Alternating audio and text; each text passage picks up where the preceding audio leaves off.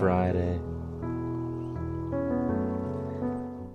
Hopefully you guys are all having a great day and ready for some Pokemon card action.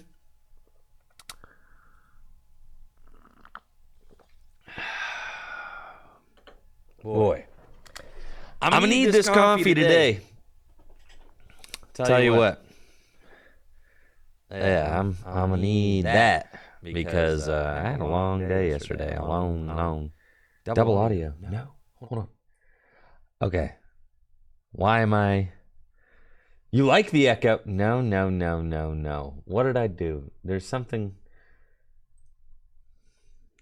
going on.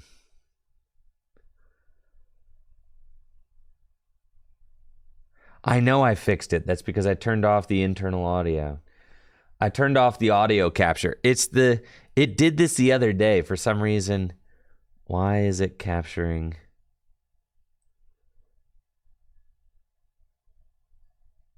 My audio capture should only be capturing, it shouldn't be capturing what's coming in through the mic. I don't know why it's doing this. But to be honest, I don't think that I really need any internal audio today, so it shouldn't really be a problem. I'll figure it out later.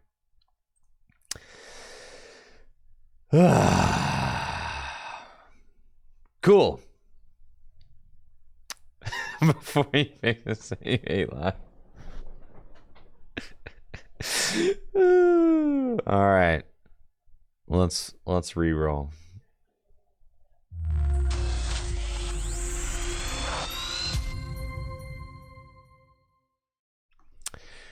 Good morning and happy Friday. Take 2. Hopefully, you guys are all having a wonderful day so far. Ready for some Pokemon trading card game action. Huge thank you to Bleeker for those 14 months and the sub. Very much appreciate that. And yeah, I had a really long day yesterday, so I'm going to be needing this little cup of coffee that I got here because I was here for like 14 hours yesterday. Yeah, thank you, Brandon, for the tier 3 sub, the 42 months, and for the compliments on the 2010 video. Anybody here watch that 2010 video? Tell you what, I think it's my favorite video that I've ever produced. So I'm really amped about it. It's probably one of my favorite videos, if not my favorite video that I've ever produced. There's just a lot of things that are cool about it. You know, I felt like the overlays were pretty on point. I felt like the zooming in and out during the gameplay. It's probably like one of my favorite, at least my favorite, like tabletop gameplay video I've ever made. Thank you, Just Drew, for that tier 1 sub and the 6 months. Yo, yes, you ordered everything you need for your first GLC deck. That's awesome, Drew. Stoked to hear that. Thank you, Second to Reality, for that Prime sub as well.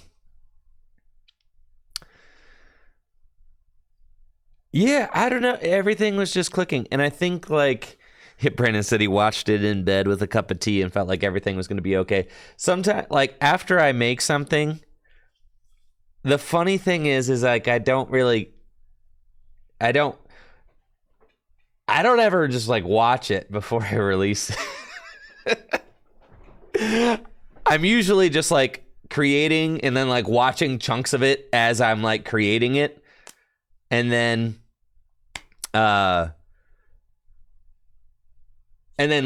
sometimes, and by sometimes I mean like every single time, I upload it, and then once it's uploaded, then I'll watch it back, the whole thing. And it's at this point I've gotten pretty good at like kind of proofing myself. As I go, because I'll watch it in chunks, right? I watch it in chunks as I produce it to make sure that like everything looks smooth. But I usually don't get to like kind of sit back and then like watch it, you know, start to finish until after it's uploaded. So last night, after I got home from recording Gym Leader Challenge League, there were 18 players who showed up for Gym Leader Challenge League last night. Thrilled about that. We had 5 rounds. I recorded all 5 rounds. So we can watch those today. That's what we got on the agenda for today. And I think that, you know, this is a lot of fun. I really put a lot of work into... I put a lot more work into the stage and everything this time. Stuff looks good.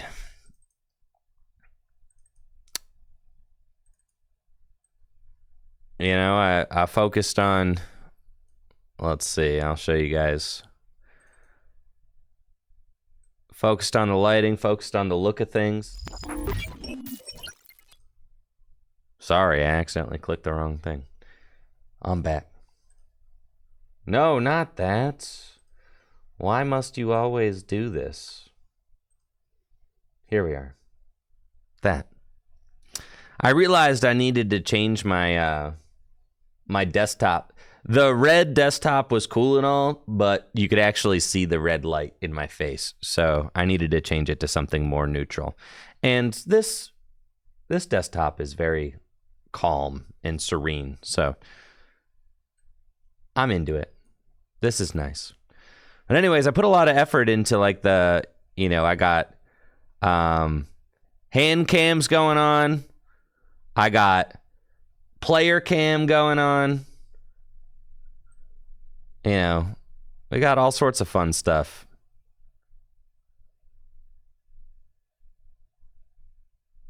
That game ended up going to time. It was a long one. Now, I do plan on recording Standard League as well. Where's Jolteon? Listen, only 2 of the evolutions could fit on a trash can, all right? Listen, there was no room for Jolteon. The trash can has only enough room for 2, and Jolteon lost the scrap to earn the spot. So yeah, I'm excited about the recording of League Nights. This is a lot of fun. This is the second time that I did it, and I'm learning every time I do it. I'm learning there's new stuff that comes up, and I'm like, oh, I could do this, I could do this. And the way that I'm producing it right now is just it's kind of temporary, you know, because as I've said before, we're gonna get the oh, I've got 2 lights that I ought to point this way. Give me 1 second. Yeah, I've got lights that I need to...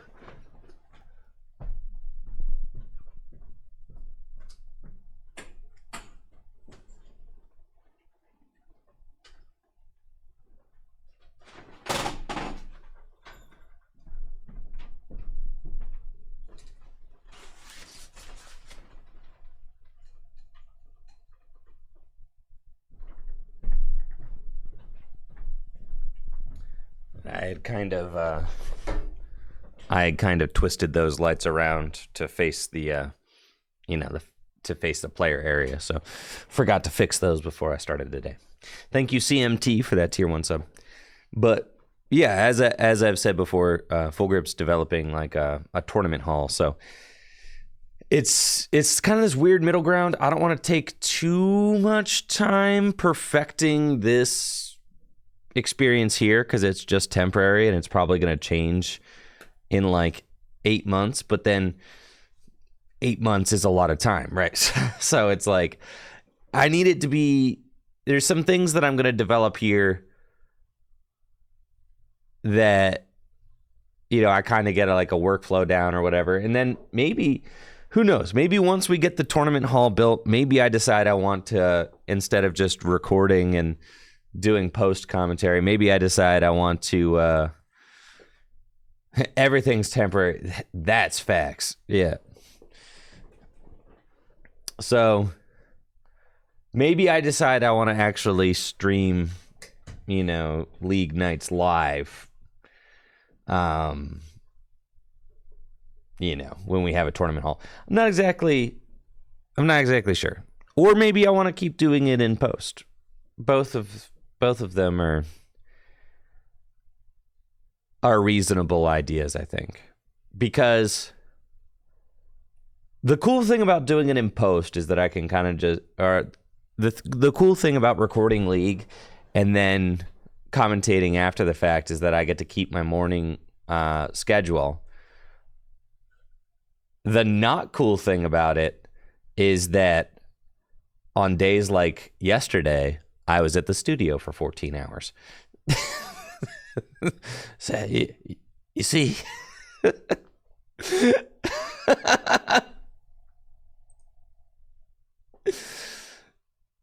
yeah. So, maybe one day, we'll see how long I can keep that up. But, probably don't want to be doing 14-hour days 2 days a week. That's just, I could. And maybe I can do it for a while. Yeah, once a week is fine. Just don't do, pick what. I think I agree with that. Pick 1 week for But the problem is that I'm going to need the content once, PTCGO goes down.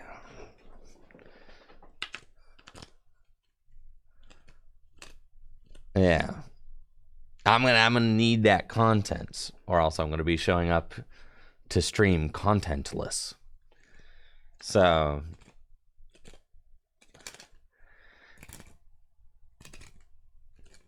yeah, not if I become a variety streamer. It's true. Standard does get stale so fast. You don't have to do standard content. I think I agree with alternating. I think alternating makes it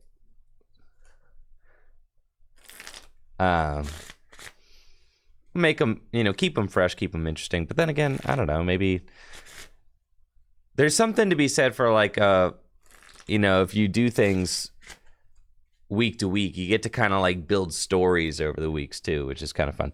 And then what do you mean, Sergi? I only play standard? No, we play standard and gym leader challenge. We do standard on Wednesdays and gym leader challenge on Thursdays. So, what about expanded? Nobody wants to play expanded. Sorry, yeah.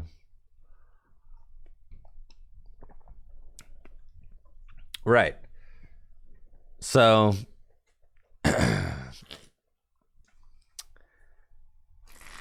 I like the idea of being able to build narrative and build stories, week to week as players kind of tweak their decks, maybe switch up their favorite decks and things like that.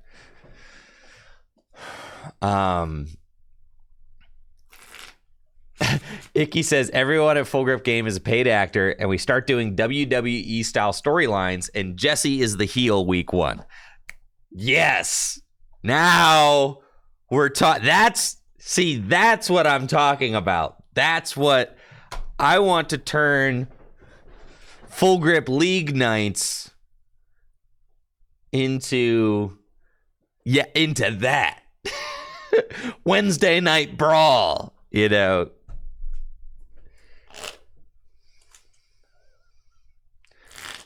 I think I agree with you there, JD. Right, because I don't want to kill the vibes of League. Have it be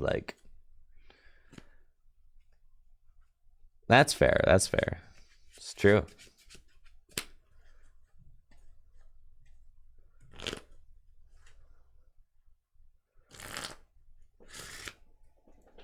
Yeah, so then I need to figure out how to get player interviews back, because I could I'll be all right, we interview both players before they start, and it's like, I have some notes for you. If you could, if you could just call your opponent this before you get started. If you could say this about your opponent's mother before you guys sit down to play, that's really gonna help with the arc, of this league night.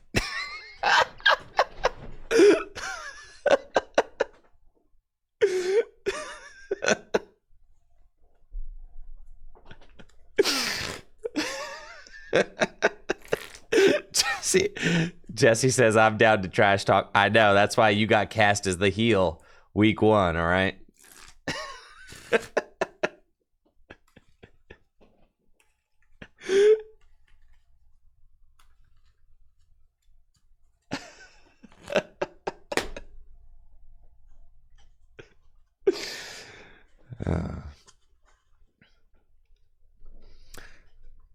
I know it'd be fun to watch, but it's not.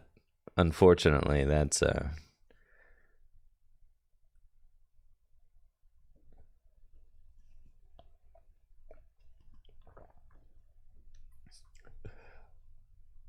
need walkout music.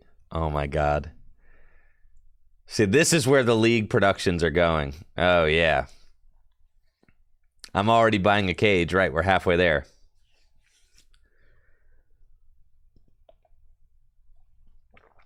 This is true.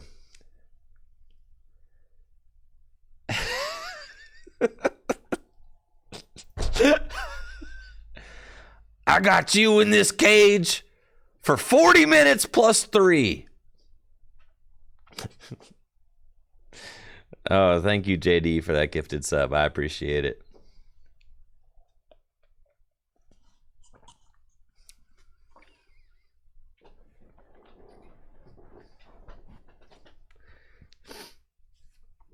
Yeah, that's what's up, Jesse. I'm glad you enjoyed it. Yeah, that's what I'm saying. There's something nice about playing a game on camera that's not live. It's like, I hope that I was able to curate some decent vibes up here for you guys to play. Because, I try to do what I can. I offer the players some seltzer. I'll put some music on, We try to make it as enjoyable as possible up here for the players. We had a lot of fun. What was that media player that I was using the other day? They had the fast forward and the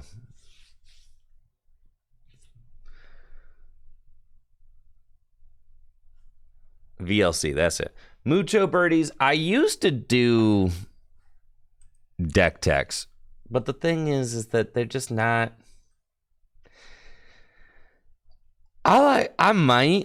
I'll think about it. I guess the thing is, I could do deck profiles, now that PTCGO is shutting down. I mean, I could. I worry that the viewership for them is low, and that because the thing is when you talk, the more. I've said this before on the channel, as someone who's trying, and they also age very quickly. They're not forever content, right? So, as someone who makes a career off of, yeah, for sure, Mucho, for sure.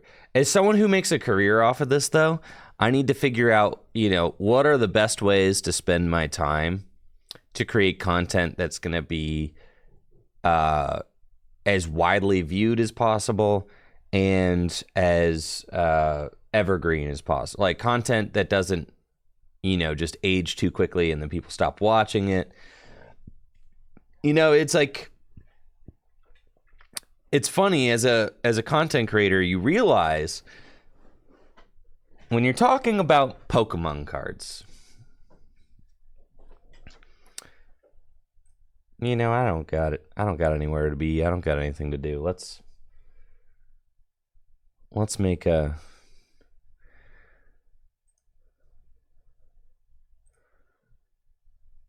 Let's make a table, shall we? You guys down?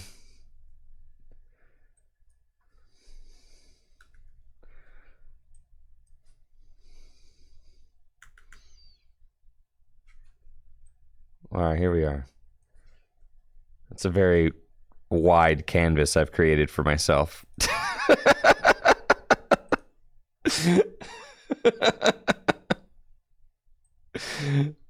There we go. Yeah, beautiful. It's a very oddly wide table. Okay, there we go. It's more reasonable. Okay.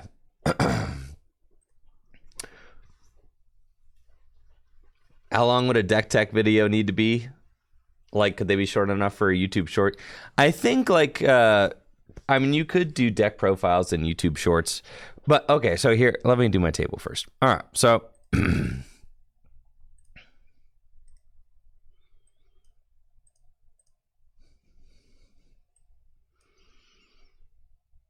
You've got...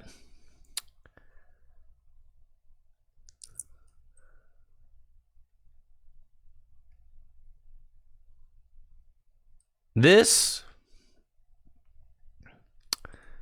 right here, these are people who are interested in Pokemon cards. Okay. This circle, that's a lot of people. You got a lot of people who are interested in Pokemon cards. What percentage of people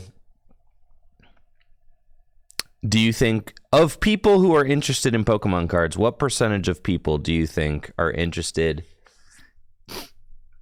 in competitive play?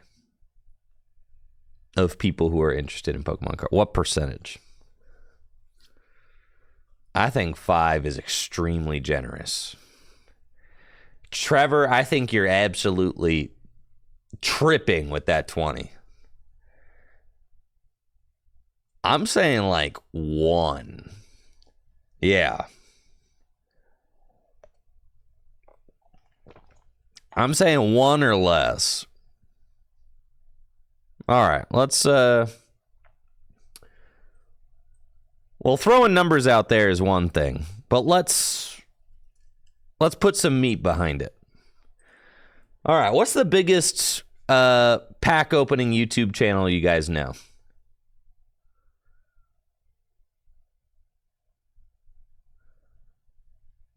Is it Leonhardt?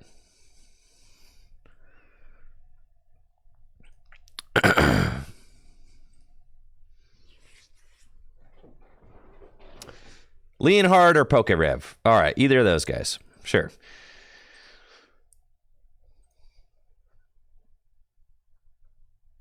Leonhardt.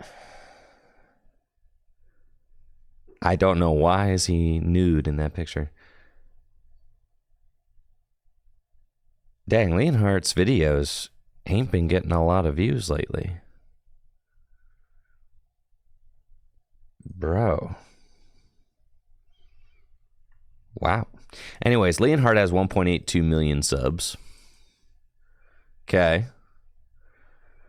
And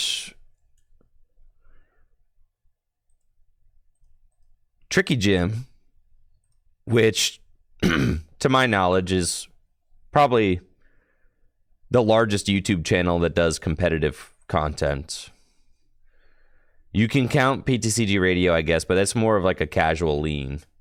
It doesn't necessarily have to do with competitive play. So like, but we're both in like the 100K ballpark, right? We are rocking about 100K, right? So, yeah, me and PTCG Radio, if you want to lump PTCG Radio in like competitive Pokemon, sure, but I don't necessarily know that, it's like, it's borderline. So, yeah, but we're both at about 100K.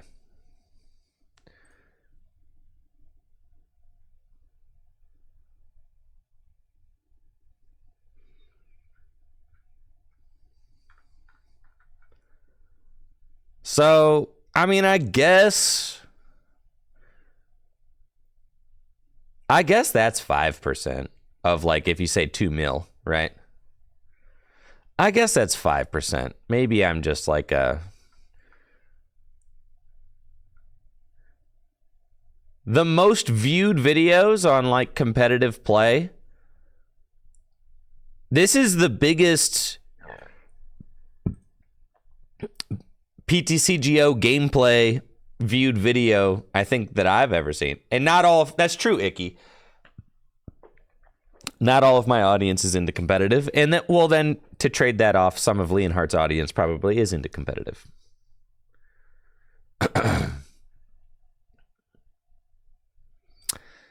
Let's give it a generous 5%. Let's just say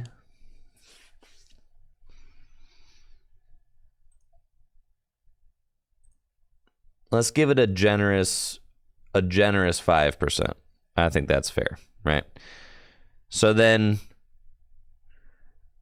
you've got, let's get some colors going. This is fun. I mean, we should do more streams like this for sure.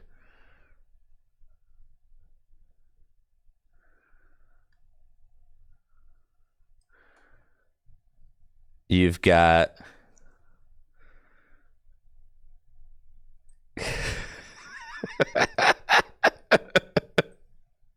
this is too fun, bro.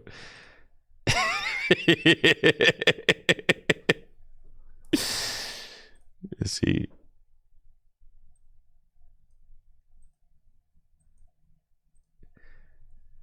This is casual.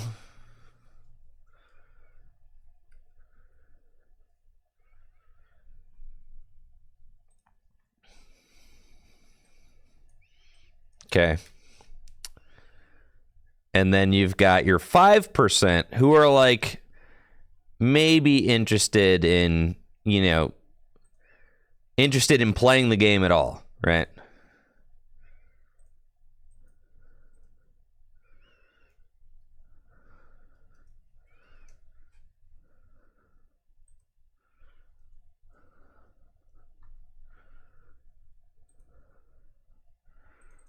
Oh, yeah, we need some fonts. I'm talking like, yeah, there we go. That's good. That's a good one right there. You got about 5% are interested in playing, and you've got about 95% are casual or collectors. I'd say that that's pretty fair, right? Of the 5% that are interested in playing the game, what percentage of those 5% people who are even just interested in playing the game, what percentage of those 5% of people are interested enough in playing the game to, like, want to know the real nitty-gritty ins and outs of, like, deck building? You know, a lot of the 5% people were just kind of like, you know, they're casually like watching gameplay or whatever, but like probably aren't trying to get super duper sweaty, you know, and like maybe not even build their own decks, really just kind of like,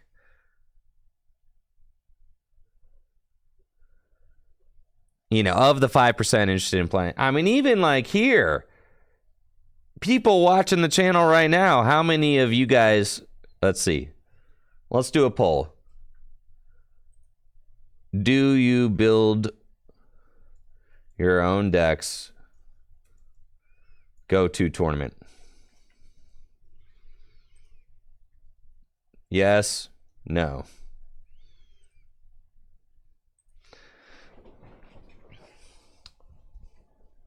Yeah. Luna, you count, all right? I played against you in a gym leader chat. You count, Luna. Don't even try to...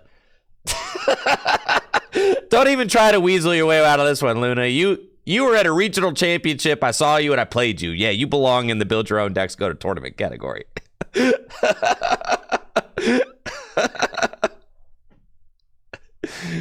If I've seen you at a regional championship, you go to tournament.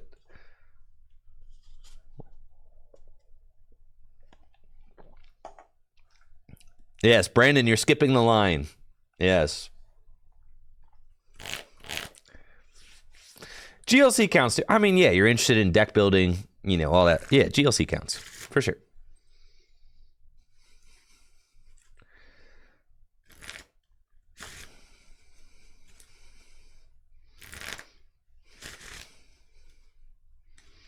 Thank you, Rico's Ronin, for the Prime sub in the 13 months. Yokai Joe says, I don't buy physical cards. I play only online. Yokai, is that going to change at all with PTCGO shutting down? Or are you just going to switch to live? Thank you, Rico's, for the Prime sub in the 13 months. Yeah, I feel that, Logan Davis. If this wasn't my job, I'd probably become a GLC main. Yeah. I think I'm already a GLC main. I think I'd become a GLC exclusive player. All right.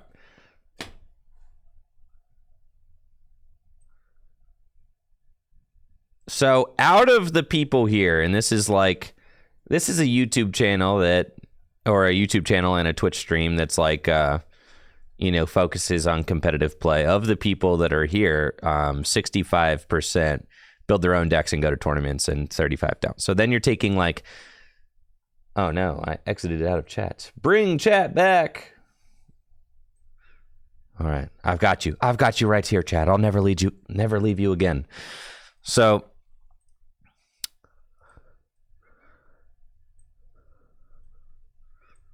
there we go. This for all I could keep chat up here for all the people watching the VOD channel. That's fun.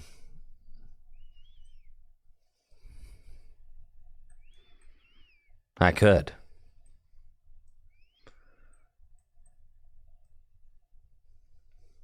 Now, speaking of the VOD channel, you guys should check it out if you haven't already. Now, of the 5% that are interested in playing, we say 60% of those people, build their own deck and go to tournaments, right? So then you're saying, yeah, of those, you're cutting the pie even more, right?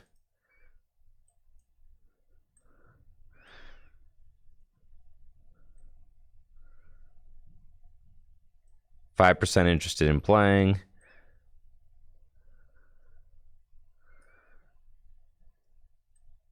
And then you've got, maybe this amount of people. So maybe 3% total.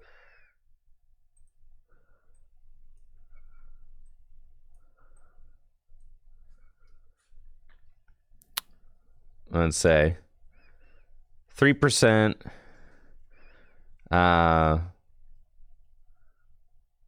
competitive.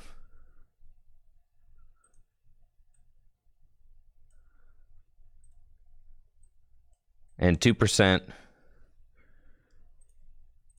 purely casual interest.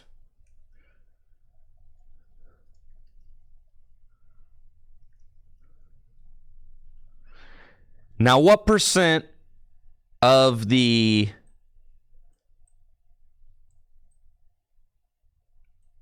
the competitive people? What percent of the competitive people do you think are, not interested in watching, YouTube videos on competitive decks? You got, Tord, I love Tord. He probably ain't watching my videos, right? And to be fair, I'm not watching Tord's videos. I'll check in on his stream every once in a while. But, Tord probably isn't, Tord isn't consuming Pokemon TCG content to learn what the play is for the upcoming regional championship. He's in the lab and he's doing it. He's doing his own research. Same with me. I'm not consuming content to figure out what the play is. I'm doing my own research. And the research is part of the content that I create. So when you get up to the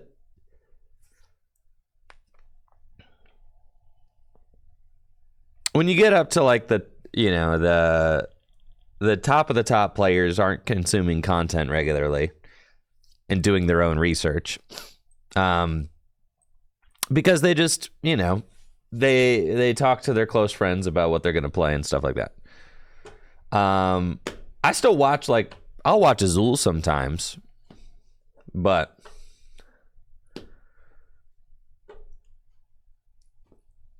just because sometimes I like to keep up with what Azul's doing. Also, I need to make sure that he's doing his job advertising for Full Grip Games.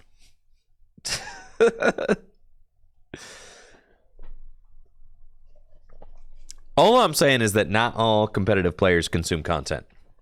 That's what I'm getting at. So even if you say it's 50, even if you say 50% of competitive players consume content, I think that's extremely generous. But what if you even say 50% of competitive players consume content?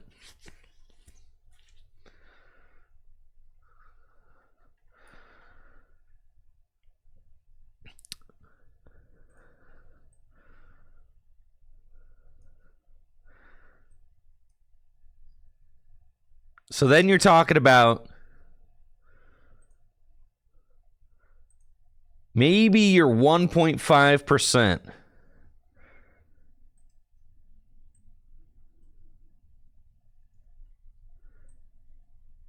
You say more than that?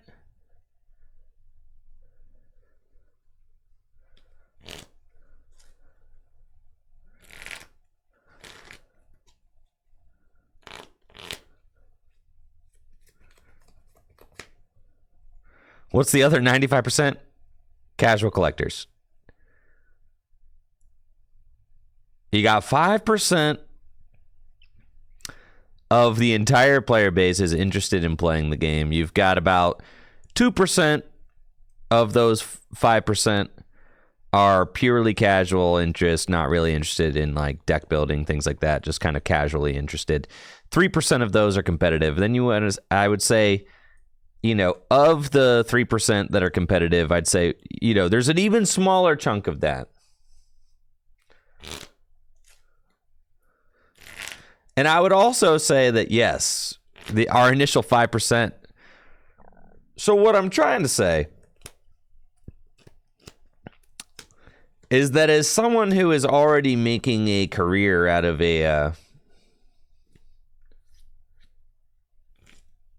yes, stage 2 Spork, you've got the well, I wouldn't call it lower skill, but people who are like, a lot of players will watch other players play the game to get better, so you want to watch a player who's better than you to improve.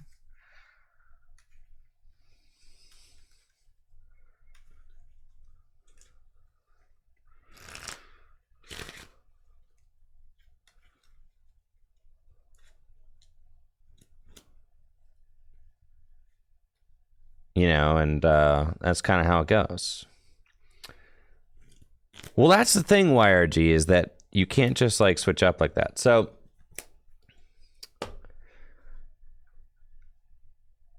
what I'm trying to say is someone who's already making their career out of like a niche of a niche, like collecting Pokemon cards is like a niche.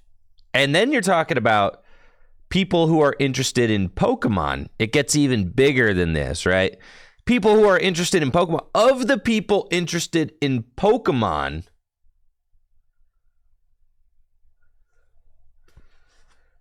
yeah, that's true, Brandon.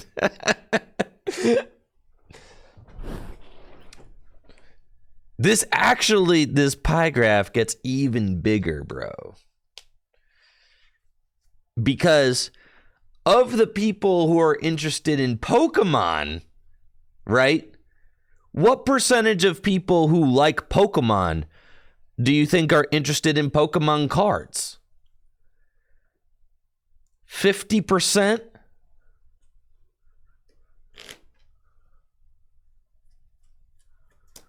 My audio might be peaking. I can fix it. There we go.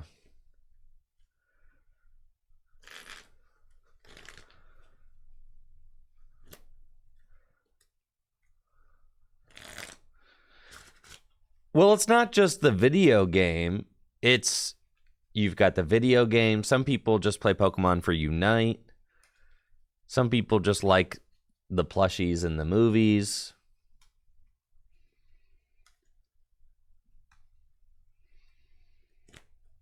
So,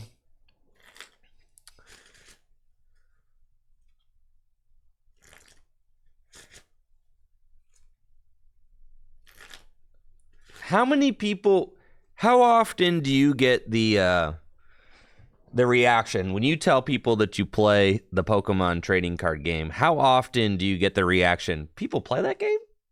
How often do you get that?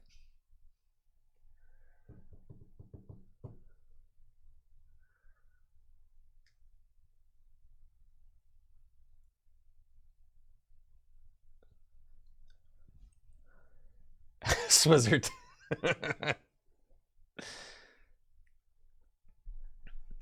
This is how I'll go ahead and I'll recite the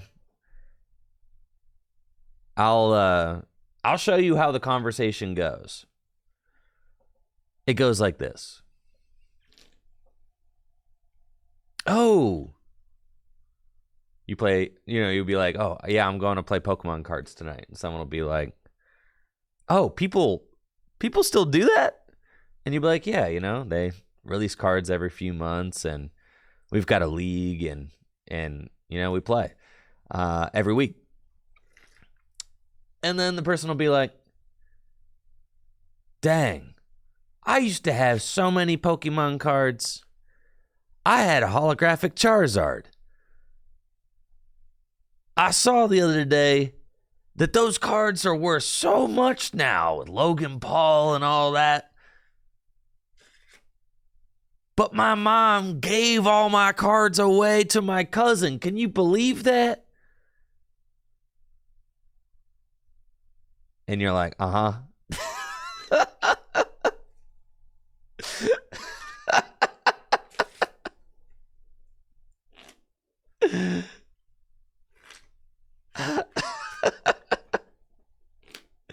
You're like, dang, I could really use that extra cash now, but I can't believe I missed out.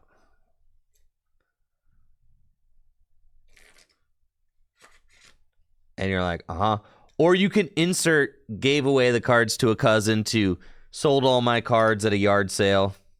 Things like that. It's like everybody's like, dang, I used to have cards back in the day, but my mom's got rid of them. That's it.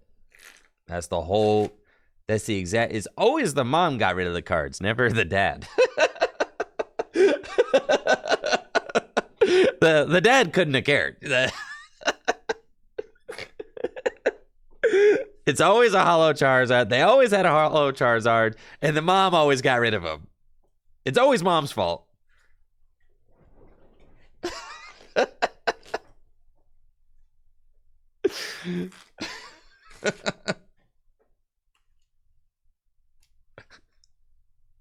And always to a cousin. Yes, precisely.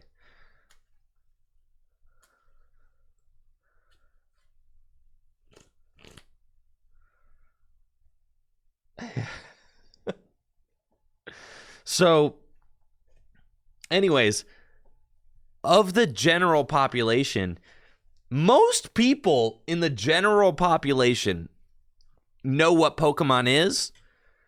Almost everybody knows what Pokemon is. Almost nobody knows that people still play the Pokemon trading card game. Which is an insane... So, like, when we're talking about Pokemon trading card game fandom,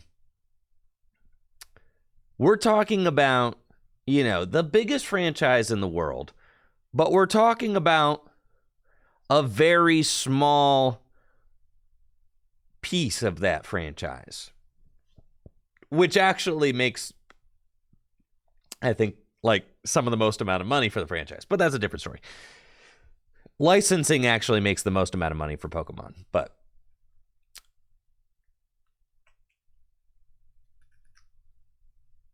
yes. So of the huge franchise that is Pokemon, you gotta understand, you gotta be humble. You gotta realize people that play the game, they're very small, percentage of those people. And then of the people who are somewhat interested in Pokemon cards, even smaller percentage of those people who are actually going to be like building decks and doing stuff like that. Now, one of my goals as a content creator is to try and increase the amount of interest, in the playing of the Pokemon trading card game. That is something that, so like, yes, and that's where I come in. I'm taking people from being casually interested to the point where we're building our own decks, making friends, and hanging out playing games. That's where I want to take you from there to here. And if I could do that, then I'd say that I've been very successful. Thank you, Aaron RP2, for the Prime sub and the 27 months. And then also, it helps that I'm a world-class player who's actually, pretty accomplished at the game as well. So, there's something to be said for, even if you're, I feel like I've got a lot that I can offer for someone who's just learning and getting started. But then I also feel like, I am one of, I'm a world-class player myself. So even if you're trying to qualify for Worlds, even if you're trying to win Worlds, there's probably something to learn from me and my testing group, because we're pretty good. So we're pretty good. I'm somewhat of a world-class player. Yeah.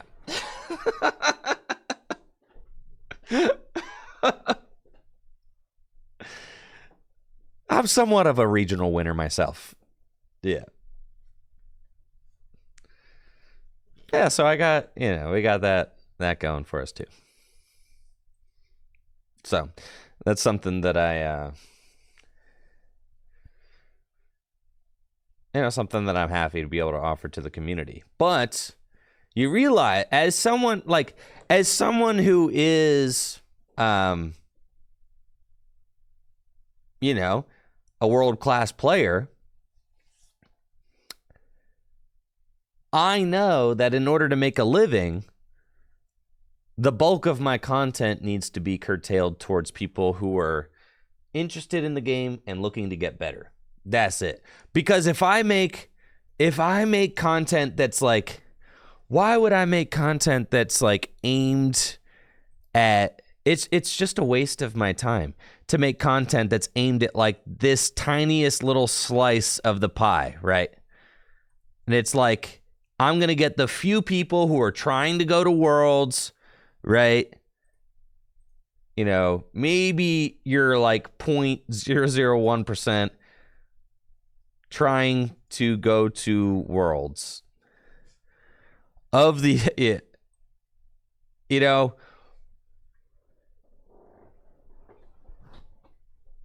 it's just like, and then of those people who are trying to qualify for Worlds, how many of them are even going to watch? It's like, it's just, you're talking about making a YouTube video that might have like less than 1,000 views, because it's just, people aren't very interested in that. I'm sure you would, Scavenger, but that's you. That's anecdotal evidence. That is you personally. There are, like I said, there are some people who fit that bill, and some of them are going to be here. But I'm not talking about, it's like that content though isn't going to pay the bills. You know what I'm saying?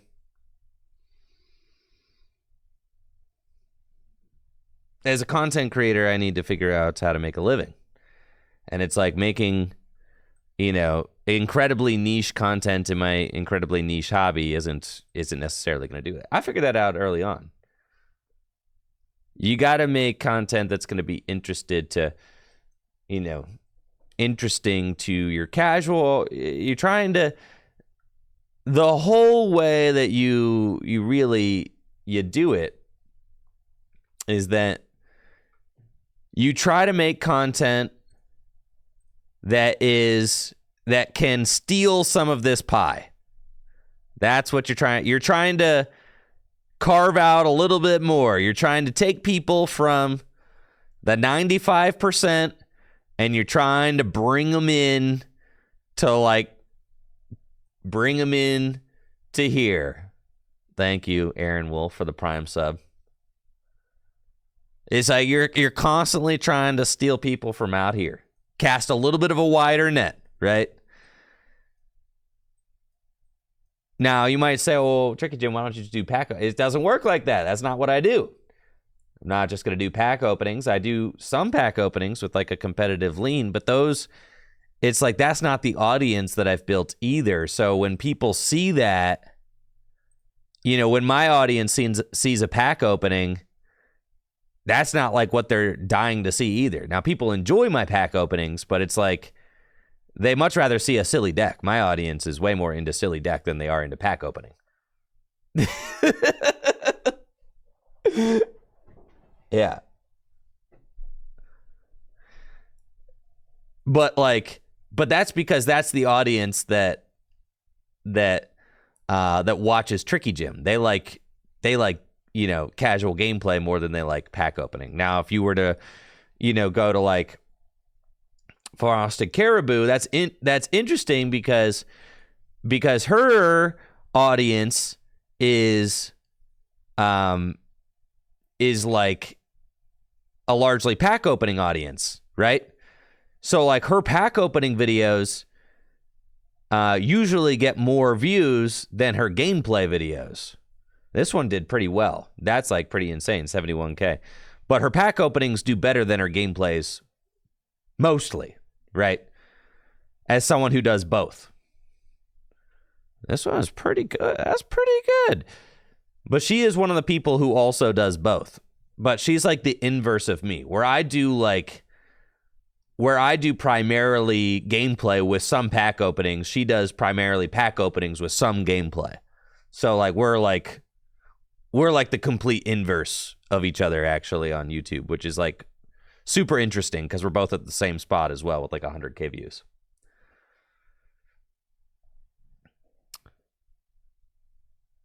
But yeah, she's like, I think like me and Boo are like some of the only YouTubers who do both. The competitive play and the pack opening. But yeah. So we both have different angles of going about the same thing because she likes competitive play. Also, she's a caster, right? And is trying to like bring people in to like playing the game. And I like doing pack openings and stuff. I like collecting. I mean, I collect cards. I do. It's not the focus of what I do, but I do like collecting. I got a collection. Of course. I enjoy that. But to me, that's not what it's all about.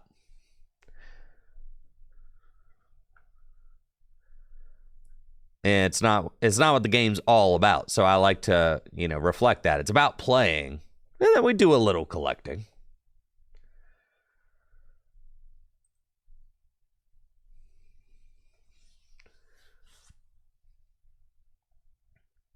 So yeah, that's in conclusion.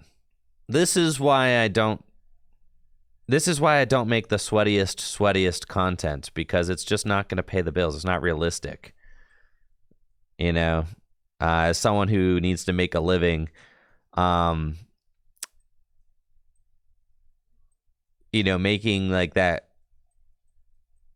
making that content, it has a short shelf life. Like, imagine you make a video and it's like, top 5 techs for... All right, so imagine I make a video, top 5 techs for the Nashville Regional Championships.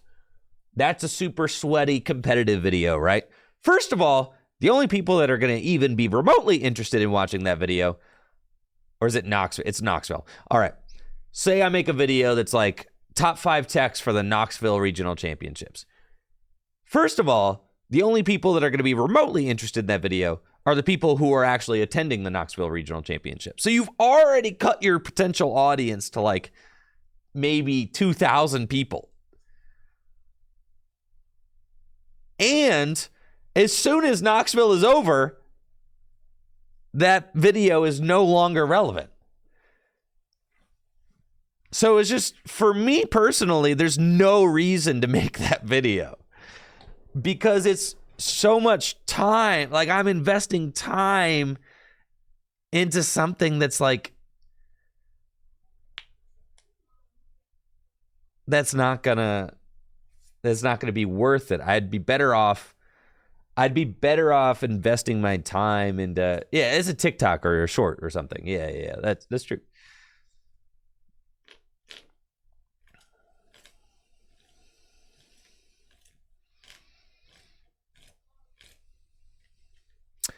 Yeah, I would agree with you as well, Dave. That's good content for someone who doesn't depend on the content to make a living. Yeah, and Joe and Omnipoke, I absolutely love those guys. They create incredible content. They do. But like, everybody has their own thing that they need to do. That's just what it is. For me personally, I'm going to take a risk. I'm going to take a risk by trying to make tabletop content the best content that I can possibly produce. My dream is to make tabletop content that can captivate some of these people. That's my dream. If I can do that, I think that would be like really, really cool.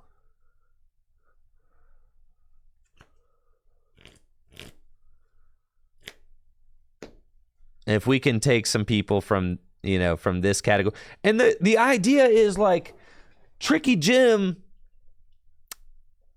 it trickles down, Tricky Jim, if we can help convert more casual collectors into players, then your Joe Omnipokes and your Celios networks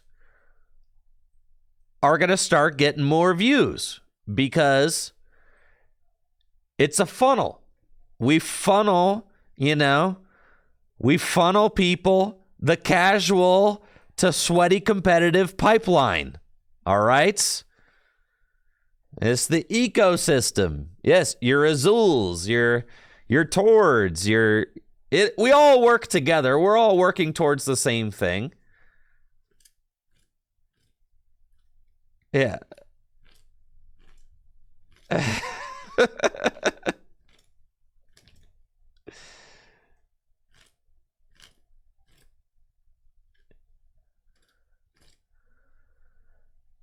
What about a Pokemon org? No, I don't like orgs.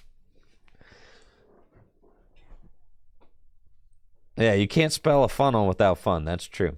So I think that, and I'm so thrilled that there are content creators in our community who make that super competitive niche content, like like Joe Omnipoke makes some really cool stuff, like Celio makes some really cool stuff. Celio's been supplementing with like history videos lately, but it's really important for the community to have those kinds of videos. It is, but for me personally, I don't feel like that's my calling, right? That's not what I'm trying to build. I'm trying to take some of these casual collectors who are interested in the game, and I'm trying to get them, or who are interested in cards, and get them more interested into how to play the game. And that's like my career model right now. So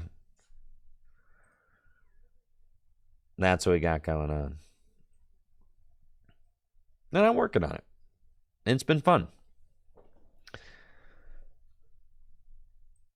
I think like one time, I did this video one time, I'll never do one again.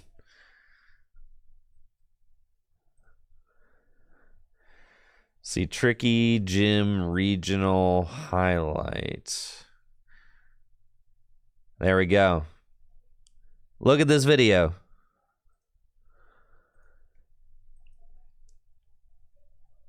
Do you want to see? I tried it one time, bro. I will never do it again. 3 years ago, 4,000 views. I will never make this kind of content again. Why was I so stiff, bro? Dang. Look how serious I am. Why am I so stiff? What's wrong with me? Hi, guys. It's Andrew Mahone. I'm Tricky Jim here at Full Grip Games, and I'm ready to make a video. Please watch.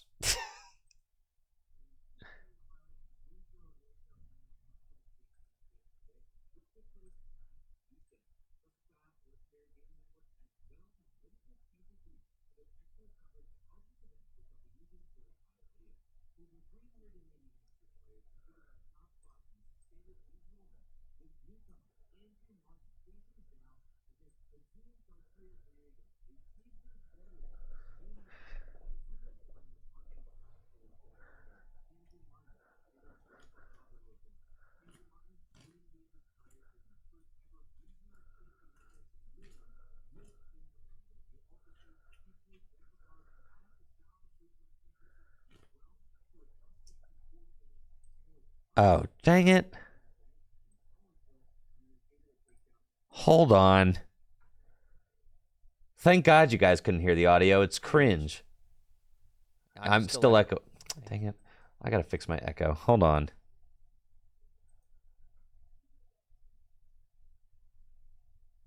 I thought I wasn't gonna do any reaction content today.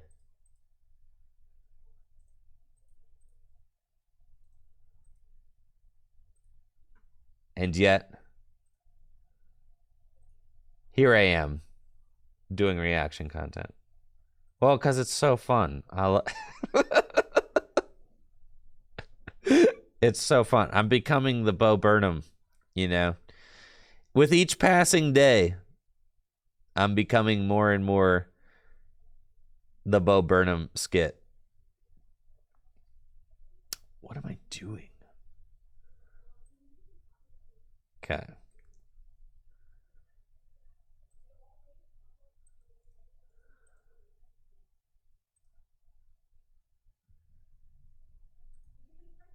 How did this happen? Check. Check. Check, check. What is going? Why is this? Why is it not working? What is going on? Why does my internal? Why is the audio capture?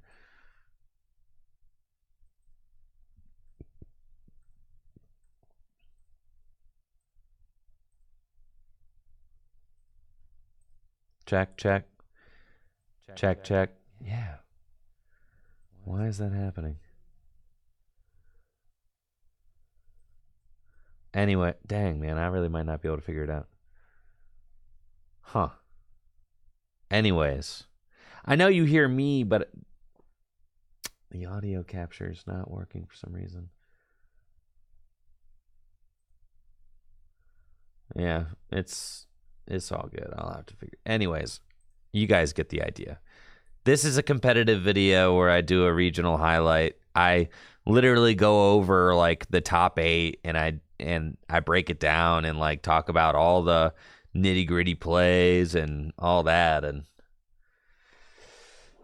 you know. And it's just, and I think at this point doing this video, I realized that this kind of content just has like it has a very short shelf life and it has a very low amount of general interest. So, and it took me like all day to make.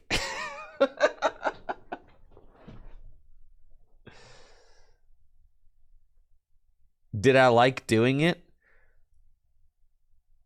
It was a lot of work. I mean, it was a lot of work for not a lot of payoff. So like, and I don't like doing it as much as I like producing tabletop content. So, I realized that this was not going to be for me, right? And it's the only time I ever made a video like that.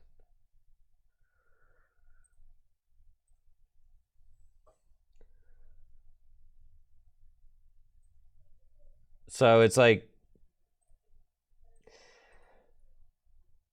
yeah, that content I think is just a little bit too niche for me to create. The potential of it's a little bit too low, unfortunately. You know, and I guess my dream as a content creator is to continue growing the scene so that eventually people can make content like that and make a living. That would be great. But as it is right now, if that's the content you're making, you're probably not, you know, able to live off of it 100%. If you're just talking about like tournament results and like things like that, you probably have to find something else to help supplement your income, because, you know, and it was a lot of work. I went back and I like cut up all of the matches. I talked about it, I commentated over them.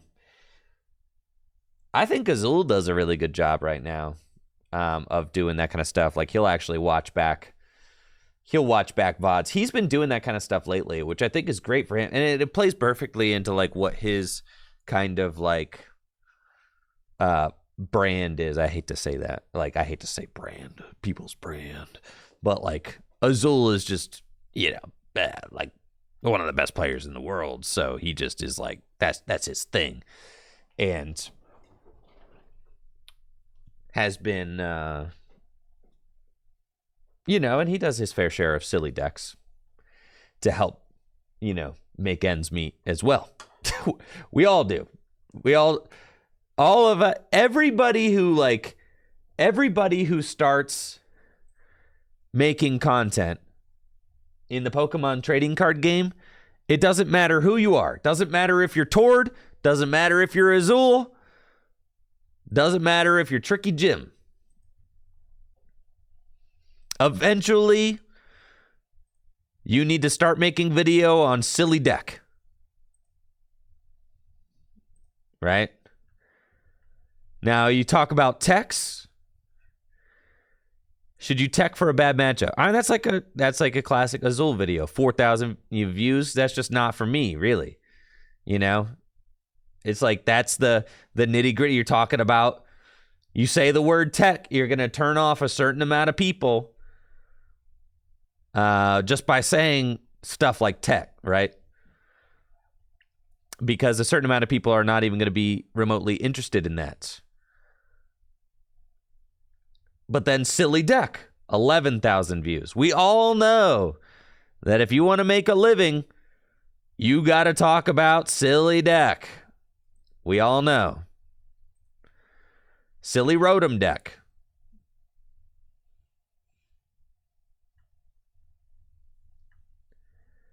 This is the most absurd deck ever. 13,000 views. We all know, bro. We all know. Wait, this deck got top 8 of a national championship. Why doesn't it have as much view as silly deck? Well, we all know.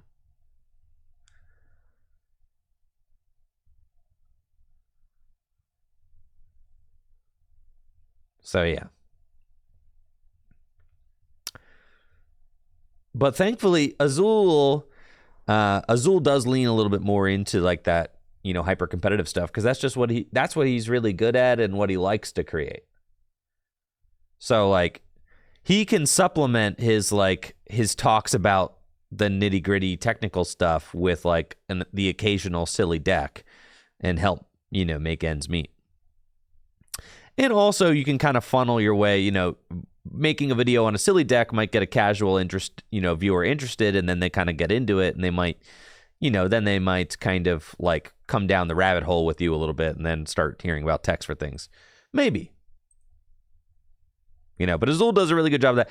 I feel like there's like a really great ecosystem of Pokemon TCG content creators right now. And we all kind of have our own lane, you know?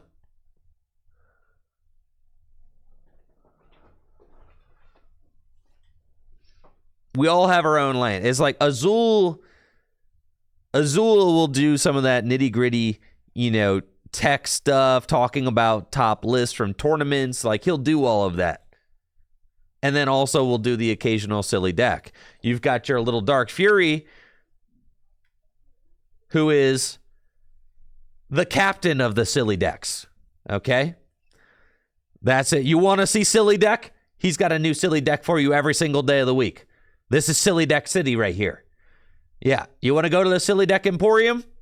Boom. Right here. Right? You got, it used to be Dark Integral Gaming. Now you got Little Dark Fury. And they're the captains of the silly deck. It's like, I'm not even going to try and bite out a piece of that silly deck pie, because I'm cool on it. Like, we've got our silly deck creators. And that's great. Because we need that. Dark Integral's back. I heard that, yeah. Donald's back, baby. There you go. I know. More people got to know. He abandoned his channel for years, man. For years. His views are suffering now. Hopefully, I have hope for Donald. I hope he can make a full comeback. But yes, we've got our captains of the silly deck.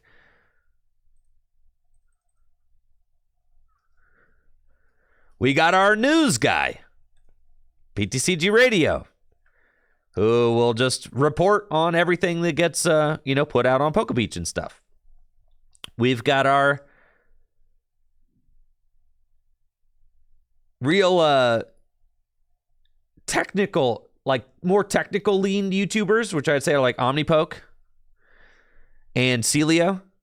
Omnipoke and Celio, they kind of you see, they make the deck analysis, the deck profiles. Celios and Omnipoke are like your real gamer channels,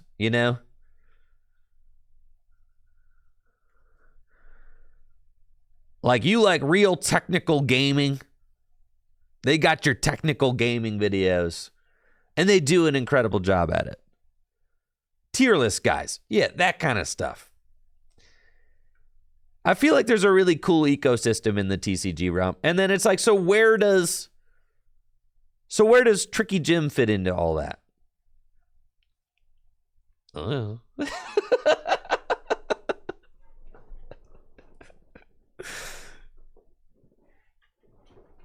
Well, that's what I think I'm, with PTCGO shutting down,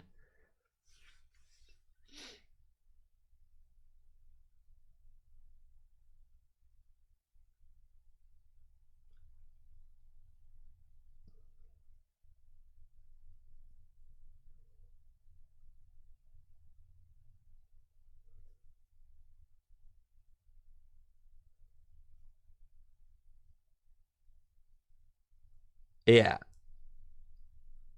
With PTCGO shutting down, I kind of have this crossroads, right?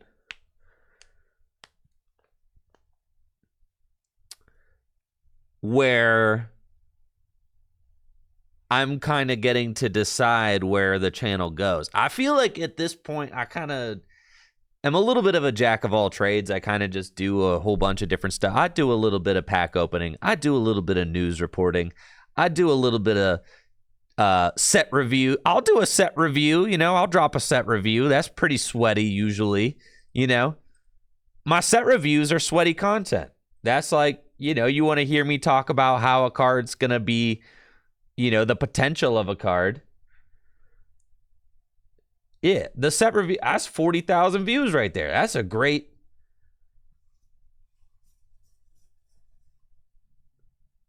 that's a great amount of views for a set review. And that's like a pretty competitive video.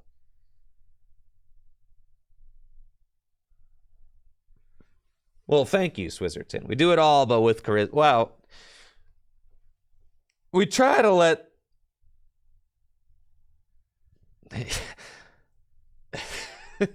let the personality drive the content, you know. Yeah, we do a little pack opening. We do a little gym leader challenge. We do a little bit of PTCGO silly deck gameplay. We do a little bit of news reporting.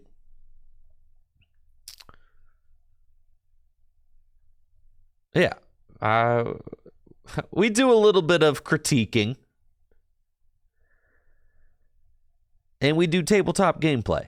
I think we have so many different kinds of things that we do on the channel already. Now with PTCGO shutting down, it's just a matter of like, where am I going to invest my energy and resources? Where am I going to invest my time and my thoughts and my efforts, right? That's facts, Alaskan Hero. Yes, every video is a business decision. 100%. Yup. But it's, I mean, yeah, you look at,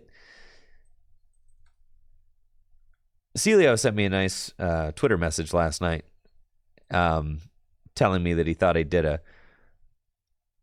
a great job on my latest tabletop video, and I was really thankful for that. I thought it was very nice of him to say that. He's been working really hard on his videos too, so I let him know that his extra effort has not gone unnoticed. He's hit a couple of real bangers lately. Just knocked him out of the park. Like, you know, this 92,000, the truth video, the should have been banned 144,000. That's going to pass. This video will easily pass my most viewed video in a couple of months. Yeah.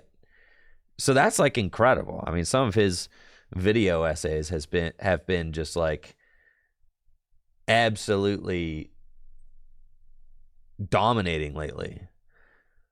So you could see how, you know, with that success, this is easily the most viewed video he's ever had. So now it's like, okay, it's like we need to figure out, you know, what happened here. The 92,000 view video essay, the 144,000 view video essay, you know, and then he's doing pretty well, like top 10 decks, you know, 20,000 views. That's like a really good view video, you know, that's super duper solid. So, you know, Celio seems like he's kind of like operating on, you know, on full throttle right now, which is really exciting. It's like, it's motivating for me too, to see another content creator kind of pushing the envelope and really investing into the content full stop. Like that's, you know, he's really dialed it in right now and is really working hard. And it's like super dope to kind of be able to feed off of that energy and just try to make the best stuff that we can make. You know, it's super cool. And honestly, you know, I've realized that the future of my content is not going to be daily YouTube uploads. I understand that. Now that I'm at this point in my career, I'll do daily streams, but daily YouTube uploads are unrealistic because of the quality of video that I want to produce, right? I want to produce videos that are of like a higher quality now. So I'll stream every day, but then my YouTube uploads are going to be a little nicer. So probably more like, you know, twice a week or something like that, which I think is fine.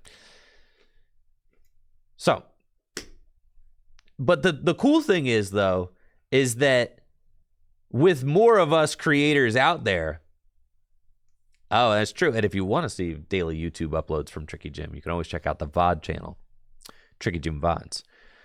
But, you know, with the quality across the board of Pokemon TCG YouTubers increasing, it's like, even though I might not have a daily, you know, tabletop video for you guys to watch or whatever, there are other content creators doing incredible work. You've got, you know, your Celio's network, who's really, you know, like diving in, you know, full steam right now. You've got Joe Omnipoco, I know I've said on Twitter, is going to be trying out a new tabletop setup. Yeah. So, anyways, I think I've gone on long enough. Really excited about that 2010 retro video. Who's ready for some League?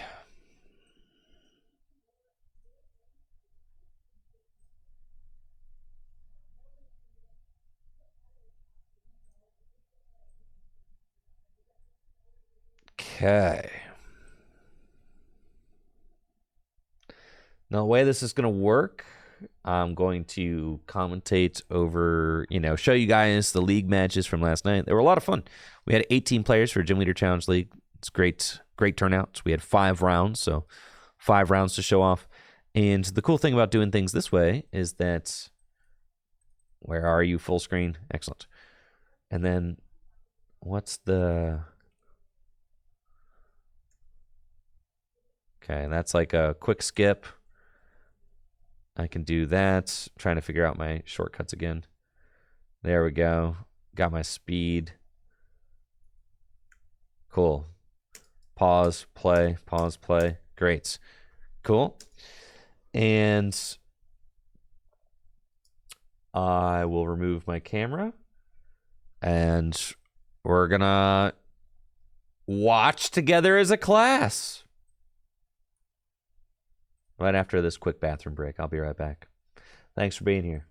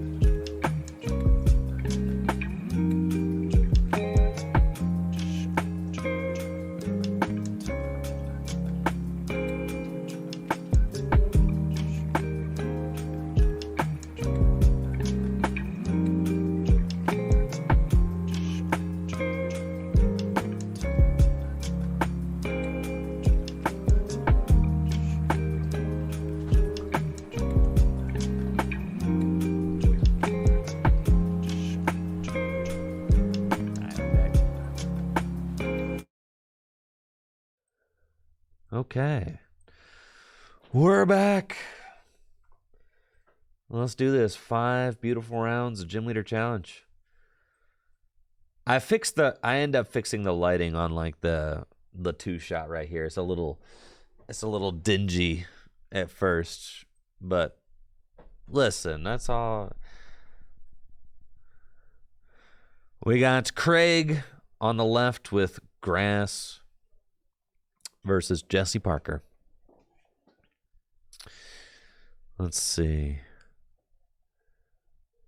First up, for our Gym Leader Challenge League nights, we've got Craig Davenport. I think it's Davenport. First up, for our Gym Leader Challenge League nights, we've got Craig Davenport on the left with his bulky grass deck versus Jesse Parker with his Rain Dance water deck. This should be a great matchup. Both grass and water are capable of dealing some big damage with energy acceleration. I know Jesse's playing Deluge Blastoise as well as Ice Dance Frostmoth to help get extra water energy into play. And Craig is just playing the Jungle Totem Venusaur to double up his grass energy. He's got some really cool cards in the deck, like what is it? I'm going to pull up PKMN card. The Levani, that's it. Yes, with the blanket I already know. Craig's got some really cool cards in his deck, like Cricketune, which increases... Dang it, every time I click away. Craig's got some really cool cards in his deck, like Levani and Cricketune, which help to make his grass Pokemon even more difficult to knock out. Levani has the Blanket Weaver ability, which decreases the damage dealt to your grass Pokemon by 40. And then Cricketune increases the hit points of your grass Pokemon by 40. So with both of those Pokemon set up, Pokemon like Torterra, which have 190 hit points, can be really tough to knock out. We just saw there in Craig's Mulligan hand, he's got Sawsbuck in this deck as well, which can draw an extra card every turn.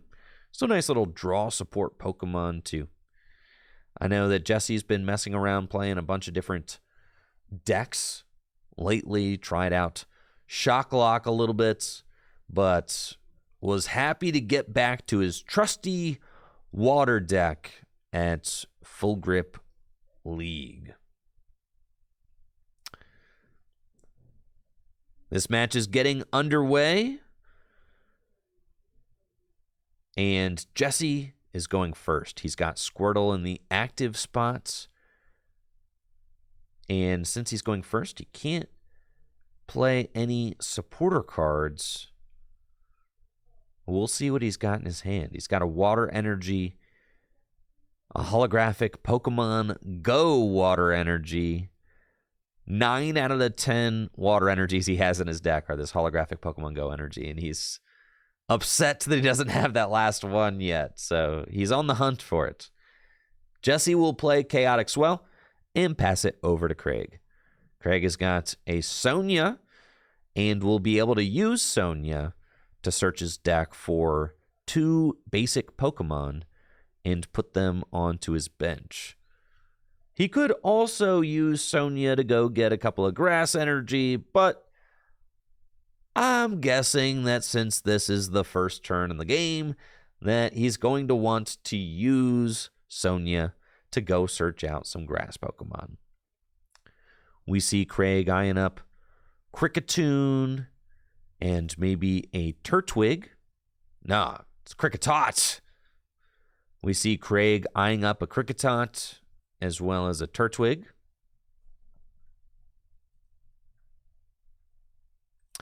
Oh, yes.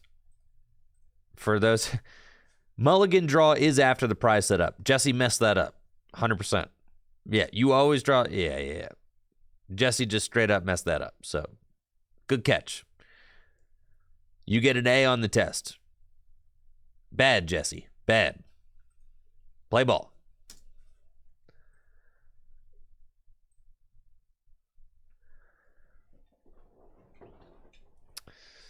Off of Sonia, Craig's going to get Turtwig and Cricketots. It's a cool new Turtwig from Crown Zenith. Absolutely love that full art Turtwig. Super cool. Looks great in that grass deck. Turtwig and Cricketots hit the bench. And then Craig does have a grass energy in his hand. Looks like he also has Avery and Colorless as his draw supporters for next turn. Has to decide where he's going to place this grass energy. And it goes on to Deerling. And that Deerling will growl. So it takes less damage from attacks next turn. Jesse has a timer ball. And we'll see if it flips heads. He's got 1 heads. 2 heads off of timer ball. Busted card. And since this is Jesse's first deck search, he's going to take a minute to figure out what cards he has prized.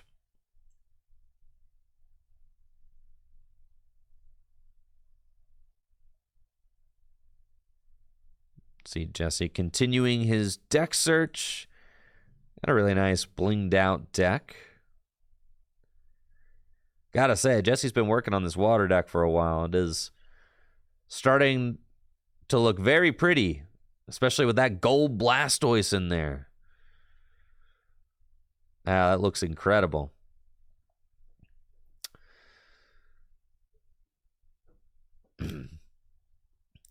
Off the timer ball, Jesse's going to do a deck search, figure out what Pokemon he has prized.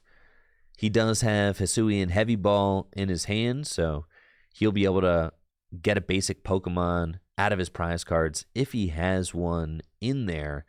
And then I also see he's got Ball Guy in his hand, so he'll be ready to have a really explosive turn this turn. Let's see, who does he get? Off of timer ball, Jesse's going to grab Drizzile and Wartortle, and then play Ball Guy as his supporter for turn. Ball Guy can net Jesse 3 different cards with ball in their name, which is going to allow him to have a really strong setup this turn.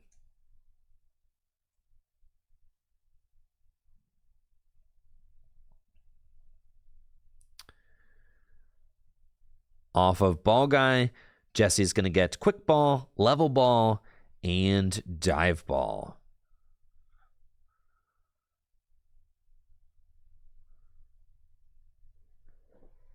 Jesse will Quick Ball away the Frostmoth.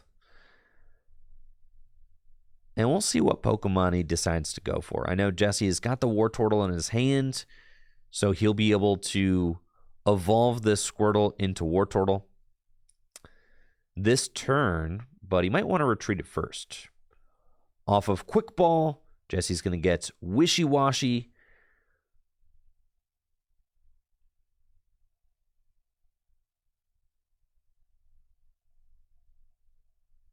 With Level Ball, Jesse will grab Sobble.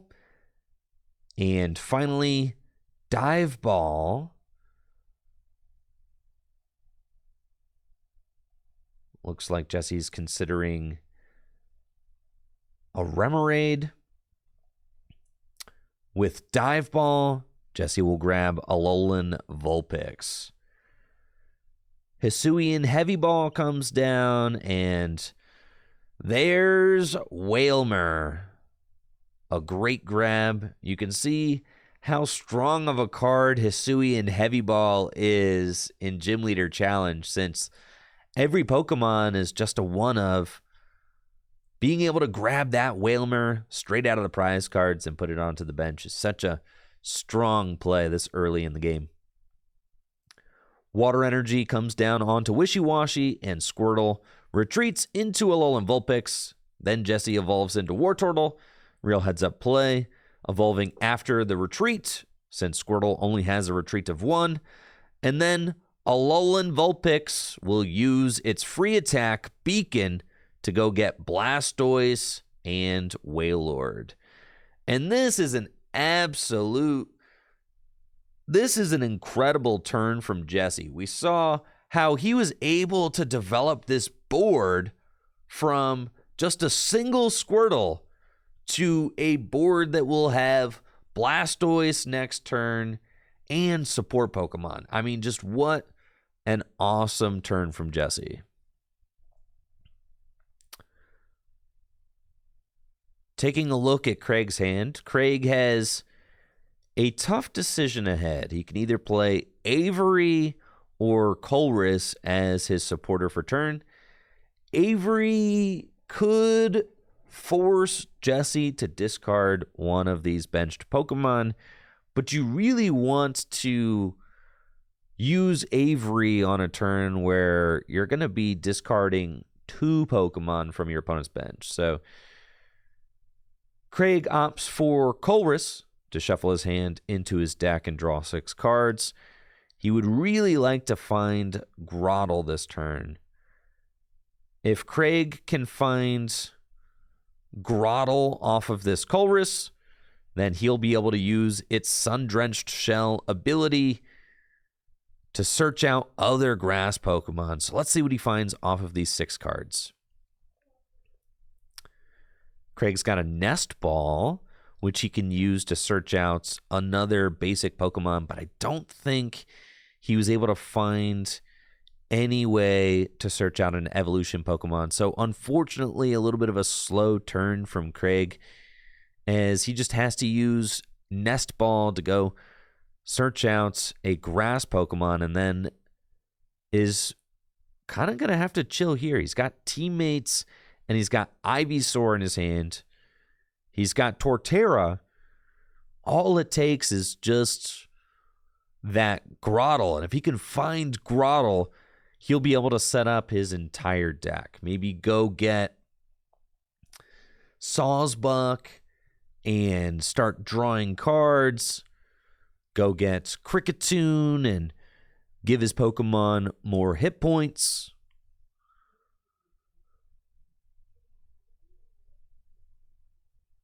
Off of Nest Ball, Craig will get Zarude and put it onto his bench.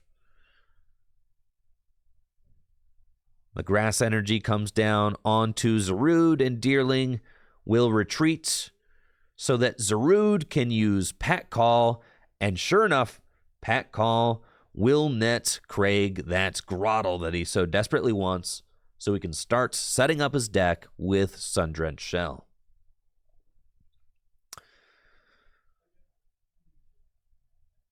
Jesse's turn, and he top decks a Hex Maniac.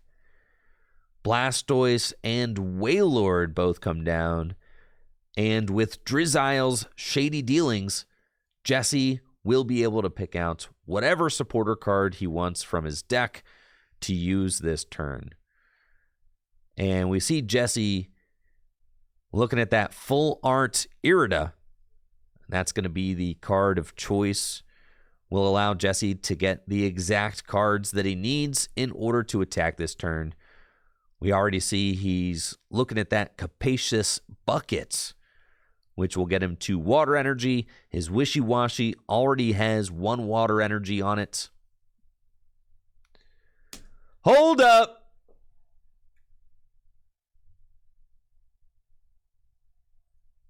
They adjusted the world structure. Tree Fitty? Man, I'm almost there! Woohoo! Let's go, baby! Let's go!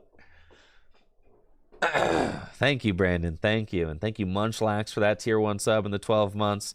Thank you, Brandon, for that 100 bits and the heads up.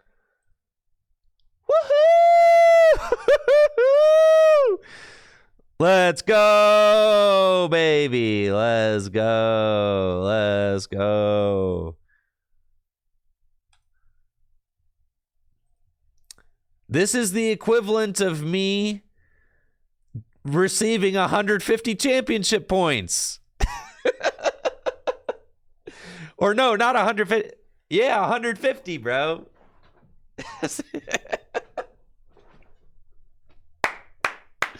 Let's go, baby. Let's go.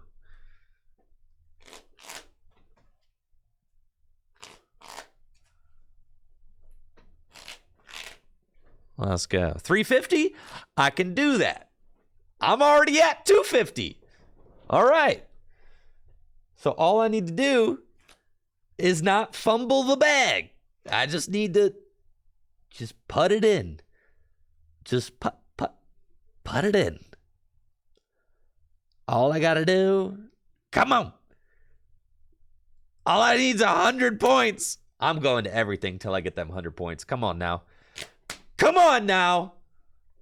Thank God I went on tear with Mew. Thank God, honestly. Just a little tap, tap, taparoo. If my spring this year is as bad as my spring last year, man, it might be time for me to drop off the face of the earth. I know. I can't. Don't say it. No, it can't happen again. It can't happen again. It won't. It won't. It's cool, bro. It's cool.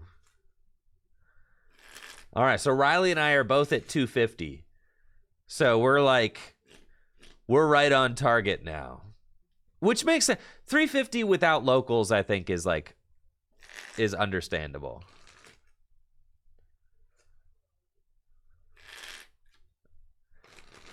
We got this, chat. We got this. We got this. I've got 2 more finishes. I've got 4 out of my 6 finishes. I'm going to EUIC.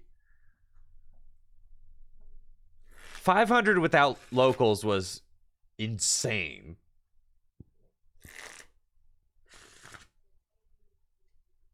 Okay.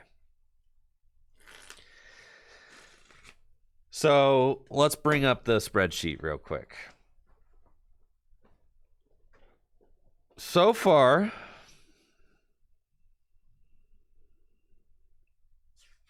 I got an update on my neon sign, by the way. It's gonna be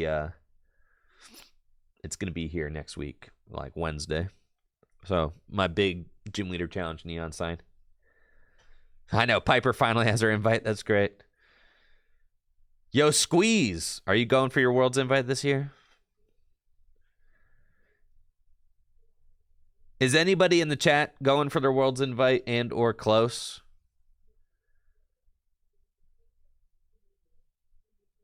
I'm at 250. 250 out of 500 was feeling real sus, but 250 out of 350, I'm chilling, bro. Yeah, now I'm big chilling.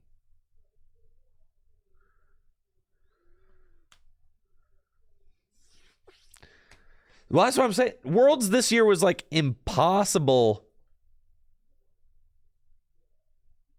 to... It was like borderline impossible to qualify for most people with no locals. Nice. Moshi's at 250. Congrats. With no locals, the invite was just impossible for most people to go for this year.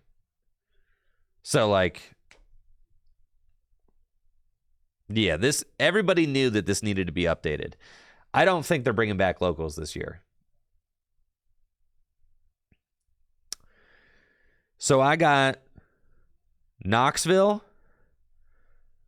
Charlotte, Fort Wayne, Portland, Hartford, Milwaukee, EUIC, and NAIC. Bro. All right. I'm going to Knoxville, Charlotte, Fort Wayne, Portland, Hartford, Milwaukee, EUIC, and NAIC. If I miss this invite,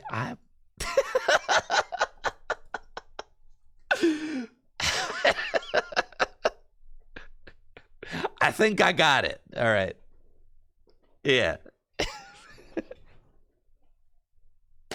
Delete the channel if I miss. 100%. It's a channel deleter for sure.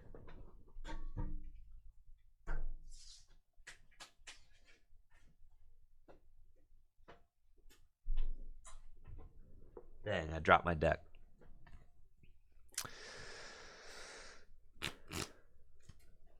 Yeah, it's a channel deleter. Because not only will you guys never get to watch any more Tricky Jim content on Twitch, you'll never get to watch old Tricky Jim content on YouTube either, because the channel will be gone, because I will delete it and start working. Yeah, so I'll delete it so none of you guys can watch it ever again.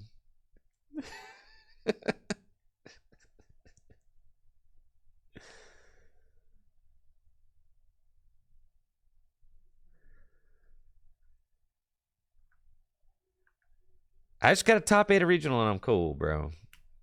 I got it. Or top 32, two more. Something like that. If I miss the invite, just turn into a Zelda channel. That's true. We could do that.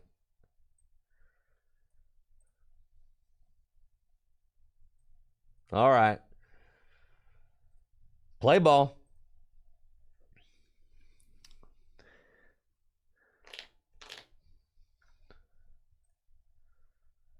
How do I... All right, I'm...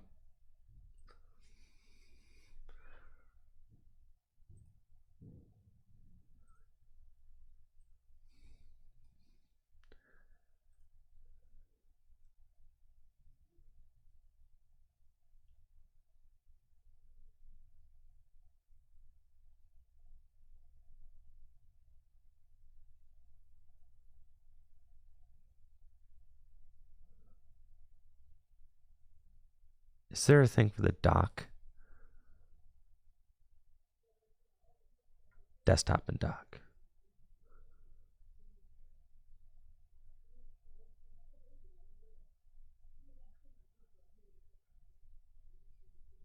Bottom.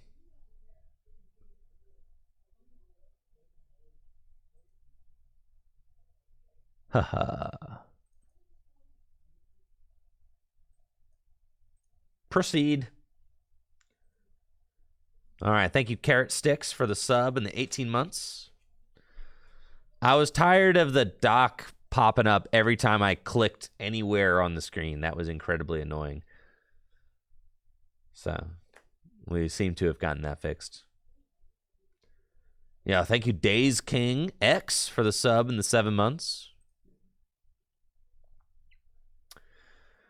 All right, back to our regularly scheduled program.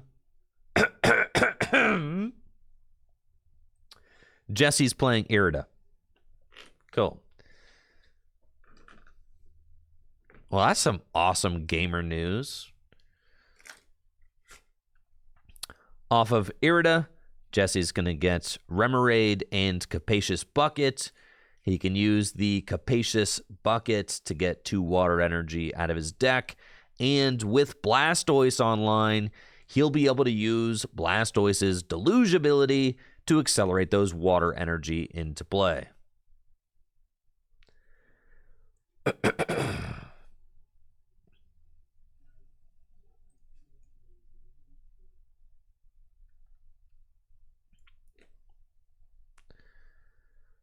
Remoraid hits the bench,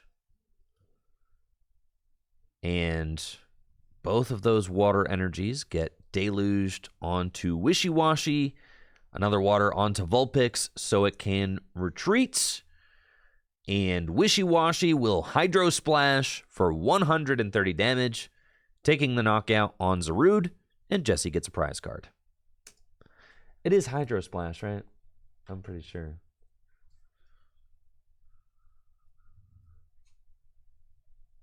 Yep. I'm goated.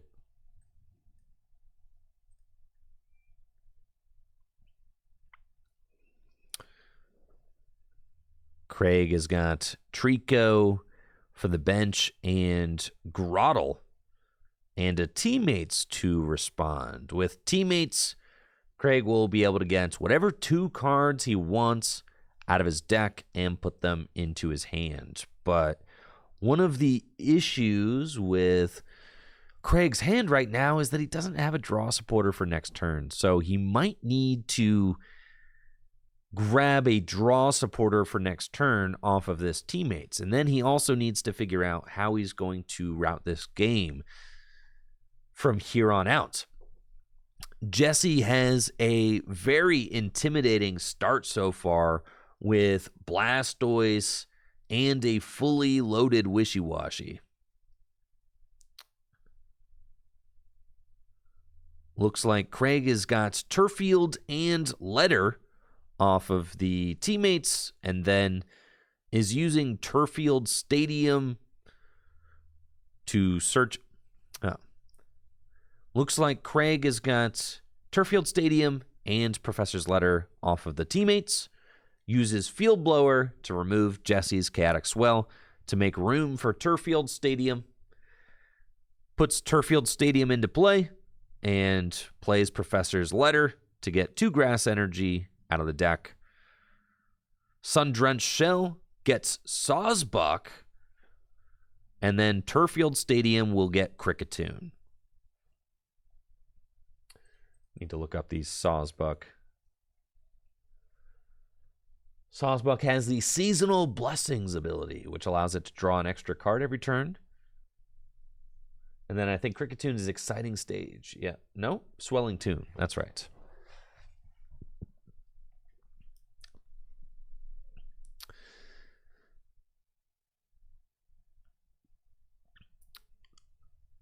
Craig attaches a Grass Energy to Grottle and uses Sawsbuck's Seasonal Blessings ability to draw a card and has to pass turn. Now, the cool thing about this board is that even though Craig didn't get to attack this turn, he is working towards a big attack with Torterra.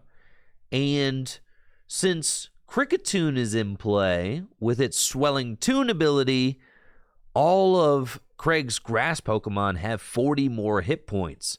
So this Sawsbuck, which only has 100 HP, now has 140 HP, which puts it out of range of Wishy-Washy's Hydro Splash, which is doing 130 damage. Similarly, the Grottle, which only has 100 hit points, now has 140 hit points, so it can't be easily knocked out by this Hydro Splash either. Jesse plays Professor's Letter, which will get him 2 more Water Energy to put into his hand. I'm sure he would like to start loading up this Wailord with its Hydro Pump attack. And we notice that Jesse is playing the Vivid Voltage Wailord with the Hydro Pump attack after talking with him. I think that this is the Wailord that he prefers for his Water-type deck, since he doesn't have to accommodate special energy for it or anything like that, and it doesn't easily get return KO'd by a Mimikyu with the Copycat attack. Jesse plays Hex Maniac for turn. Hold up. Excuse me, guys. I had a frog in my throat. Jesse plays Hex Maniac for turn, which turns off Kricketune Swelling Tune ability, which allows him to take a knockout on that Sawsbuck with Hydro Splash. And it makes it so that Craig can't use any abilities this next turn. That's a really strong turn from Jesse, and it's going to put Craig in a really tough spot. Yeah, I need a drink of water. Man, this Gym Leader Challenge got me thirsty, you know?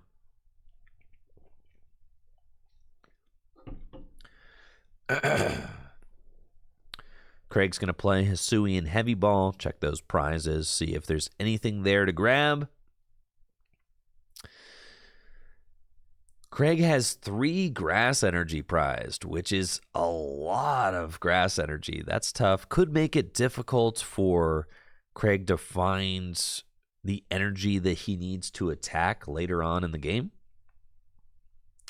but does not find a basic Pokemon, which I'm sure he would like to see since his board is starting to look a little sparse.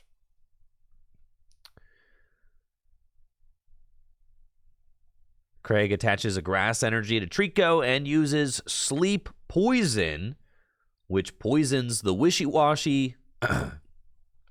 Craig attaches a grass energy to Trico and uses Sleep Poison, which poisons the Wishy-Washy. And you can see the table shaking as I run over there to deliver a poison marker. And poisons it. We'll see if Jesse wakes up. He does not. That Wishy-Washy is asleep and poisoned.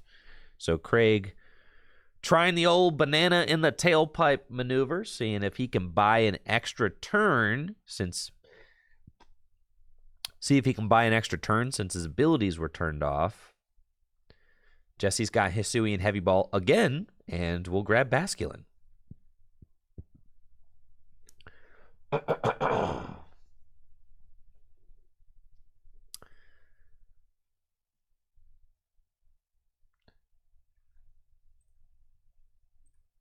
I've got a spoiler for this game, so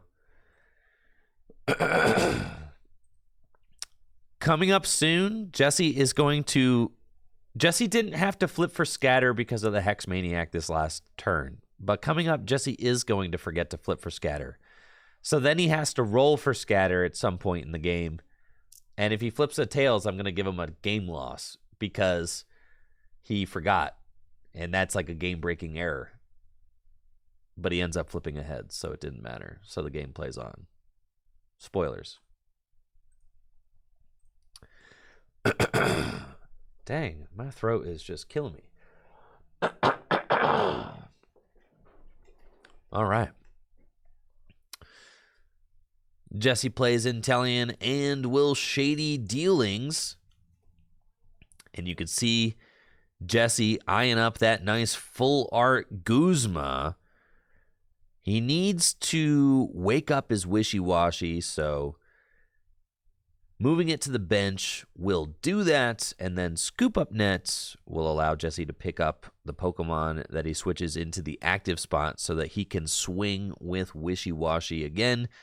Guzma will also allow Jesse to target down one of these Pokemon on Craig's bench, probably the Kricketune, since Grottle is just out of range of Wishy-Washy at 140 hit points. Kricketune is still within range of Hydro Splash. Kricketune's Swelling Tune ability doesn't actually increase its own hit points. So off of Shady Dealings, Jesse gets Guzma and Scoop Up Net, plays Guzma to bring up Kricketune, and decides to scoop up Vulpix just to get it off of the bench, which seems fine. Could have used Scoop Up Net on Inteleon to reset it, but maybe wants to free up some bench space for a potential Staryu. Wishy-Washy uses Hydro Splash and takes the knockout on Kricketune, and now Craig is in a really tough spot. And here is where Jesse forgets to flip for scatter. Jesse needed to flip for scatter here. He forgot. But don't worry. We resolve it momentarily. So Craig's in a really tough spot now because he's got Grottle and Trico. Even if he evolves this Grottle into a Torterra, Torterra's Evo Press attack does 50 damage times the amount of evolution Pokemon Craig has in play. And at this point, Craig's board is looking really thin. So with 2 evolution Pokemon in play, Evo Press is only doing 100 damage. It's not taking a knockout on this Wishy-Washy, not doing quite enough damage. So Craig will evolve Trico into Grovyle and use its Sunshine Grace ability to search out Bulbasaur. Craig also has Grotle, which can use its Sun-Drenched Shell ability to search out another grass Pokemon, and Turfield, which he can use to search out a grass-type evolution. Off of Sunshine Grace, Craig gets Bulbasaur, Sun-Drenched Shell. Craig gets Sewaddle and puts it onto his bench. I think Craig is thinking that if he's going to make it out of this game, he needs to make his Pokemon as beefy as possible.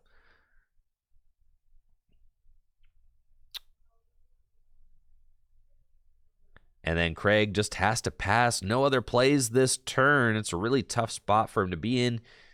Jesse plays Hisuian Heavy Ball for the third time this game. Found... Oh, what is that orange dot?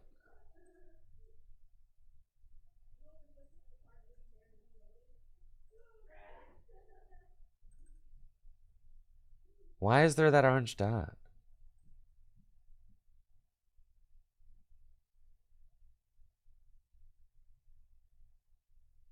Well, Metal J, now we all have to figure out what the orange dot is.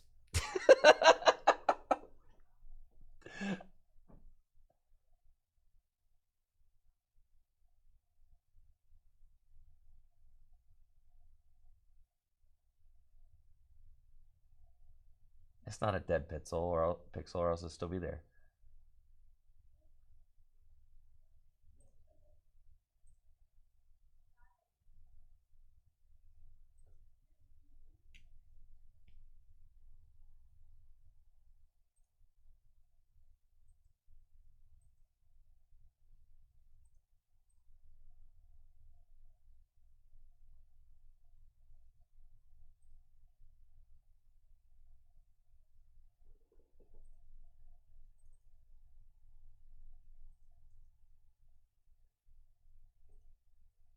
Well, now I'm fixated.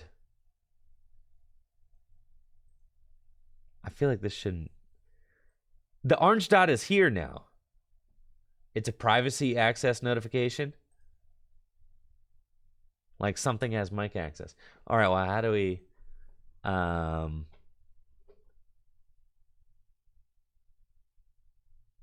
do we do it? I would like to remove it.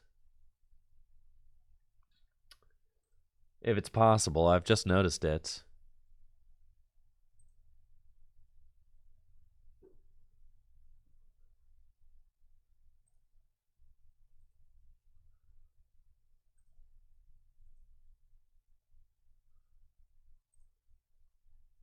Well, that wasn't it.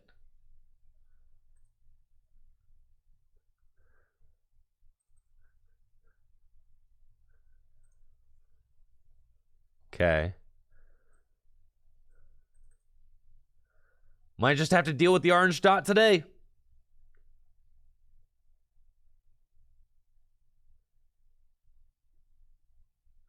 OBS has mic access. Just ignore it while you're streaming. Yeah.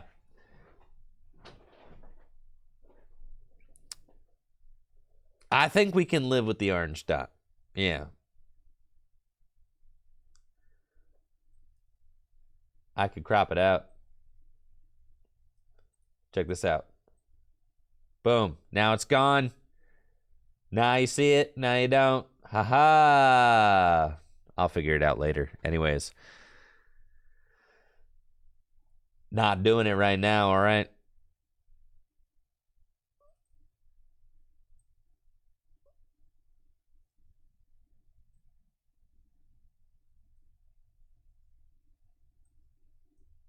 You missed the orange shot? Well, I'm bringing it back because I don't... Listen, I'll figure it out later, all right? The orange dot, you're going to have to live with the orange... The orange dot, think of it like a pet, okay? It's our pet orange dot.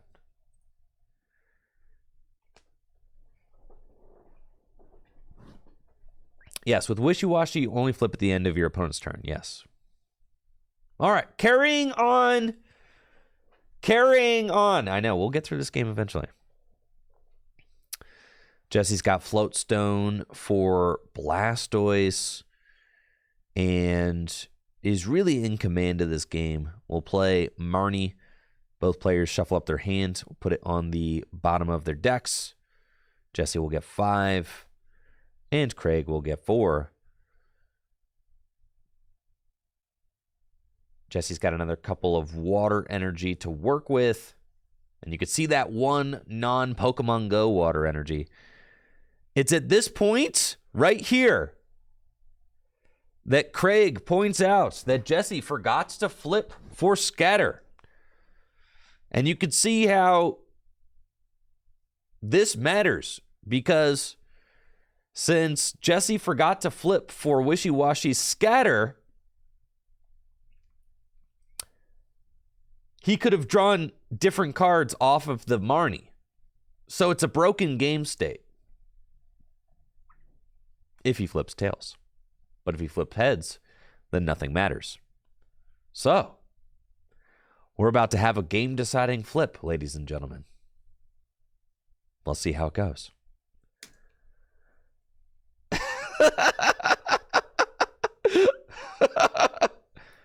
And it's a heads. All right. So, Jesse's going to get to keep the Wishy-Washy and continue playing.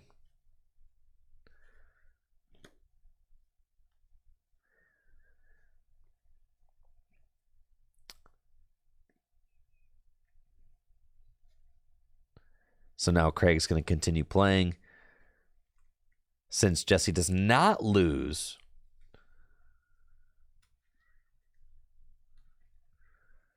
and Jesse will use Hydro Splash to take the knockouts and go down to just 2 prize cards remaining. Can Craig pull out of this one? At most, Evo Press can do 150 damage, but Wishy-Washy is a total unit. It's got 180 hit points. So, difficult to knock out. It will survive a hit from Torterra's Evo Press.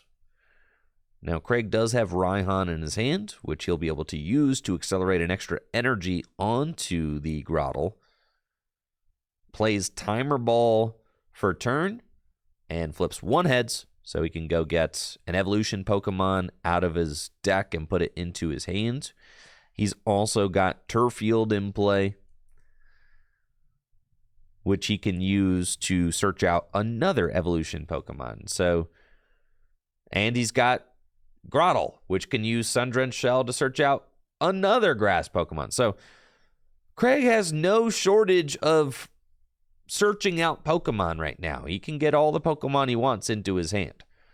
But he is behind on energy attachments and just behind in the game in general. He's been trying to set up, but Jesse got a really explosive start and is just taking control of this match completely. Swadloon comes into play, and then Raihan will accelerate a grass energy from Craig's discard pile to Grottle, and then Craig can search his deck for whatever card he wants and put it into his hand. And we see Craig taking a look at that Pot Helmets. Pot Helmets would make this Torterra pretty difficult to knock out. And then if the Torterra can live through another turn, maybe Levani can come into play with its Blanket Weaver ability, which decreases damage taken even further. So, as you can see, Jesse has placed a coin on top of his deck now, which is a useful reminder for that Scatter flip, so that Jesse knows not to draw a card until he's flipped for Wishy-Washy Scatter. I really like that as a reminder. I think it's really useful. So, heads up play there from Jesse. Off of the Raihan, Craig gets Pot Helmet and will use Grottle's Sun-Drenched Shell to go get Ivysaur. And with Turfield Stadium, Craig gets Torterra. And we can see this deck is finally starting to come together. 3 evolution Pokemon in play. Torterra fully loaded and ready to go. Pot Helmet goes on to Torterra. And Evo Press, just a little bit shy of the knockout, doing 150 damage. That Wishy-Washy has really been going the distance this game. And then the Scatter Flip is a Tails. So Wishy-Washy gets shuffled back into the deck. All of that work, damaging the Wishy-Washy, swinging into it, and it just goes back into the deck. Scatter is definitely a double-edged sword. If you've played the water deck, you know that sometimes Scatter can be really good.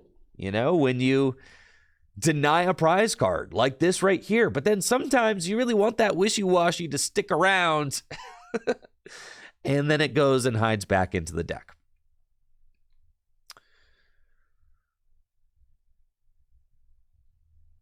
Jesse promotes Blastoise and benches Staryu. And let's do some number crunching. So in order for Jesse's Wailord to take the knockout, Hydro Pump does 10 damage plus 40 more damage for each water energy attached to it. So with 4 water energy, Wailord is doing 170 damage. The Torterra has 190 hit points and a Pot Helmet attached. So in order to take a knockout, Jesse's Wailord will need to do over 220 damage. 220 damage or more. So with 5 energy, the Wailord's Hydro Pump will be doing 210 damage, which is just short of the knockout. With 6 energy, Hydro Pump will be doing 250 damage, which is just enough for the KO. So Jesse needs to find 4 water energy. He plays Nessa as his supporter for turn, which can get him Frostmoth and 2 water energy from his discard pile into his hand. And there's Deluge for 4 water energy. Wow, that Wailord has got 6 water energy on it. Hydro Pump doing 250 damage. And at this point, Craig is like, yep, you know what? You got it. I was all in on that Torterra, and unfortunately, the Torterra goes down. Jesse taking the round 1 win at the Full Grip Games Gym Leader Challenge League Night Tournament. Great game to both players, and excited to see how they both end up at this tournament. Cool. That's round 1.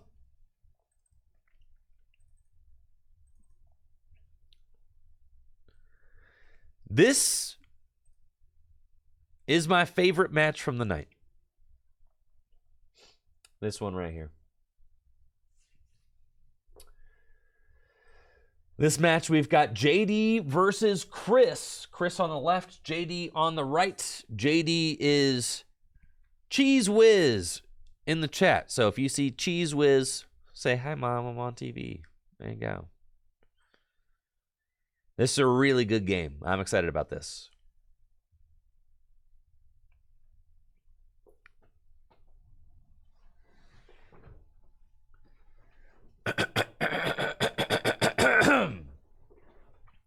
Yes, and JD is playing a fully Japanese colorless deck, which motivated me to go through all my Japanese cards and pick out every single Japanese Gym Leader Challenge viable card that I have and start keeping an organized box of my Japanese Gym Leader Challenge cards, because I'm going to try and build every single deck that I have in Japanese as well.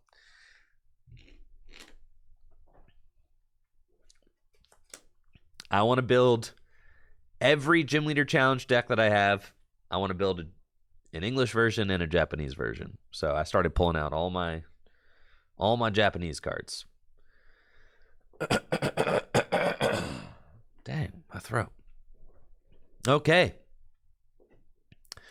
Round 2 of the Full Grip Games Gym Leader Challenge League Night is getting underway. We have got JD on the right versus Chris on the left. JD is playing a fully Japanese colorless deck featuring Archeops with its Primal Turbo ability, which can accelerate special energy into play.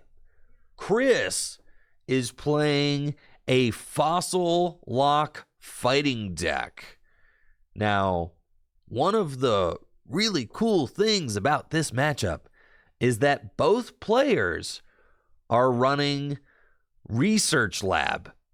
As you can see there in JD's mulligan hand, both players are running Research Lab, which allows them to search out Pokemon from their deck that evolve from unidentified fossil and put them straight into play. Chris is running the Research Lab so that he can get out his own Archeon. Actually, what I'm realizing, both of these players are playing Archeops, except both of these Archeops do very different things. The Archeops in Chris's deck prevents all evolution cards from being played, which is very disruptive, where the Archeops in JD's deck accelerates special energy into play. Chris is going first and has Stadium Nav.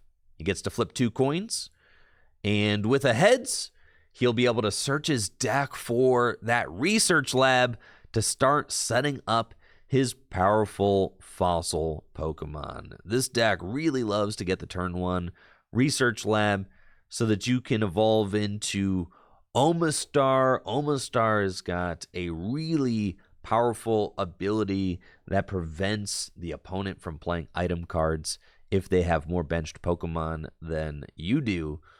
And then Archeops can also be very disruptive with its ability that prevents players from playing evolved Pokemon from their hand. So just some really gnarly stuff going on in this fighting type fossil deck. Chris will use Pokemon Research Lab and search his deck for 2 Pokemon that evolve from unidentified fossil. And it looks like he's grabbing Cranidos and Almanites. JD attaches Gift Energy. Is that Gift Energy? Yeah. JD attaches Gift Energy to Snorlax and will use Marnie. Both players shuffle their hands, put them on the bottom of their decks. JD gets 5 and Chris gets 4.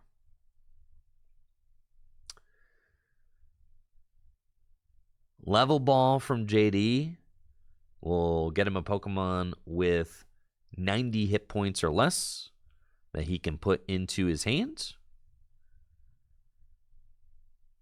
And we see JD taking a moment to check his prize cards, seeing which Pokemon he has access to.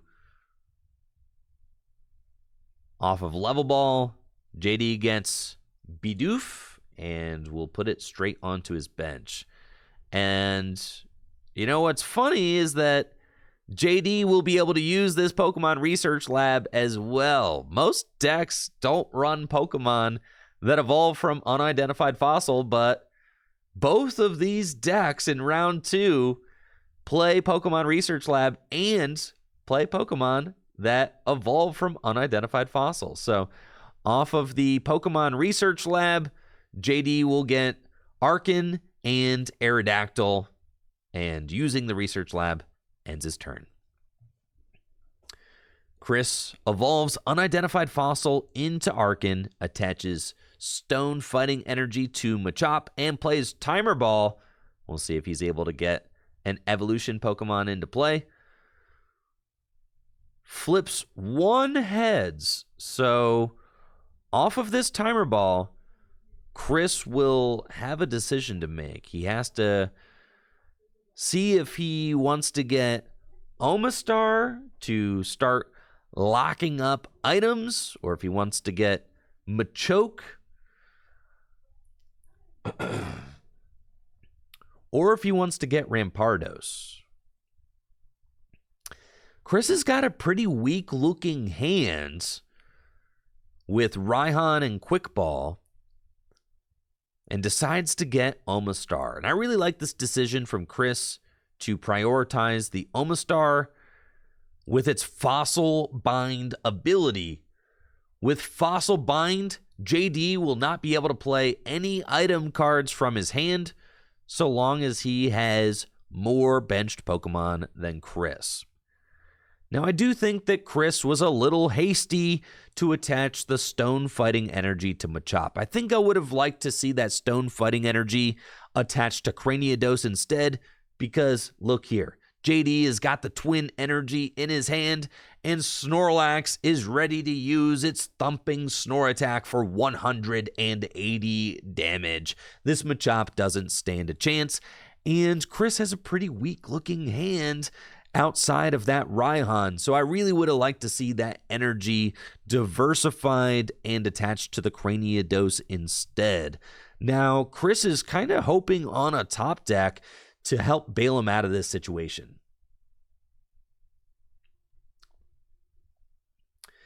JD's going to play Tate and Liza to shuffle his hand into his deck and draw 5 cards. We'll see what he gets off these 5 cards. Now, what's really interesting is that JD finds a parallel city. So he could point the blue side of the parallel city at his own bench, but decides to limit Chris's bench instead. If JD pointed the parallel city at himself, he could discard 2 of his own bench Pokemon and allow him to play item cards again. Snorlax knocks out the Machop with Thumping Snore, and Chris top decks a Fighting Energy. This is huge. That's such a big top deck because he is able to attach that Fighting Energy to Craniados, use Raihan to accelerate another energy to Craniados, and then will search his deck for Rampardos and put it right into play. Rampardos is going to wreak havoc on JD's board. Rampardos has 170 hit points, and its Jurassic Hammer attack does 240 damage. And Snorlax is weak to fighting, so that's 480 damage. Now, Jurassic Hammer only works if the opponent has more than 3 cards in their hand. But JD is under item lock, so he's going to have a really tough time thinning his hand down. And he just drew even more cards off of Gift Energy. So he's got a really big hand, and I don't know that JD is going to be able to get his hand size down to be able to combat this Rampardos. He needs to be able to get his hand size down to a low size so that he's not getting hit for 240 damage every turn.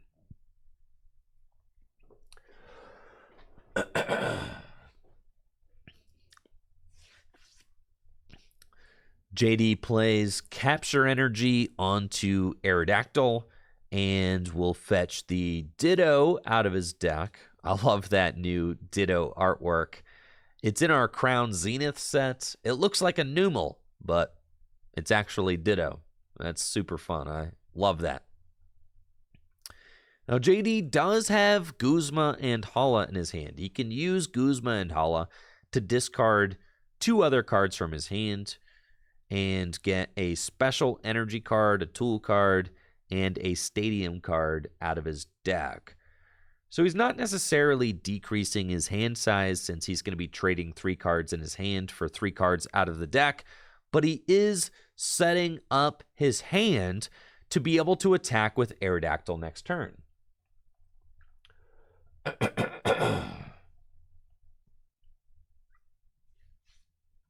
me see what this Aerodactyl does. And Aerodactyl can one-hit KO this Rampardos. Aerodactyl's Fossil Fangs attack does 90 damage plus 90 more damage if you don't have any GX or EX Pokemon in play. And the thing about Gym Leader Challenge is that Pokemon with a rule box are not allowed. So you will never have a Pokemon GX or EX in play with Aerodactyl in Gym Leader Challenge, which basically means that Fossil Fangs will always do 180 damage. And 180 damage for 3 energy is super good. Chris slams down the red card, which forces JD to shuffle his hand into his deck and draw 4 cards. Now, Chris knows that JD had just gotten that double colorless energy to allow him to use Fossil Fangs next turn, so disrupting the hand is pretty good. We did know that JD had a pretty bad hand since he didn't really play any cards out of it. So the red card, I feel like, is necessary because he can't afford to get this Rampardos knocked out. So he has to do everything he could do to try and slow this down. Now JD promotes Arkin, but can't attach this U-turn board because he's under item lock. This is a really tough turn for JD. If he had just promoted the Aerodactyl, he would have been able to attach the counter energy to Aerodactyl and take a knockout on Rampardos this turn. Ugh, this is crushing. And instead, JD just has to pass. This would have been a really good turn to promote Aerodactyl. Could have totally taken the wind out of Chris's sails. But just in time, Chris top decks Guzma and Hala. He's really playing on his top decks right now. Chris has not played a proper draw supporter all game, but is finding just the right cards at just the right time. Guzma and Hala is going to allow Chris to search out Focus Sash, Strong Energy, and Viridian Forest. This is a really good supporter. Focus Sash is the exact card that he needs right now because that Aerodactyl is ready to take a knockout on Rampardos, and Rampardos is the only attacker that Chris has going on right now. So he needs to make it so that that Rampardos can survive the turn. Focus Sash is a tool card that makes it so that if the Pokemon that it's attached to gets knocked out while it's at full hit points, it actually doesn't get knocked out. The Focus Sash gets discarded instead, and that Pokemon is left with 10 hit points remaining. So the Focus Sash is going to make it so that the Rampardos has to be 2-hit KO'd instead of 1-hit KO'd. And this is a really big deal since JD can't use Field Blower since he's under Omastar's item lock with Fossil Bind. JD promotes Ditto and saves his Aerodactyl on the bench. Is thinking about using the Ditto to just poke the Rampardos, to soften it up, and break the Focus Sash, so that then Aerodactyl can clean it up next turn. Ditto will copy Arkin and just poke the Rampardos for 30 damage. And now it's Chris's turn again. And Chris has Maxie's hidden ball trick. Wow. I mean, what a really cool possibility from Chris. Chris is looking at his hand. He's trying to... Oh, wait. Can Ditto copy Arkin?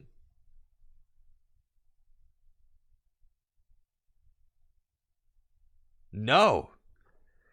Dang it!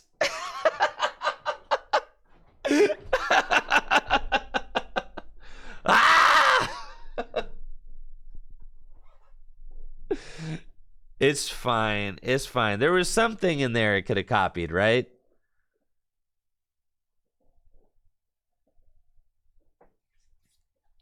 There are other dudes. There's some other dude. You could have poked with Pidgey. All right. It's the same difference.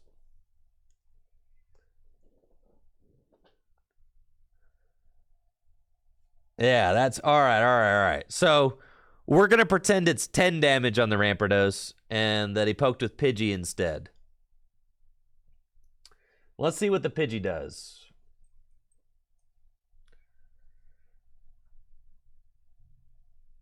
Do you have the quick attack one?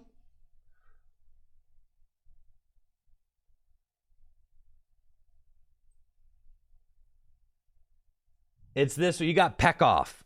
All right. All right. You got Peck Off. So I will allow you one Peck Off instead. All right. You get a Peck Off for 10. I can tell you that it's not going to matter, but that 10 should be a 30. That 30 should be a 10.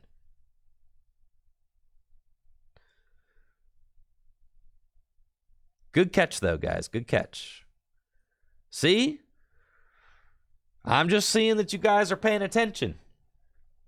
That's all. It looked good to me. I was like, oh, yeah, Ditto, Copy, and Arkin. No problem. That's fine.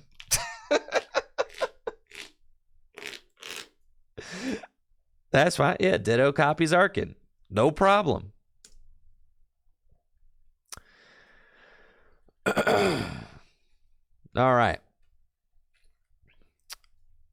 Fortunately, it's not going to affect the game at all because the difference between 10 damage and 30 damage doesn't matter because it's just the focus sash is broken regardless. And there was an attack that JD could copy out of the discard pile, so it's fine.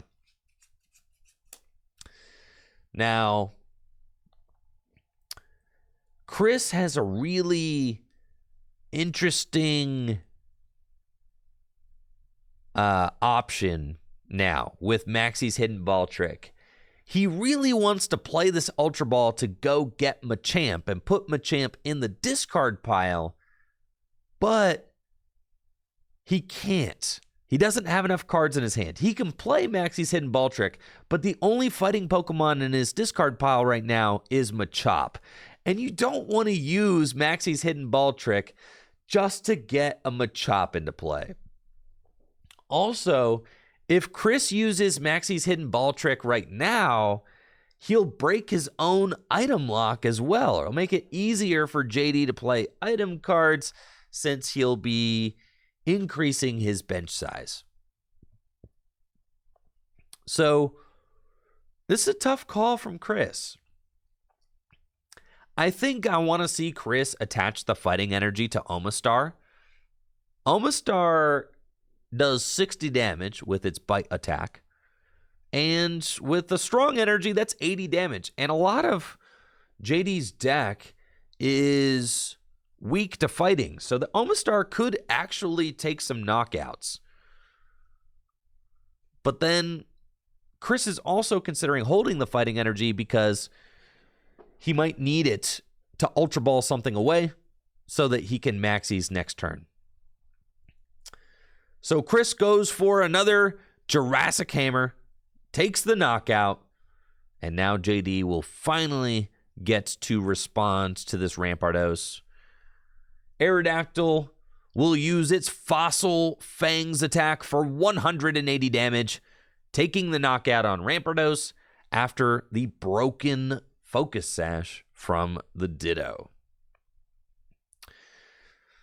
It's game time now for Chris. Chris only has 2 prize cards remaining and has to figure out a way to take those final 2 prize cards. Fortunately, he's got Maxie's Hidden Ball trick, so he can get that Rampardos right back from the discard pile into play. Now, what Chris could have done is Chris could have Ultra Balled away Chris could have Ultra Balled away 2 cards and gotten the Machamp out of his deck, and then could have used Viridian Forest to get rid of the Machamp, and then maybe attached an energy somewhere and used Maxie's Hidden Ball trick to get the Machamp into play. That could have been a reasonable play. I actually think I would have liked to have seen that. Instead, he fails the Ultra Ball and gets Rampardos back. Now, what this allows him to do... I told Chris to just keep that switch. Yep. Now, what this allows Chris to do is, since he didn't use the Viridian yet, he can now guarantee that energy attachment on the Rampardos this turn. Off of the Maxie's Hidden Ball trick, he finds a Float Stone and a switch. And he's got this interesting decision to make. Does he want to give up Omastar, or does he want to give up Archeops? Chris will use Viridian Forest and discard Order Pad to go get a Fighting Energy out of the deck, and that Fighting Energy is going to go on to Rampardos. And with Rampardos back in play, Chris has to figure out how he's going to take those final 2 prize cards. The thing about Rampardos is that Jurassic Hammer only works if the opponent has more than 3 cards in their hand. So he has to try and make sure that that's the case. Chris has got Cynthia in his hand and is going to just pass with Omastar active. And we have to think about this decision. Sacking Omastar or Archeops. Archeops prevents all evolutions from being played, and it doesn't look like JD's really going to be using any evolution Pokemon anytime soon. In fact, JD's 2 attackers, Lugia and Aerodactyl, are fully built up at this point. So I almost feel like Item Lock could be more useful than Aerodactyl's Ancient Power ability. But we'll see how this works out. JD plays Cynthia and will shuffle his hand into his deck and draw 6 cards. We'll gladly knock out this Omastar. At this point, JD can also play items since his bench is so thin. Both players have a matching bench size of 2. And I'm sure that JD is excited to play some of these items that have been accruing in his hand, or have been accruing in his deck. At this point, there's just tons of items in his deck. You see, he wants to play the Evolution Incense and the Timer Ball. Even if you're going to fail your item cards, you do have to shuffle, as it changes the order of your deck. So plays those cards just to get them out of his hands.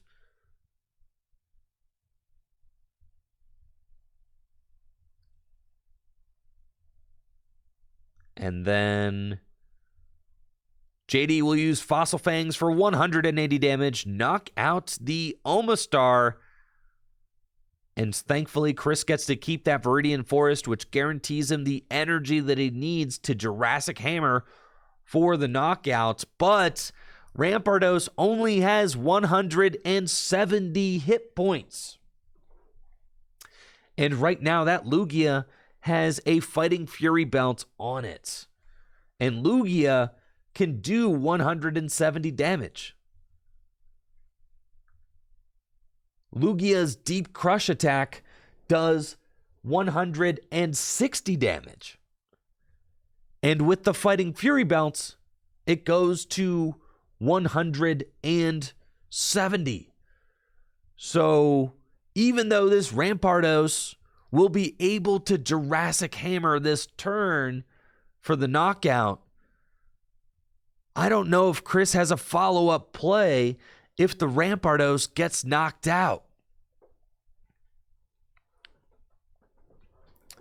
Chris plays Cynthia to shuffle draw 6 and uses Viridian Forest to get another Fighting Energy out of his deck.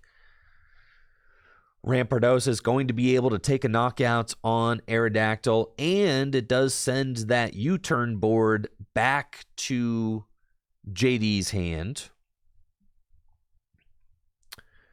But Chris doesn't have a backup attack there. There is no backup plan, no focus sash to save him. This Rampardos needs to take these final 2 prize cards or else. This is it. Jurassic Hammer for the knockouts. And Chris goes to 1 prize card remaining. JD promotes Lugia.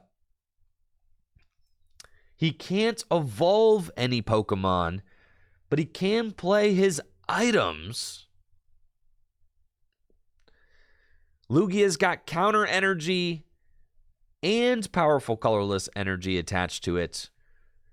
If JD can just find an energy card, he essentially wins this game. Chris does not have a backup. So JD will end Chris to just 1 card. This is the game. This is the match right here. A big N. JD will end himself to 3. And Chris only gets 1 card. JD does not find an energy. I think he's got a hand with 3 supporter cards in it.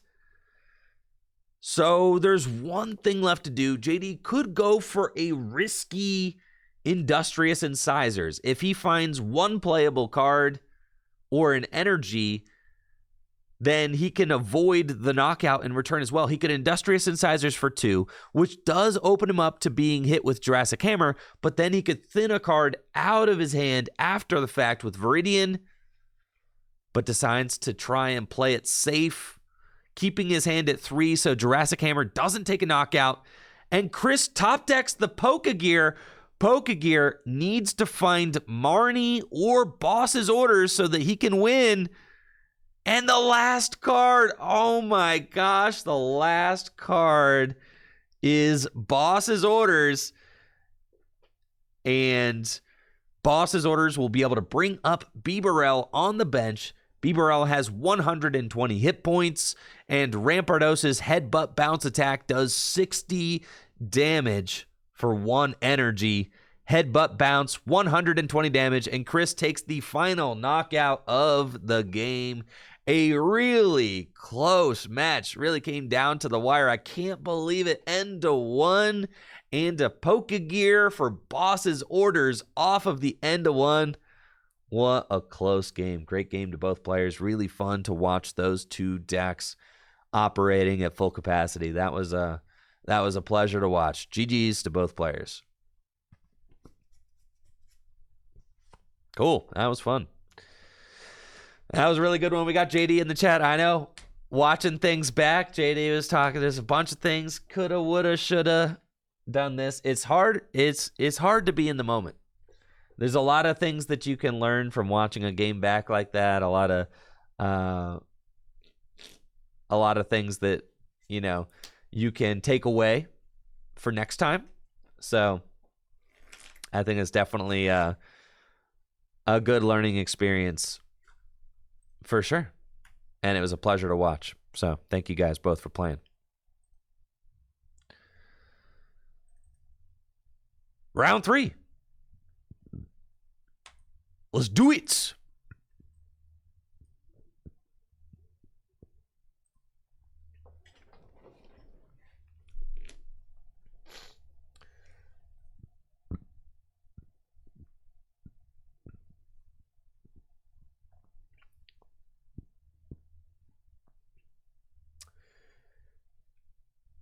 Round number 3 is underway at the Full Grip Games Gym Leader Challenge League Night Tournament. We've got Jesse Parker on the left with his water deck sitting pretty at 2-0 versus John Patterson with his lightning deck also at 2-0. Really looking forward to seeing how this matchup pans out. I know that Jesse has been back and forth on the inclusion of Manaphy in his deck.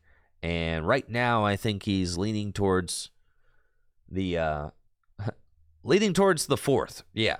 Doesn't have Manaphy in his deck right now, so this is going to be an uphill battle for him, but still one that he can overcome if things go his way. The winner of this match will be well on their way to a top placement at the League Night Tournament. So let's see how it goes. Jesse is going first, opens Alolan Vulpix, and will play Nest Ball to search his deck for a basic Pokemon.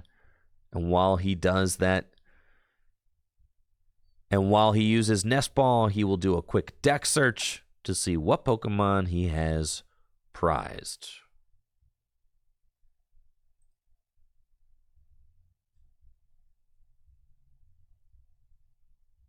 Let's see, I'm trying to...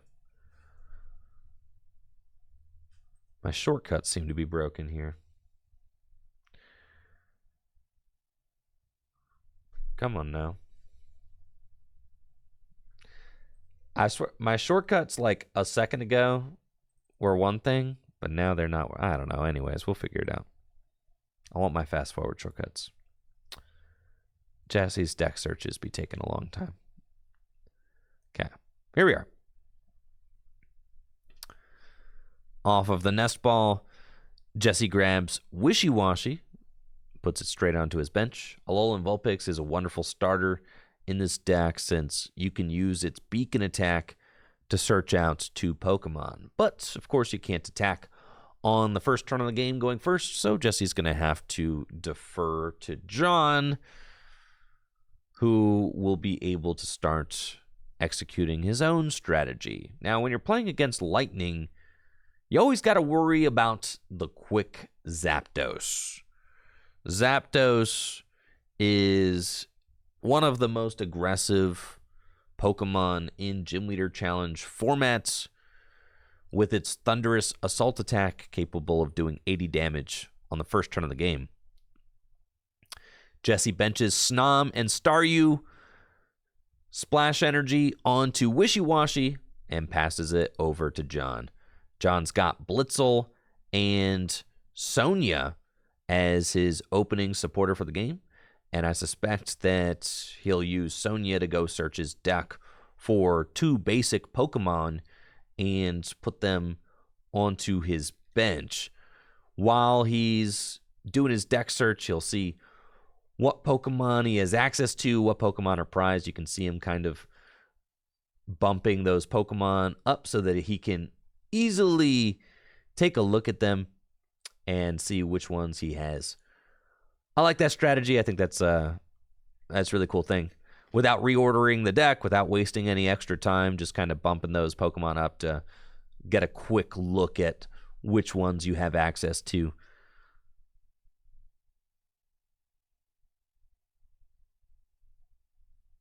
Now, Blitzel and Zebstrika are really important to have as the Lightning deck, as they allow you to churn through the deck and draw cards. He's got Evolution Incense in his hand as well, which is going to be really good for next turn. But I don't know that he has the turn 1 knockout with Zapdos, as he would need a switch card in his hand in order to pull that off. And I don't think I see a switch card in his hand right now.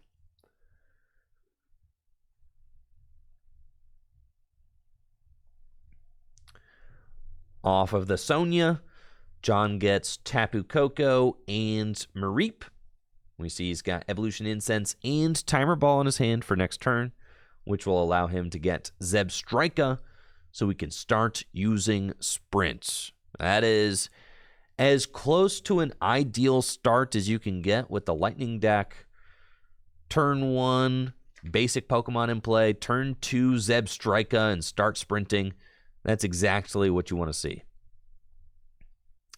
John attaches the Lightning Energy to Electabuzz and will Haymaker for 30 damage. And I'm sure Jesse is happy to get to hold on to that Alolan Vulpix, as Beacon will be important for helping Jesse to set up. Jesse top decks Dive Ball, which he can use to go get a water Pokemon out of his deck and put it into his hand. And Jesse goes for the Dive Ball. Nice gold Dive Ball. Love it. Usually the water deck will want to go for Sobble, and we see Jesse eyeing up that Sobble. He's got Drizzile in his deck. So Jesse gets Sobble off of the Dive Ball, attaches a water energy to Wishy-Washy, and the rest of this hand is looking pretty dead. So the top deck of that Dive Ball is really saving Jesse here, since he'll be able to use Alolan Vulpix's Beacon attack to go get Frostmoth and Drizzile. That's a really solid turn from Jesse, just establishing his board a little bit more. And with Drizzile's shady dealings, Jesse will be off to the races next turn. John's got Timer Ball, Tails, and a Heads. It's a big flip on that Timer Ball with one evolution Pokemon off Timer Ball and one off of Evolution Incense.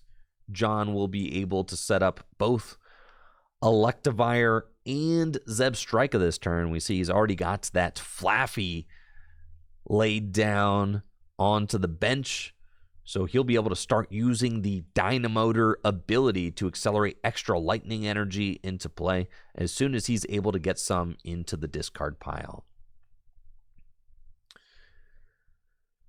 Zebstrika and Electivire fished out of the deck. And then John does have a Cynthia and Caitlyn in his hand, which he could use to draw cards this turn, or he could opt to sprint. We'll see which one he decides. Zebstrika and Electivire come down. Prism energy onto Electivire, which provides an energy of every type only when attached to basic Pokemon. And Zebstrika will sprint. Off of sprint, John finds Marnie, which could be really big. Jesse just searched out the Drizzile and the Frostmoth from his deck, and now is being forced to put those right back to the bottom. Right when things were starting to look good for Jesse, he has to take those cards he wanted and put them on the bottom of his deck. John will get 4 cards. John will get 5 cards, and Jesse will get 4. And John's got a bunch of energy off of that Marnie. Not too much, but he does have Zebstrika set up, so if he doesn't like his hand, he can just sprint it away next turn. Electivire will use Thundershock for 50 damage and take the knockout on Vulpix. John gets his first prize, and it's Jesse's turn. Jesse's got Bridget as his supporter this turn, and has a water energy, but Wishy-Washy is weak to lightning and only does 130 damage, and Electivire has 140 hit points, so that Wishy-Washy is just short of the knockout on Electivire. Bridget allows Jesse to search his deck for 3 basic Pokemon and put them onto his bench, and I'm wondering what kind of Pokemon he'll be able to fish out to help him respond to this aggressive lightning board. Jesse does have Octillery in his hand, so decides to get Remoraid and Wailmer, and that makes a lot of sense since Octillery's Abyssal Hand ability will allow Jesse to start drawing more cards next turn, which he desperately needs. He doesn't have a draw supporter in his hand right now. But he also has to figure out what he's going to do to deal with this Electivire. I think I like swinging with the Wishy-Washy this turn. Jesse has the Starmie in his hand as well. So if he swings with Wishy-Washy, then he can protect the Staryu to evolve into Starmie and then finish off Electivire the following turn. And the Wishy-Washy would come right back to his hand anyway, since it does have the splash energy on it. Instead, Jesse decides to go for a smack with Staryu and is going to save the Wishy-Washy for next turn. I think I prefer to just swing with the Wishy-Washy. A 2-hit KO is a 2-hit KO no matter which way you chalk it up. And if you swing with Wishy-Washy for 130, there's always the possibility that you could use Inteleon's attack later on in the game to finish off the Electivire on the bench for 20 damage. Aqua Bullet does 120 and 20 to the bench. John's going to play Bird Keeper to switch his Electivire to the bench and draw 3 cards. Really strong supporter this turn just to grow his hand size. Now his hand is so big, he probably doesn't want to sprint it. So we'll probably see John just play some cards out of this hand and then hold on to it to preserve some resources.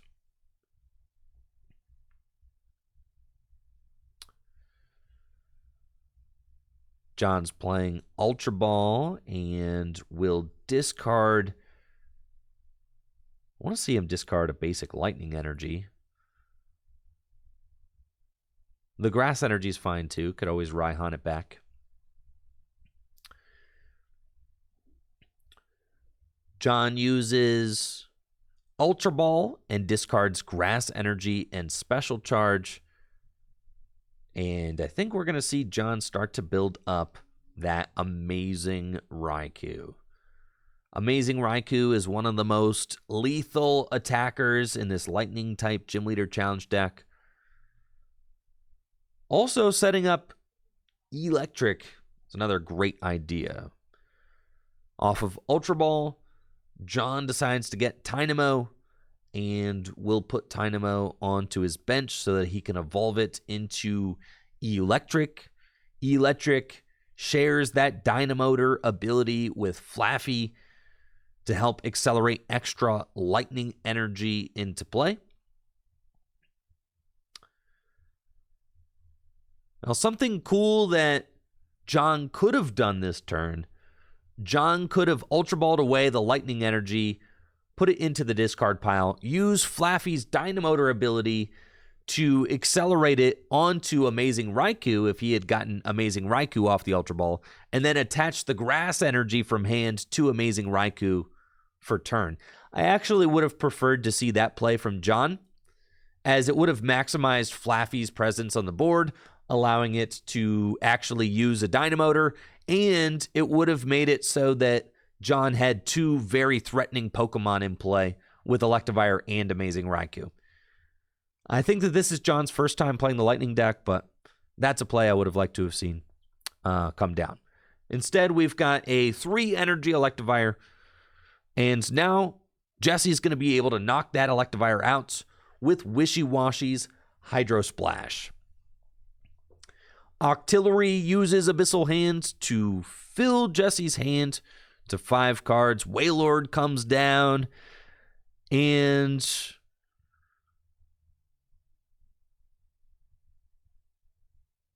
was that a professor's research? What do we?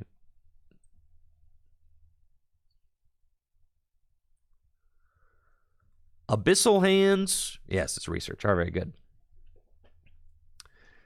And Jesse plays Professor's Research to discard his hand and draw 7 cards. A much needed explosive draw turn from Jesse. He would really love to set up that Frostmoth and start getting some energies onto Wailord, but I don't think I see any Pokemon search cards in his hand. No Evolution Incense, no Timer Ball, nothing like that. That's a tough whiff. So off of 7 cards, Jesse doesn't really get anything and just has to use Wishy-Washy's Hydro Splash for the knockout. I would have really liked to see John get that amazing Raikou going for this turn, but he's a little bit short of what he needs to attack with Raikou. He does have Electric and Flaffy set up, though, so with both Dynamotor Pokemon set up, he'll be able to charge 2 Lightning Energy from his discard pile onto his bench every turn. And with Tapu Koko has that nice free retreat. We'll be able to easily pivot in and out of the active spots. John's got a wealth of supporters to choose from, with Cynthia, N, and Raihan in his hands. And is just going to opt to play Cynthia. Cynthia allows him to shuffle his hand into his deck and draw 6 cards.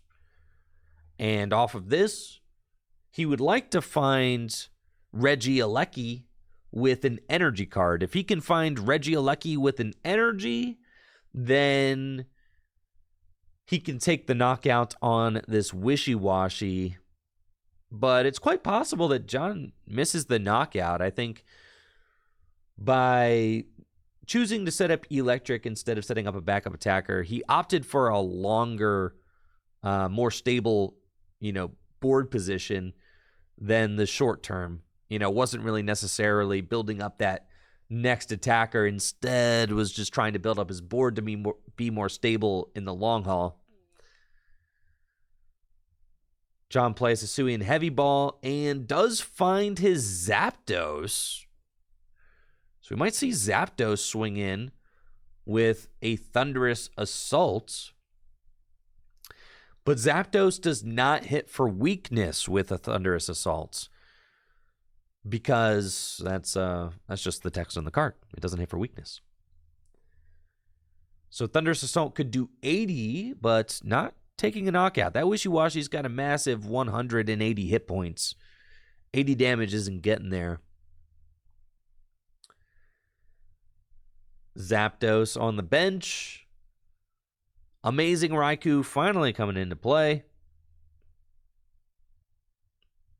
And I think that Lightning Energy is probably going to get put onto Zapdos. But let's see what John decides to do.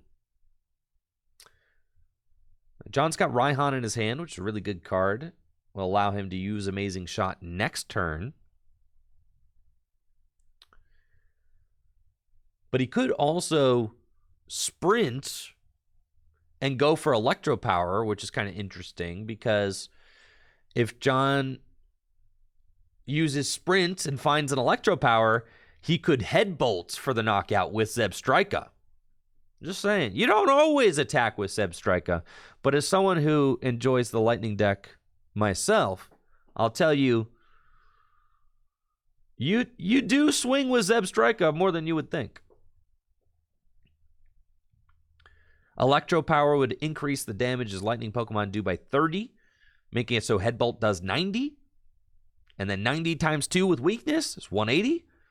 Would take the knockout. Lightning Energy goes on to Zapdos, Dynamotor, and Energy onto Raikou. And Zapdos will Thunderous Assault for 80 damage.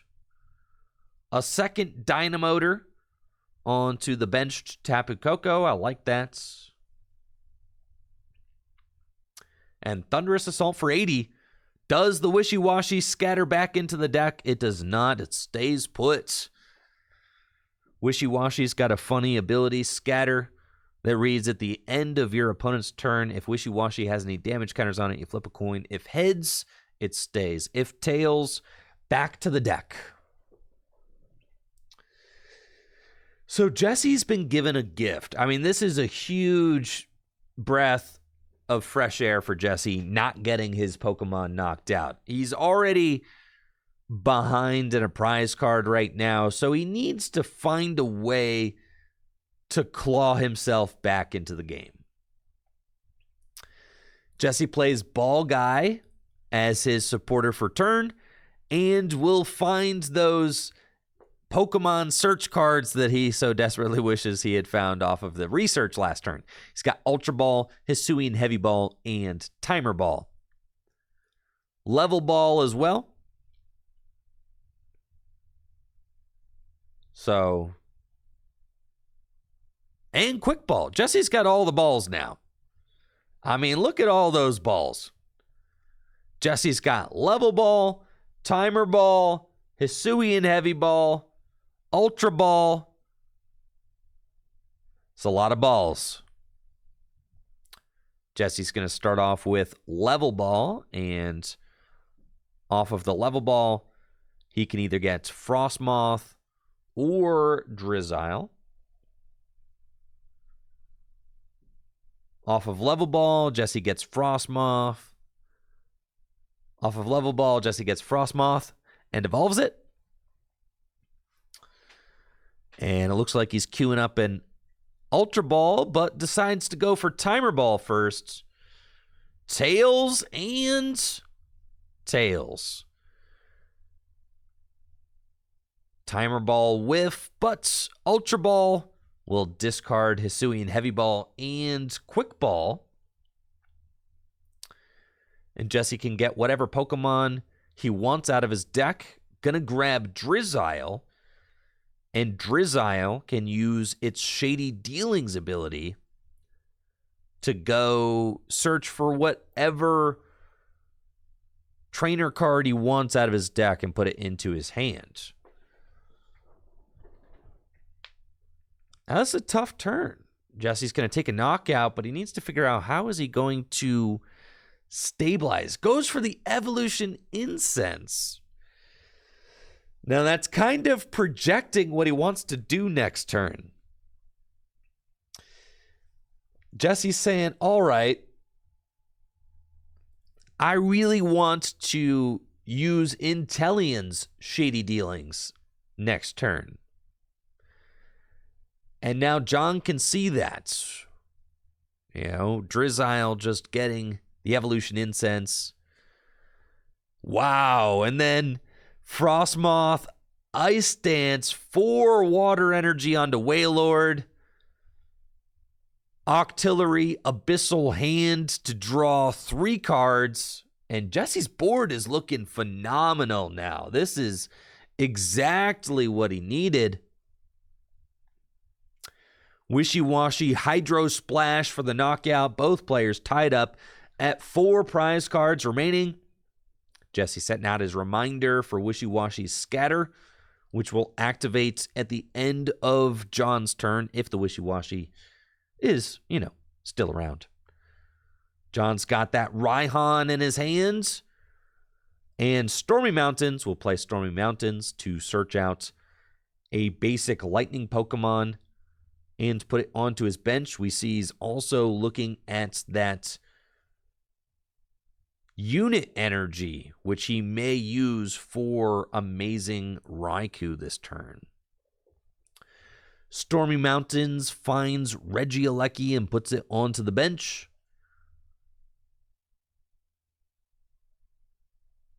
And then Flaffy and Electric can both Dynamotor this turn.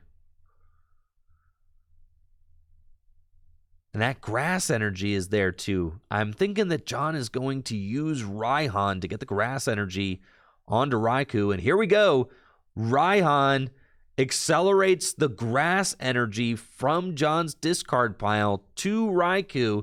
And then John gets that unit energy off of the Raihan. And with that, John will be able to fire off an amazing shot, which does 120 damage to the defending Pokemon and 120 damage to one of Jesse's benched Pokemon. And Jesse does not have Manaphy in his deck, so he is just completely vulnerable to this amazing shot.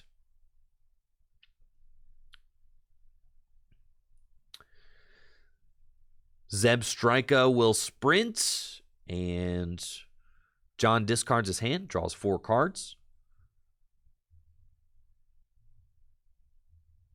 Tapu Koko retreats into Amazing Raikou. And we've got an amazing shot coming up. But first, let's Dynamotor.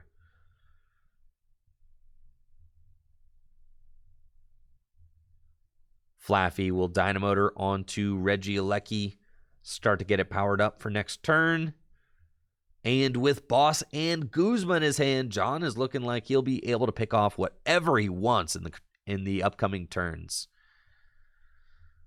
Amazing shots, and John's got a tough decision. Does he want to knock out the Frostmoth or the Drizzile or the Octillery? He's got his pick right now.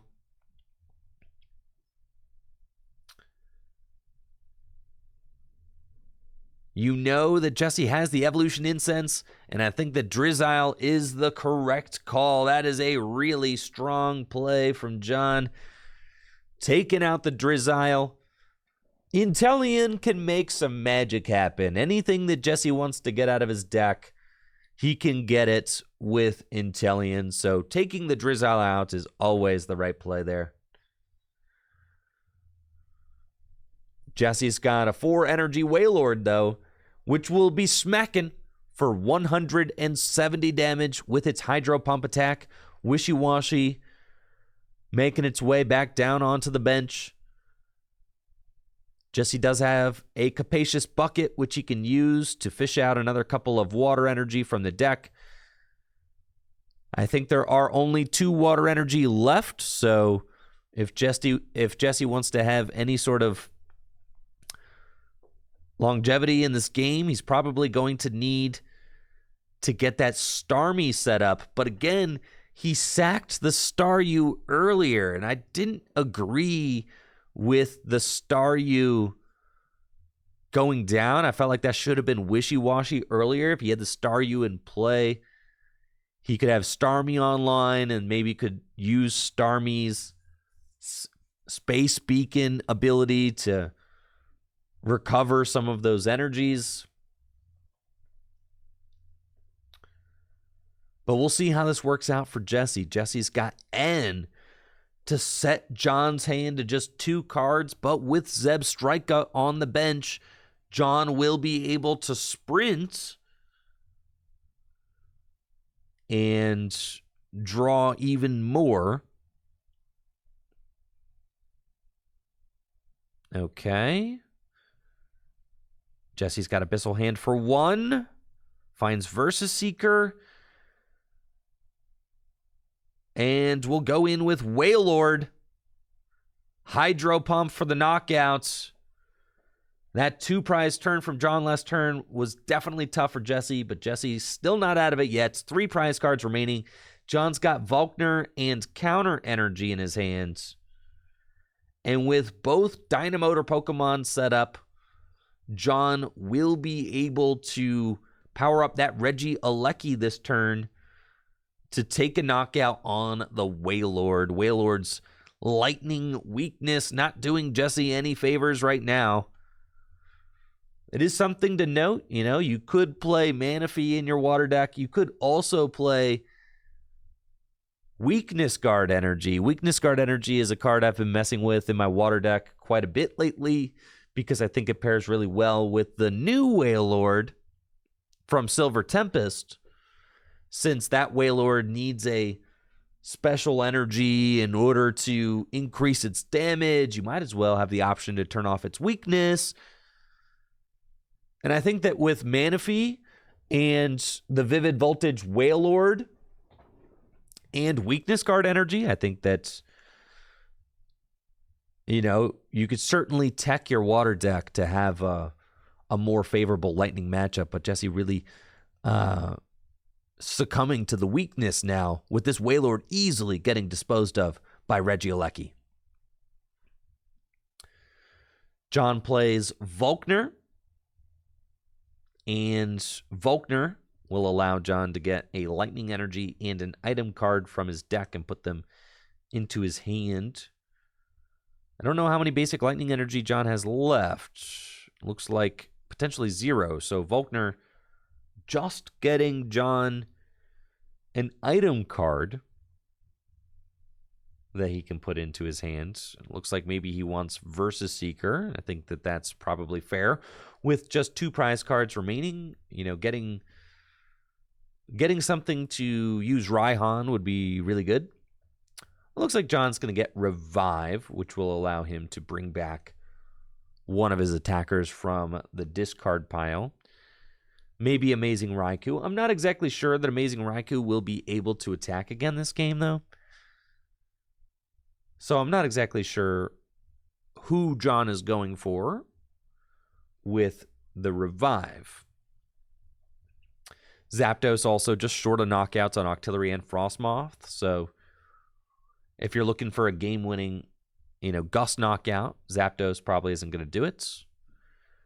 Revive will get Raikou back from the discard pile, put it on John's bench, and then double Dynamotor can accelerate 2 Lightning Energy from the discard pile.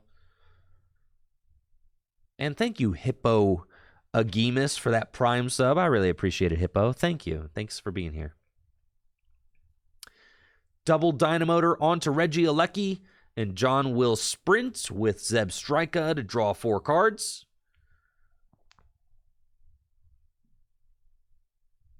Air Balloon onto Electric. And Tapu Koko retreats into Regieleki.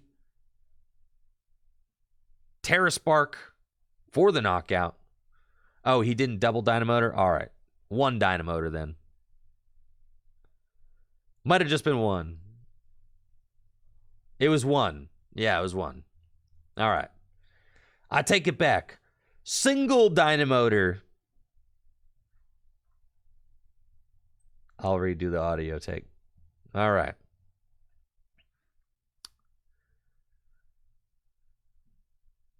John uses Dynamotor onto Regieleki, attaches Counter Energy, and John uses Terra Spark to 1-hit KO Wailord, places 40 damage onto Frostmoth and 40 damage onto the Wishy-Washy. So Jesse has to flip, and it's a Tails. So Wishy-Washy gets shuffled back into the deck. Jesse's really on the ropes now with John having just 1 prize card remaining. The Regieleki needs to discard the energy. So maybe John realizes that. Hopefully he does. I don't think it matters. But yeah, those Lightning Energy need to get discarded for sure. So I don't know what I was doing. Apparently I wasn't watching very closely when I was recording this last night. This is John's first time playing the Lightning deck, so have mercy. I'll call a judge if he doesn't fix it.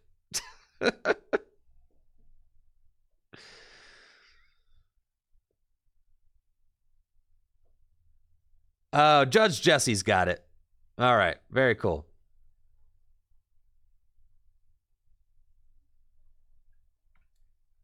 Excellent.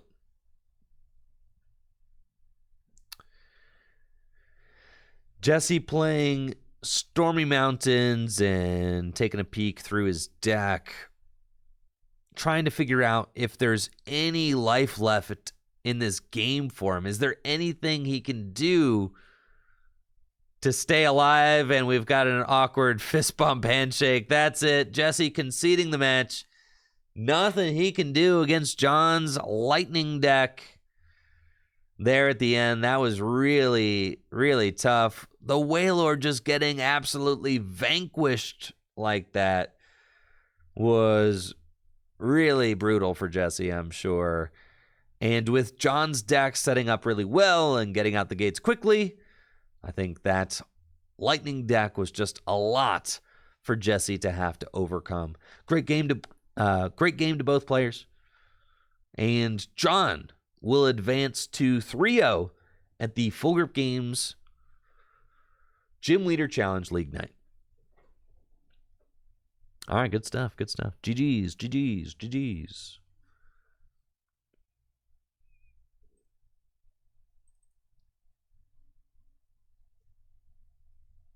This game ends up going all the way to time. That is a long one. Sorry, I'll be on my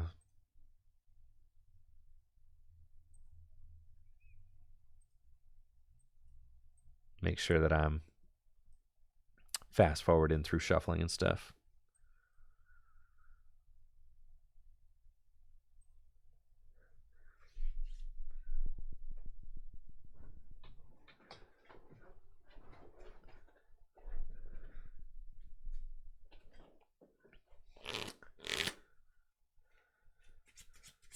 Okay, we have got round 4 of the Full Grip Games Gym Leader Challenge League Nights. Bryant is on the left with his Psychic deck against John on the right with his Lightning deck. Both of these players at 3-0. Vying for that top spot in tonight's event. John will go first, opens Reggie Lecky to Bryant's Dreepy. Has to bench Zapdos, has a Gloria in his hand, but can't play it since he's going first. And we'll just pass it over to Bryant. Bryant has got Inkay for his bench, Ralts in his hand as well, so a nice opening. And a Professor's Research.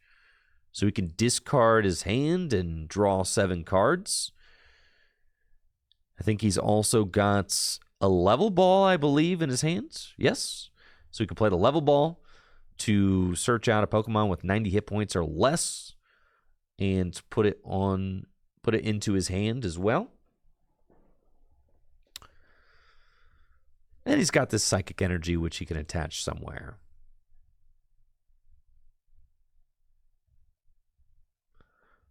Bryant's going to attach the Psychic Energy to Dreepy. And then, considering the Level Ball, trying to decide if he would rather save it for next turn or if he wants to use it and research this turn.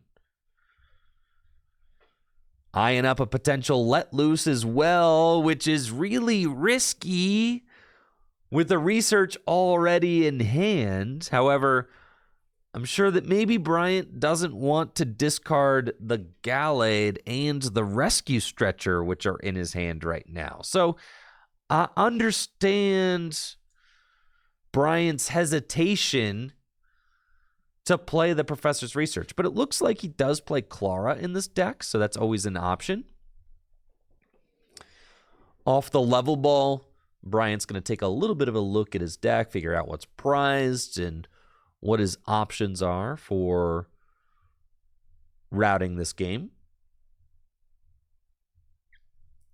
And with the Marshadow at the end of the deck, I'm thinking that this is probably going to be a let loose situation.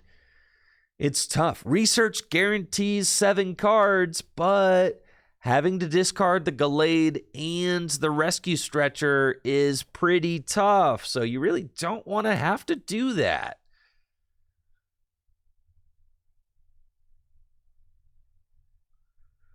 Off of Level Ball, Bryant's going to get Marshadow, and we're going to see a Let Loose.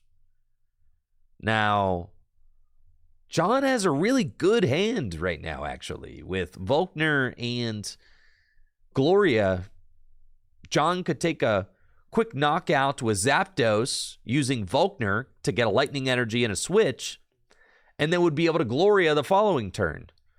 Instead, both players are going to shuffle their hands into their decks and draw 4 cards because of Marshadow's Let Loose ability. Let Loose is an incredible ability, so strong. When you play Marshadow from your hand to the bench, each player shuffles their hand into their deck and draws 4 cards. Great draw card, a great support Pokemon, a great disruption card. What can't Marshadow do? Now, like I said, that Let Loose was a little risky as Bryant doesn't find a draw supporter, but he does find Misdrevious and Mismagius, which can draw him out of this situation next turn. So Bryant still has options. Mismagius has that mysterious message ability, which he can rely on next turn. Bryant's going to use Guzma to bring up Zapdos, switches Dreepy to the bench, which I like, protects it from a potential incoming, protects it from a potential thunderous assaults. And John has no choice but to end. So both players shuffle their hands into their decks and will draw 6 cards.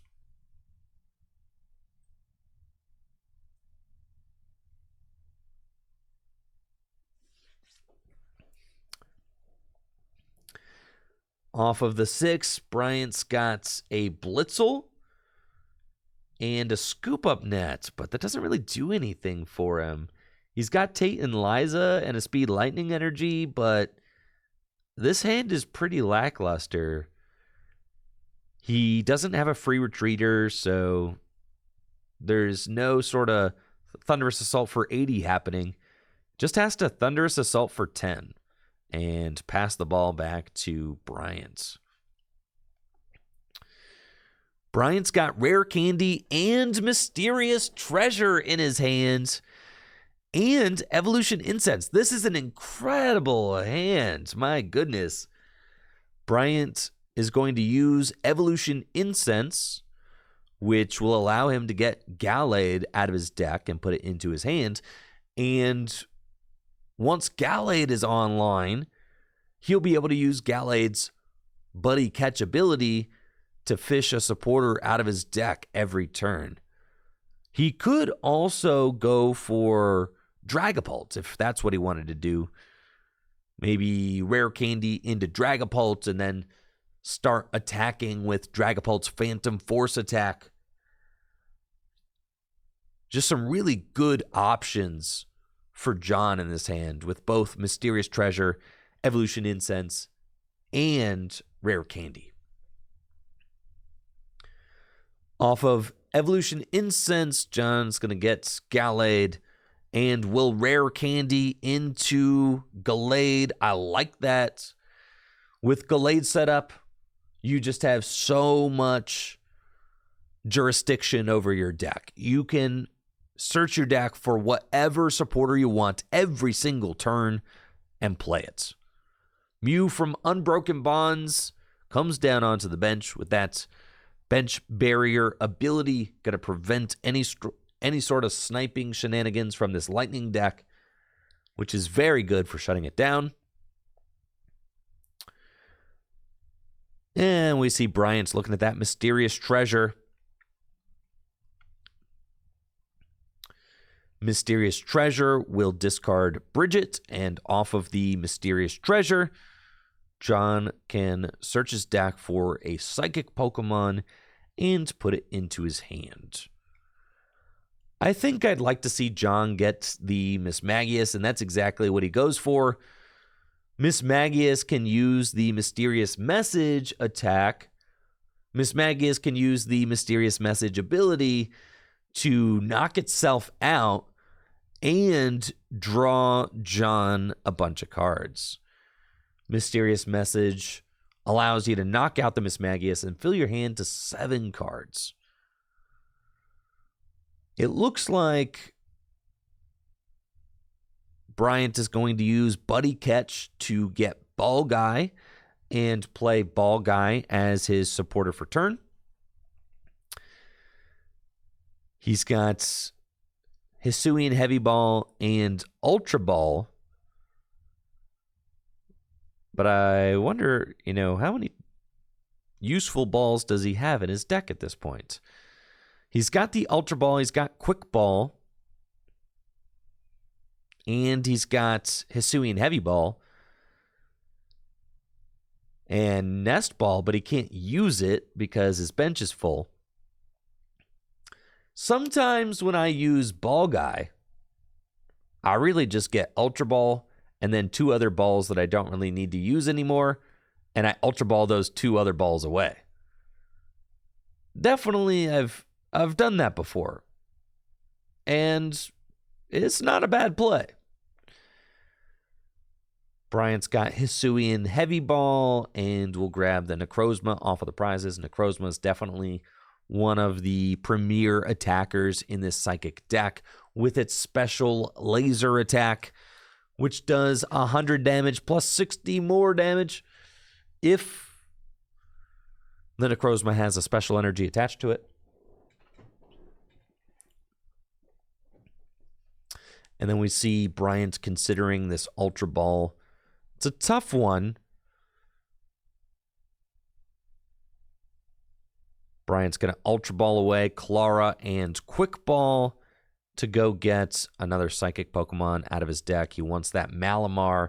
And at this point, this Psychic deck is completely set up and ready to rock and roll. We'll see if Bryant opts to use Mysterious Message this turn to draw more cards. And he does. Sends that Mismagius to the discard pile and will fill his hand to 7 cards.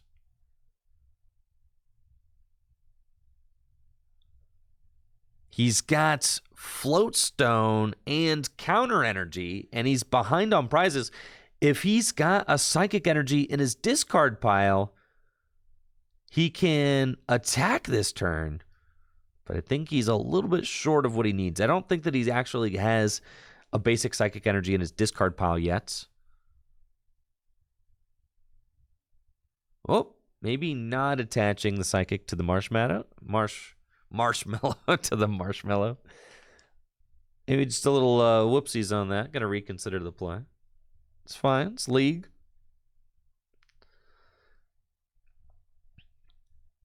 Yeah, he's just a little bit short of launching an attack this turn. The Counter Energy is really good on Necrozma. I like that. Necrozma could use Barrier Attack this turn, which does 30 damage and decreases the damage it takes next turn by 30. But with no Psychic Energy in the discard pile, Bryant's going to be just a little bit short of the special laser for knockout. So Bryant is just going to pass. Just a little bit short of a big attack this turn, but this is a really good turn for Bryant. A lot of board development going on. We'll see what John has to potentially respond. Speed Lightning Energy onto Regieleki. Mareep goes down. And Scoop Up Nets can move the Zapdos. There's also Tayton and Liza. It's just kind of a weird hand for John. You can Tayton and Liza to switch into Mareep and then Scoop Up Net Mareep to swing with Thunderous Assaults. And I think that that's what we might be seeing here. Tate and Liza will switch Mareep into the active spot. And then Fluffy Pillow puts the Marshadow to sleep, which I don't think is going to matter since I suspect that John is going to be knocking that Marshadow out this turn. There's Scoop Up Nets. The Mareep comes back to the hand. Zapdos will now be dealing 80 damage with its Thunderous Assault attack since it does 10 plus 70 more if it switched from the bench to the active spots. And that Marshadow is a goner. John going up 2 prize cards now with the 1 prize from Mysterious Message and the 1 prize from Zapdos. John has a comfortable 2 prize lead, but his board position is not nearly as strong or developed as Bryant's is. So this is an interesting spot. We're going to see if Bryant can really start to rev up the pressure and force John into an awkward position. Now with Gallade in play, Bryant can search out whatever supporter he wants every turn with Buddy Catch. Such a powerful board presence. And since John is winning right now, counter energy is providing 2 rainbow energies on that Necrozma. And it's also making it so that Special Laser does more damage. So Special Laser is swinging for 160 damage. With that Psychic Energy attachment, Necrozma will be able to knock out Zapdos.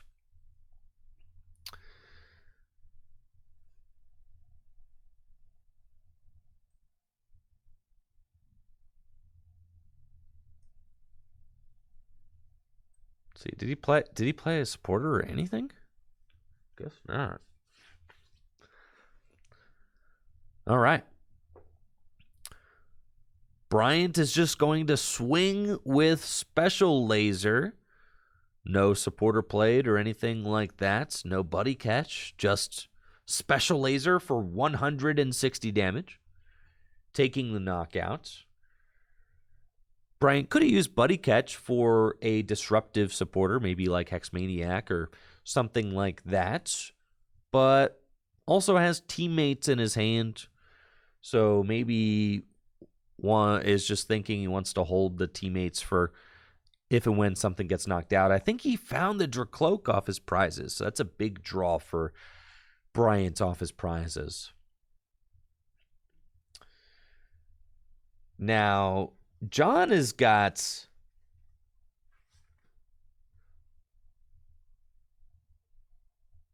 Cynthia and Caitlin in his hand,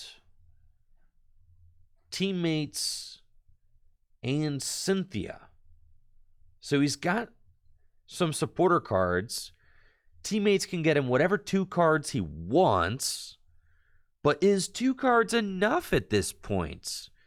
I think that's the concern. That'd be the question that I'm asking myself. Is 2 cards enough? I mean, the board is looking really sparse. Just Mareep and Blitzel.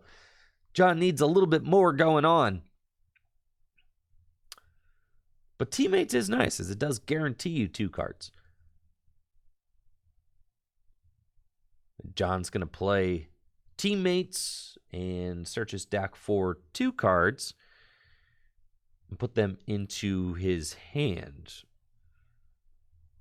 What 2 cards with this situation, with this board, what 2 cards can actually help right now?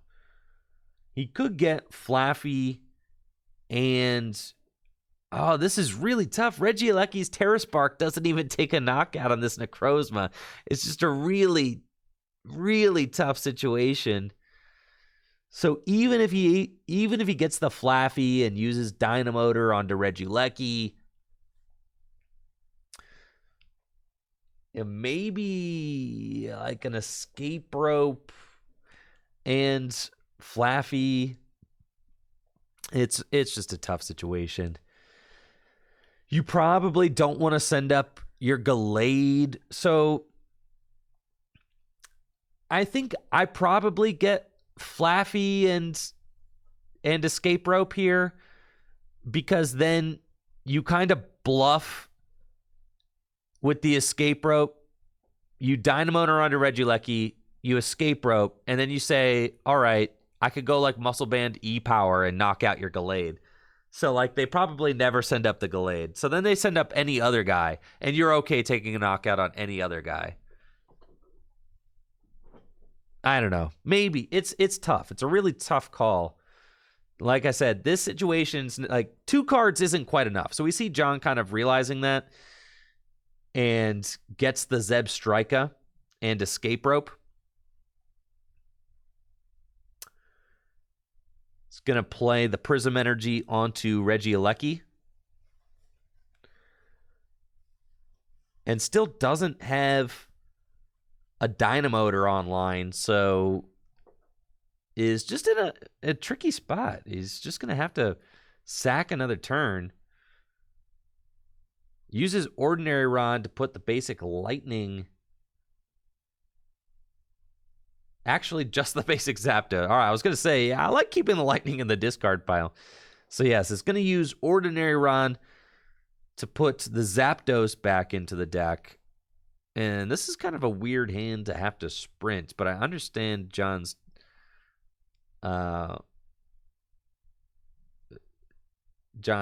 not loving this hand if he is going to sprint it. I mean, you could escape rope. And I think, yeah, John and I are on the same page here that escape rope feels good, but the problem is that there's no guaranteed attack lined up to capitalize on the escape rope. And Bryant's going to send up Malamar. So that's the thing, is if the second grab off of teammates was Flaffy, then you are guaranteed that knockout. Off of the sprint, John finds Quick Ball, so can go get another Pokemon and Float Stone. So, just really like close to having some things go on here, but not quite where he needs to be. Doesn't even really want to play this Quick Ball because what's he discarding? Maybe the Colorless, but the Colorless seems like a good draw card for next turn. He could Float Stone the Regieleki and just try to put this Malamar to sleep, and I think that that's what we might see, just trying to buy another turn. But with Gallade in play, you can never stick the Psychic deck. It's just impossible because Gallade can just go get the Guzma to get out of it. Like whatever the Psychic deck wants, it can get with that Gallade online. So John's going to Quick Ball away Unit Energy and go get a basic Pokemon out of his deck, put it into his hand, if there is one. Tapu Koko, certainly good to have in play with its free retreat. The Tapu Koko goes straight onto the bench.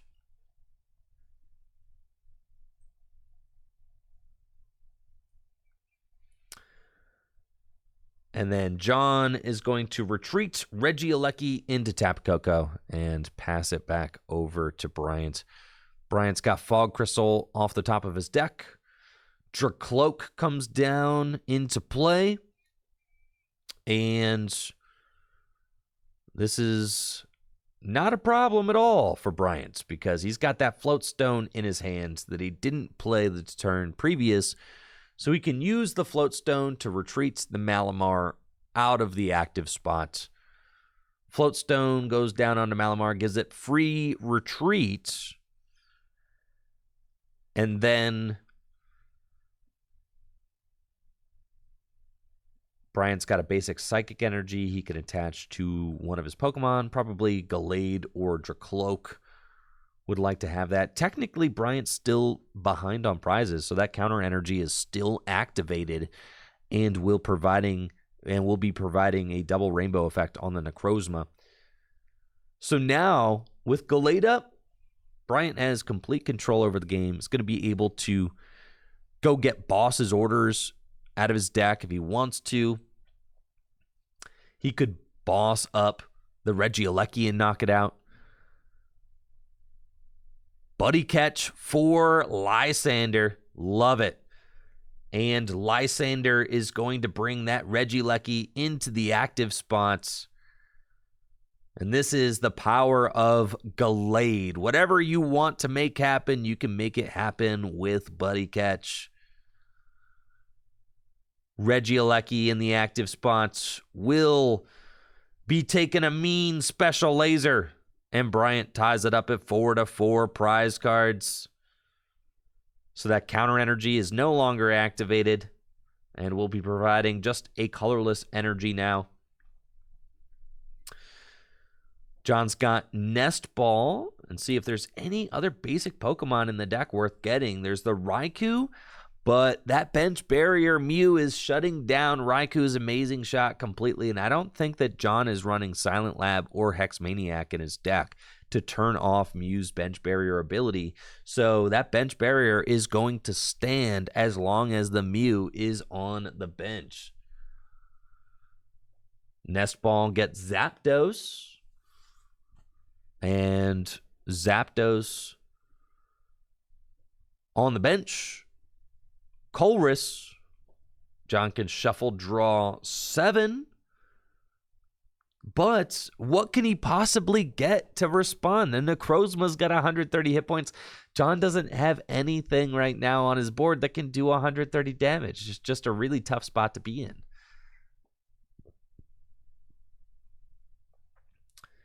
He's got a timer ball off of this Colorless, but he's already got the Flappy in hand. So Mareep evolves into Flappy. And then no basic search or anything like that. Just the Aurora energy. This is just a brutal spot for John. I don't know that there's really anything that he can even work towards. He can swing with Zapdos to do 80 damage right now.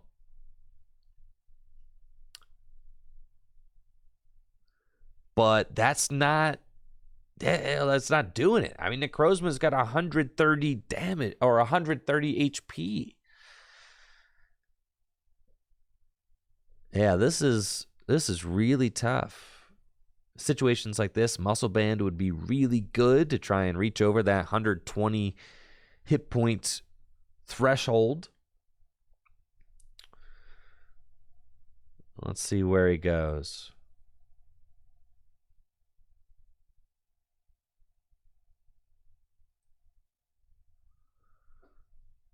John plays Field Blower to remove Floatstone and is considering a Dynamotor.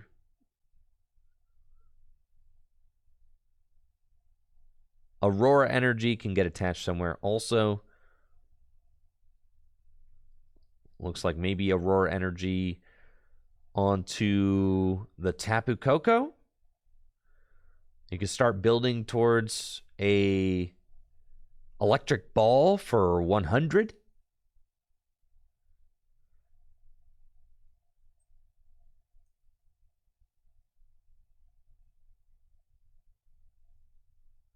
All right. John's going to play Special Charge to shuffle 2 special energy from his discard pile back into his deck.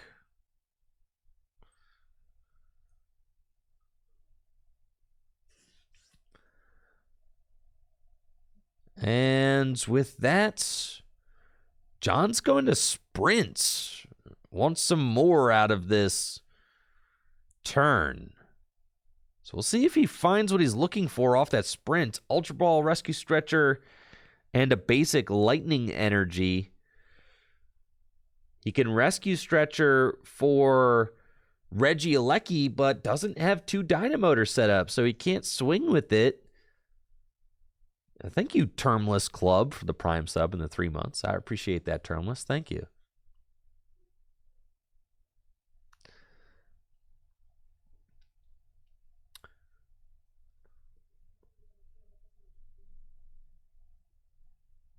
So I think considering the Rescue Stretcher right now,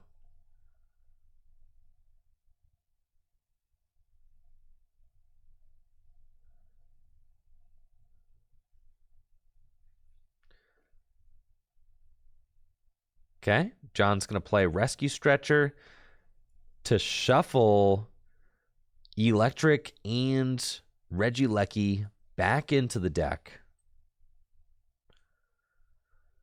And now has Ultra Ball, Lightning Energy, and Electrode in his hand. But at this point, it's like John's had a really long turn, but has to just retreat into Zapdos and use Thunderous Assault for 80 damage to soften up that Necrozma a little bit. But it feels like this is the point in the game. Things are starting to turn around where Bryant was starting off on the back foot and behind a couple of prizes. You can see John's board position isn't looking very intimidating. And actually, Bryant's going to say, you know what? I'll scoop up net my Necrozma, deny the prize entirely, and start building it back up again. Malamar uses Psychic Recharge back onto Necrozma. Malamar uses Psychic Recharge to put that Psychic energy back onto Necrozma. And Dragapult is now the primary threat that John is going to have to deal with. It's got the Infiltrator ability, which makes it so that anytime the opponent tries to deal damage to Dragapult, you flip a coin. If heads, that damage is negated. So Dragapult's going to be really gnarly for this Lightning deck to deal with. Bryant's got Fog Crystal. Searches deck for a basic Psychic Energy and put it into his hands.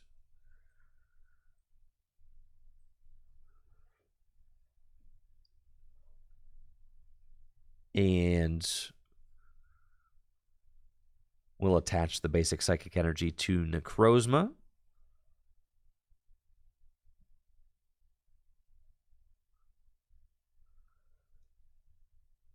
And then Dragapult can take the knockout with its Phantom Force attack, doing 120 damage. And then can place 3 damage counters onto one of John's benched Pokemon. And is going to put all 3 of those damage counters onto Flaffy. Bryant going to just 3 prize cards left. And John will draw. Versus Seeker off the top. It's a good card to have. But with just 3 cards in the hand, John can't play the Ultra Ball in his hand. I'm not even sure that there's a good attacker worth getting at this point out of the deck. There's the Regieleki, but again, the Regieleki takes 3 energy to attack, and with only 1 Dynamotor set up, John won't be able to power it up fully. It's just not something that he can do.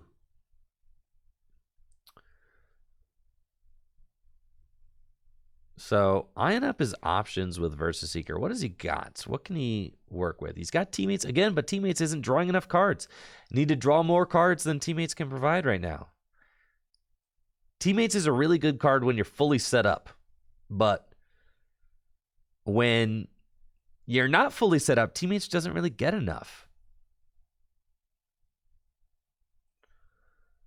So John's going to Ultra Ball away the Versus Seeker and the Electrode. And maybe he's looking at that Regieleki again. But again, you can see the gears turning with John. There's just not really a lot of great options from this position that he's in. The only Pokemon he has in his deck that can actually take a knockout on Dragapult is Electivire. So John's going to get Electabuzz and put it onto his bench. And then sprint his hand away to draw 4 cards. But now John draws into his Electivire and a Research. And he can't play the Research because he'll discard the Electivire, who is his only hope right now. So you can see he's just kind of stuck in this like weird situation. It's not really a lot of good options for John. But he has to choose to Research anyway. So we're digging into the deck more. Professor's Research, discard the hand, draw 7 cards. We've got some energy, a revive, but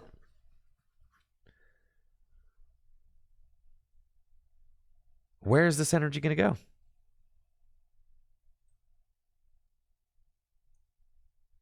All right, John's going to Dynamotor onto Electabuzz. I mean, Haymaker is, 30 damage. 30 plus 120 on Regieleki is a knockout. But then there's the Necrozma on the bench, which is just ready to start slugging as well. Unit energy getting attached from hand to Raikou, and then Tapu Koko will retreat into Electabuzz, and we'll see if maybe John can poke with Haymaker on the Dragapults. Brian has to flip. If heads, no damage. Tails, and the Electabuzz will do 30 damage to the Dragapults.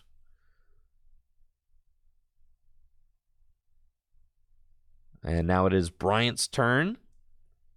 Bryant's got Lucamine, Dragapult in the active. Dragapult can take this knockout on the Flaffy. Well, not on the Flaffy, on the Electabuzz, and soften up the Flaffy even more with Phantom Force.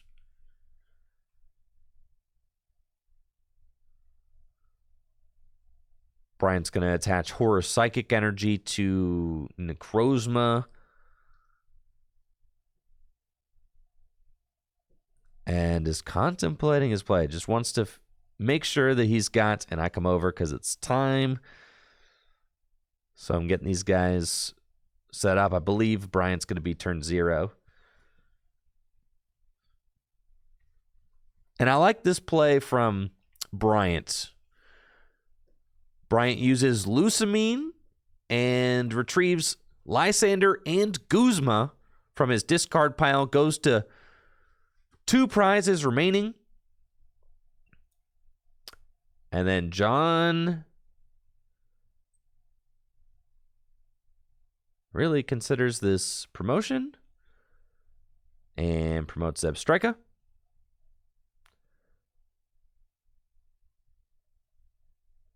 And now, what is he going to do? How does he possibly get his way out of it? How does he get himself out of here? There's no, you can't even use Amazing Raikou. As awesome as Amazing Raikou is, Mew's bench barrier ability, and there's time. So time is called, and John is turn 0. So the way that time works is that when the time limit has been reached, you have 3 turns to resolve the game. The player that is playing when time gets called is turn 0, and then the next player's turn 1, the next player's turn 2, and the next player's turn 3. So that's how you resolve the game. John's got another energy on Tapu Koko. Electro Power will make it so that Tapu Koko's Electro Ball is doing 130 damage. Now, I don't think it's possible for John to take all 4 of his prizes in the 2 turns that he has left to play this game. So at this point, things are looking pretty bleak for John. He's got Stormy Mountains, can go put the Voltorb onto the bench, but at this point, John doesn't really need to draw any more cards. He's got his whole deck pretty much available to him. I just don't know that if he has the things in his deck that he needs to be able to take out this Dragapult and then Necrozma.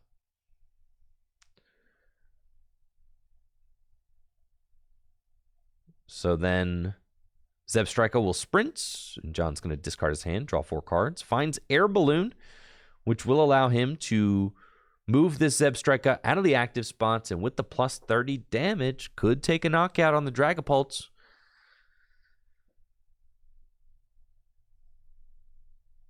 Air Balloon onto Zebstrika. And this deck is getting pretty thin at this point, as resources are starting to run low. Flaffy's going to use Dynamotor onto Tapu Koko.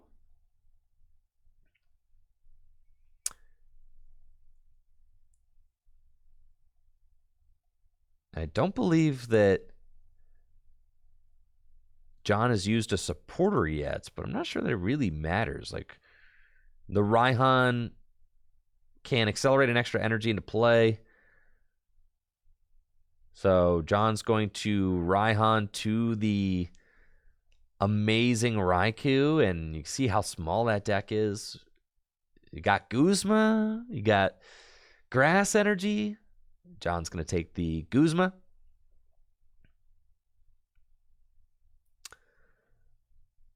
And we'll see if John is able to take down this Dragapults. Zebstrika will retreat into Tapu Koko, and Electric Ball does nothing. So then Bryant is turn 1 of time, but with 60 damage already on the Flaffy, Dragapult can use Phantom Force for a 2-prize take, and Bryant advances to 4-0 at the Full Grip Games Gym Leader Challenge League Night. Great game to both players. A hard-fought match. That is a tough match for the Lightning deck, having to overcome bench barrier and the fact that Lightning Pokemon don't have a lot of HP. They really don't. They tend to be kind of low on the HP rating scale, with the Electric and Flaffy both only having 90 hit points. We saw how Bryant was able to capitalize on that and knock out both the Flaffy and the Tapu Koko at the same time for those final 2 prizes. All right, so at this point, Bryant is the only 4-0.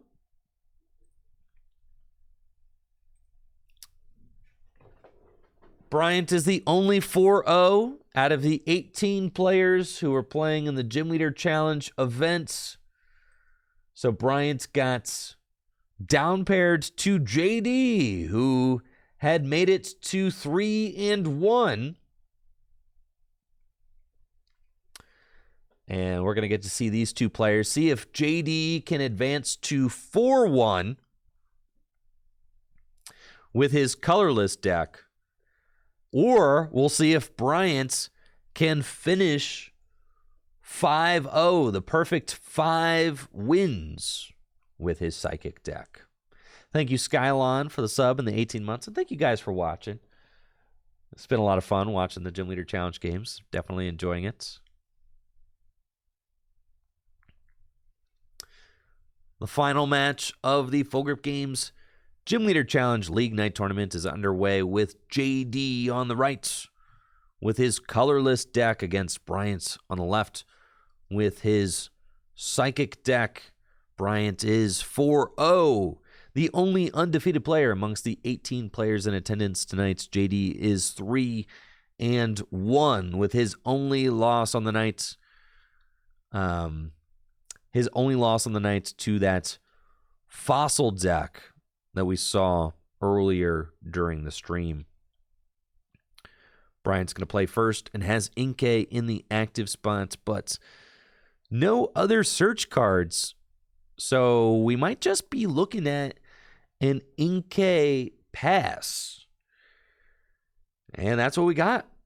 So JD will draw. And JD's got Winona. And Winona is the perfect turn 1 supporter for this colorless deck. Winona allows you to search your deck for 3 colorless Pokemon and put them into your hand, which is great not only for finding basics, but also great for searching out evolution Pokemon. JD is going to take a quick look at his prize situation, see what Pokemon he has access to so he can formulate a game plan in this match.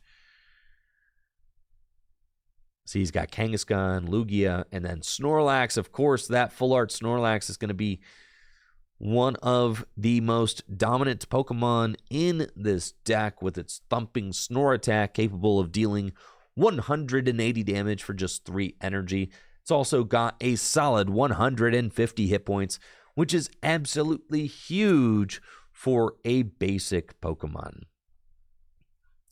Off of Winona, JD gets Snorlax, Pidgeotto, and Kangaskhan. Hisuian Heavy Ball allows JD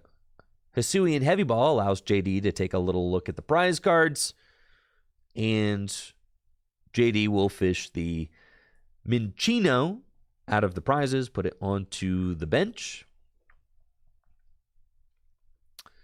And with that, things are looking pretty good for next turn. Powerful colorless energy onto Snorlax. And that's a pass. Bryant's got Evo Soda, so sure, it can evolve into Malamar, but doesn't have any Psychic Energy in the discard pile yet. Hasn't really played any cards. I mean, literally a 0-card discard pile. So really just getting started. Inkay evolves into Malamar. Floatstone on the Malamar will at least give it a nice free retreat so that if Bryant is able to find any basic Pokemon, he'll be able to preserve that Malamar by allowing it to retreat to the bench. I think an ideal find for Bryant off of this Marnie would be a Wobbuffet. If Bryant can get Wobbuffet, he can retreat into it and stop JD's abilities from working, which would be really good. Wobbuffet has the Bide Barricade ability, which makes it so that all non-psychic type Pokemon's abilities stop working while it's in the active spot. But he's got a really small hand and has to decide if he wants to play this Ultra Ball to discard Clara and Psychic Energy to go get Wobbuffet. It just feels bad. You really want to save this Ultra Ball for a Misdrevious, or you want to save the Ultra Ball for a Mismagius the following turn so that you can use Mismagius's Mysterious Message ability. But if Bryant just passes turn back over to JD, it's possible that this Snorlax could just go on a rampage and start taking knockouts next turn. So we see Bryant checking his prize cards, seeing what he's got. The Wobbuffet is at the front of the deck, so probably considering Wobbuffet off of the Ultra Ball. I also don't mind a Marshadow grab here and just let loose and see what these next 4 cards have in store for us, because this hand is not very strong. Bryant opts for the Wobbuffet, and I think that this is a little bit of a risky play. I don't love it because you get the Wobbuffet to slow your opponent down, but by saving just the teammates in your hand, you're not really slowing your opponent down because you have to wait until your opponent takes a knockout in order for you to really respond. Looks like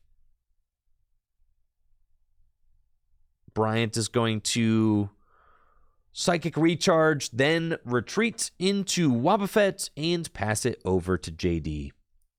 JD's got Chinchino, Evolution Incense, Stadium Nav in his hand. A lot of great options, but can't use any of his abilities because of that Wobbuffet's Bide Barricade ability, which is completely shutting down everything.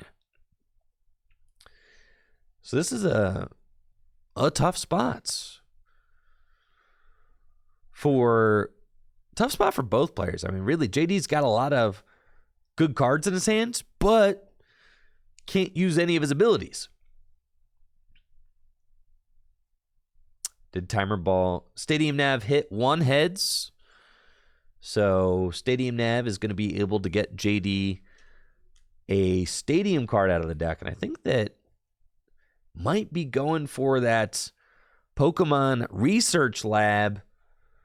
Pokemon Research Lab can allow JD to spring the Arcan and the Aerodactyl straight from his deck into play. It does end his turn, but he can't use his abilities anyway. So, not a bad use of a turn. And there we go. Stadium Nav for Pokemon Research Lab. And then JD just might as well play the ball guy just to thin his deck a little bit, since he's looking for a draw supporter off the top. That would be really good since he is a little bit stuck right now. So ball guy just to go get. Cards like Timer Ball be really good to have. Ultra Ball, maybe Level Ball. Yeah, stuff like that. You just want to thin the deck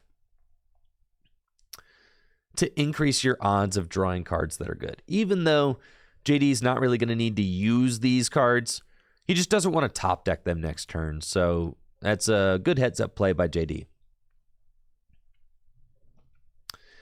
JD's got the Research Lab, Got a nice looking board now, and will end his turn with Pokemon Research Lab to go get Aerodactyl and Arkin, put them onto his bench, and pass it back over to Bryant. Bryant just has this Wobbuffet and has really put all of his chips on the Wobbuffet stopping JD, and doesn't find anything off the top deck. Just the Hisuian Heavy Ball. We'll see if he's got any basic Pokemon prized. He does not. He's got the Dragapult and the Dracloak prize, though, which is terrible because it's going to be nearly impossible to get that Pokemon set up this game with both the Stage 1 and the Stage 2 prize. Such a tough situation since Dragapult's one of the best attackers in the Psychic deck. And again, I think Bryant's just getting punished for getting the Wobbuffet instead of the Let Loose. I think you kind of have to take your chances with the Let Loose last turn. And now, Bryant's just playing a waiting game. JD's got Town Map, but still can't use any of his abilities. Has a switch in his hand, but no energy. So just completely stuck and has to pass. Now, Bryant top decks a Cynthia and Caitlyn, which is funny because you would love to play Cynthia and Caitlyn to draw more cards, but then you also have to discard the teammates in your hand, which is arguably another really good card. So it's a tough situation for Bryant to be in. So he's just going to pass. Decides to play super conservatively there. And JD top decks the double turbo energy. Will switch into Snorlax. And Snorlax is ready to thumping snore for 180 damage with the powerful colorless and double turbo energy attached, knocking out the Wobbuffet. And because of the town map that JD played the turn previous, he will now have his choice of prize card. Whatever prize card he wants, he can take. That's why I love Town Map. Such a good card in this format. We'll go grab the Archeops, which is exactly what he needs to start accelerating energy next turn. Bryant's got Mimikyu, which can return the knockout on this Snorlax with its Copycat attack. Copycat does exactly what the opponent did last turn. Copycat allows you to use the attack that your opponent used last turn as this attack. And with teammates, Bryant will be able to get whatever 2 cards he wants out of his deck and put them into his hand. So a solid response. But again, teammates is only 2 cards. And Bryant has a pretty sorry looking hand right now. So I think with the teammates, you might just want to get the Miss Magius and an energy so that you can blow up the Miss Magius, and you have to sack another prize, but you might just have to do it in order to continue trading and to have any chance at setting up in this game. Because right now, Bryant's board is just not nearly stable enough.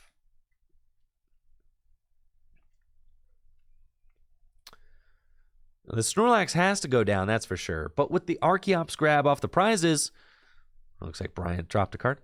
With the Archeops grab off the prizes, you know that more energy are going to get accelerated into play next turn.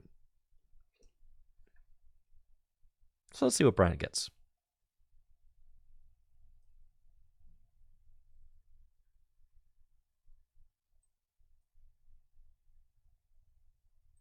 Looks like Bryant is reconsidering.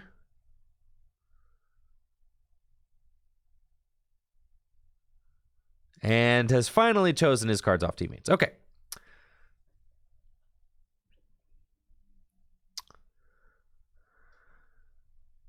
Off of teammates, Bryant decides to get Psychic Energy and Ball Guy. I think that this play is too conservative.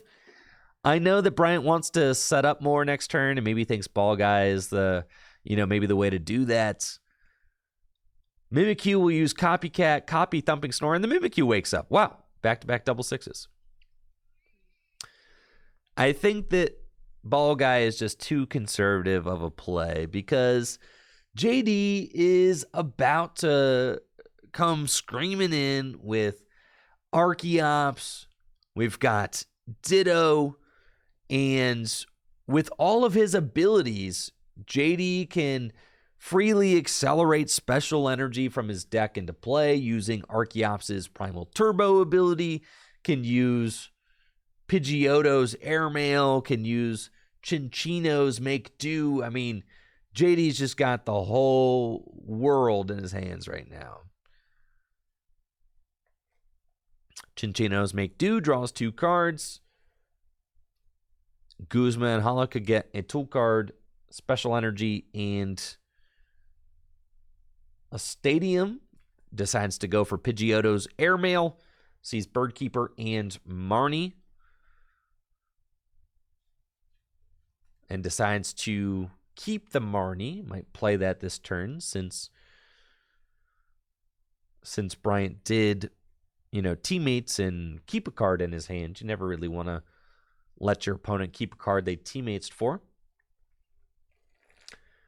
Our Archeops will use Primal Turbo and accelerate 2 energy to the Aerodactyl, which can use its Fossil Fangs attack to do 180 damage. Plenty of damage to knock out this lowly 70 hit points Mimikyu. It's not a problem at all. And then we'll just hold the hand. Fossil Fangs, 180 damage. JD's going to take an energy off his prize. And Bryant's promotes Malamar. Mysterious Treasure off the top. Again, I think that the Ball Guy grab off of teammates and the teammates play in general has all just been a little bit too conservative for Bryant. You can see Bryant's just not been able to develop his board in the way that he needs to in order to stay in this game. I know that that's what he's thinking off of the Ball Guy, but I think that you might just need to play a little bit more heavy-handed, and that the Mismagius probably should have just been fired off last turn. Could have used teammates to get the Mismagius, and then hopefully draw into some of the basic Pokemon that you need in order to continue setting up your board. But right now, I mean, JD's board is just really advancing every turn. Gallade is nowhere in sight, which is not good. You really want to have that Gallade set up as quickly as possible.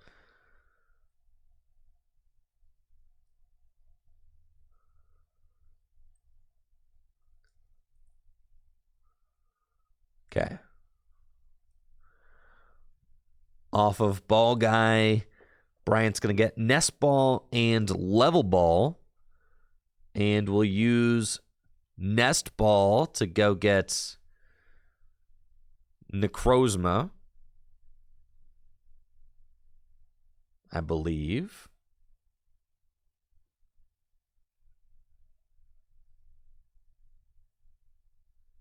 And it has Mysterious Treasure as well.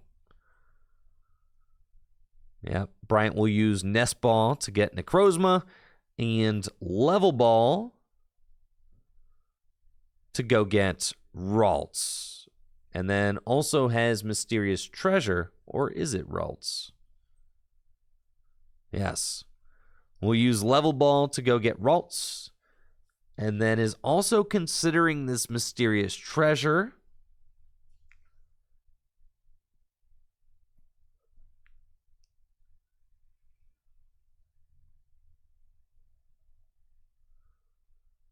There we go. Mysterious Treasure will discard Dragapult. He did prize his Jercloak, so the odds of being able to get that Dragapult into play are pretty low.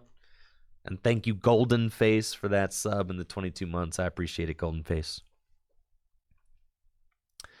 I think the Mysterious Treasure, I mean, I know you don't want to give up a prize at this point, but your board is, the board is just craving it. You absolutely have to get that Mismagius online, I think, and just sack it. Go for the Mysterious Message. Fill your hand to 7 cards. Hope you find something good. Kind of the situation that we're in. Yeah. So off of Mysterious Treasure, Bryant's going to get that Mismagius.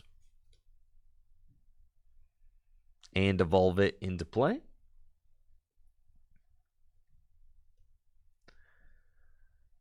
And then we'll use Mysterious Message, knocks itself out, and Bryant gets to draw 6 cards to fill his hand to 7.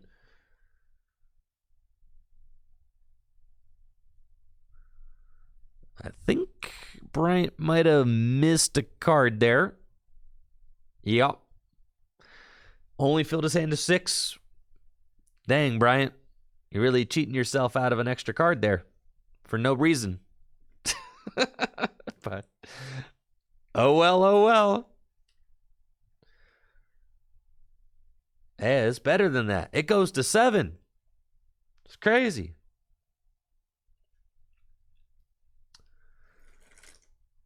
You know, and I know you need cards right now, Bryant. You got to take the whole 7, man.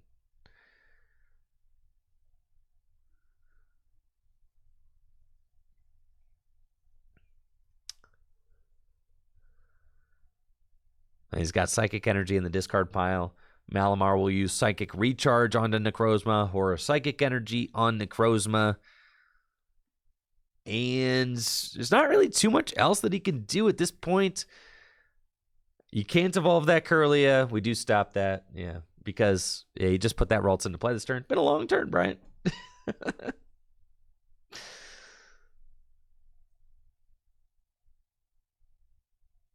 So Bryant just has to pass.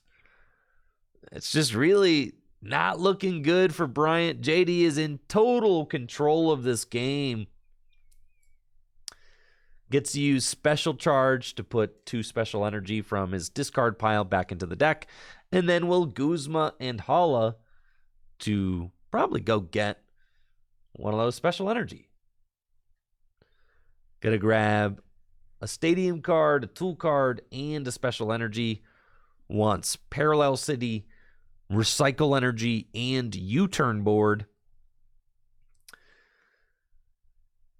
And with this, JD is going to be able to just fully establish his board with multiple attackers. Everything looks really good on JD's side right now. Parallel City just limiting the amount of bench Pokemon that Bryant's can have in play.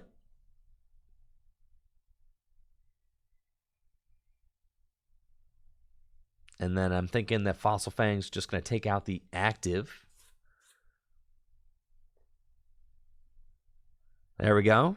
Oh, no, Escape Rope got played. Right, because Bryant wanted to take out one of these bench Pokemon. The Ralts are in the Necrozma, so tough choice for Bryant.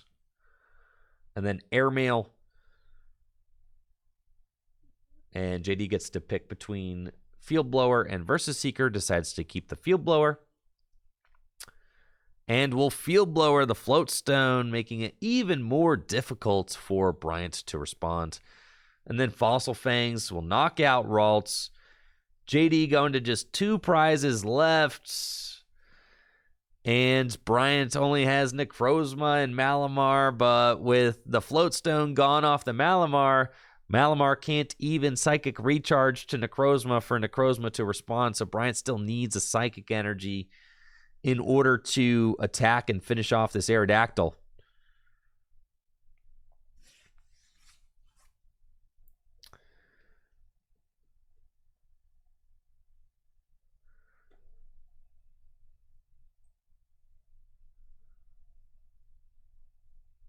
All right, so Bryant's going to promote Malamar and finds Giratina off the top. His only draw supporters, Cynthia and Caitlin. Things are looking really tough right now for Bryant. Cynthia and Caitlin could discard Giratina and get back, like, what? It just, feels pretty hopeless right about now. With just 2 Pokemon in play. Really need a wider board right now. Really need more options. But at this point, feels like Bryant is maybe starting to just fall too far behind.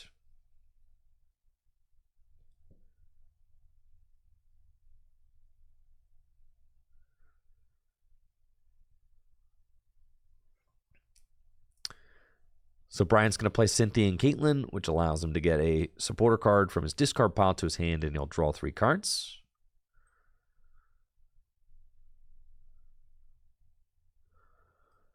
All right, off of Cynthia and Caitlin, he'll get Clara back, discard Garatina, and draw 3 cards. Finds Mystery Energy. So Bryant can attach the Mystery Energy to Malamar, use Psychic Recharge to put the Psychic Energy onto Necrozma, and we do have a response. I mean, this is an attack, but still feels like it's just not going to be enough. I mean, with the Archeops online on JD's side of the board, he's just going to be able to pump more energy into play. The Ditto can copy the Snorlax we see there in the discard pile. And there we go. Malamar retreats into Necrozma. Necrozma will be able to Special Laser for 160 damage, knock out the Aerodactyl, and Brian's going to go to 4 prizes. JD is drawing for Gift Energy, fills his hand to 7, and will promote Numel Ditto. Lugia goes down to the bench and Make Do, draw 2 cards. And this Ditto just needs 2 energy in order to be able to copy Thumping Snore. JD knows that he's got a couple of energy in his hand, so if he just Marnies those to the bottom of his deck, he'll be able to use Archeops' Primal Turbo ability to accelerate those energy onto the Ditto, no problem. So I like that play a lot from JD. Good stuff. Powerful colorless energy 2 with Fighting Fury Belts will go great on the benched Lugia. Airmail can see 2 more cards, Warp Energy and Colress. I like keeping the Warp Energy in the deck just so you can accelerate it later with Archeops. And then here we go. Archeops Primal Turbo can accelerate 2 energy from the deck to one of his Pokemon. This card is so good. I mean, good in Standard, good in Gym Leader Challenge. What can't that Archeops do? That thing's nuts. And now this Ditto is loaded up and ready to Thumping Snore. 180 damage, copying the Snorlax from the discard pile, and JD's going to go to just 1 prize card remaining. The Ditto's going to take 2 damage counters from the Horror Psychic Energy. JD grabs Bibarel off of the prizes. Malamar is the only Pokemon left. Is there anything that Bryant can do to stop this?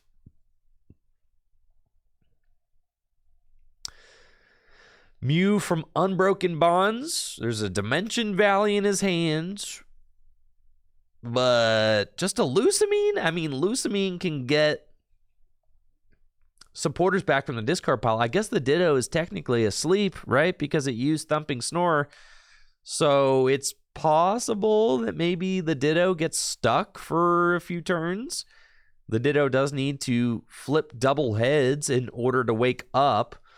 So it's by no means guaranteed to wake up this turn. It looks like you never want to Lusamine for teammates when your opponent has 1 prize card left. So that might be a slight oversight. But Bryant's going to Field Blower. Discard both of the tool cards from JD's board. Yeah, hate to break it. You're not going to be able to use that teammates. Yeah, that stinks, unfortunately. That is something you got to look out for. Teammates seems like such a good supporter card, except for when your opponent has 1 prize card left. Because if they ever activate it, then they've won the game. And it looks like Psychic Recharge onto Mew. Maybe the Mew will just Psy Power, but That's it. We'll see if the Ditto wakes up. It doesn't. JD draws for turn. If he can switch this Ditto out of the active spot, he'll win the game. Just needs to find that Bird Keeper in his deck. Bird Keeper, and the game is over.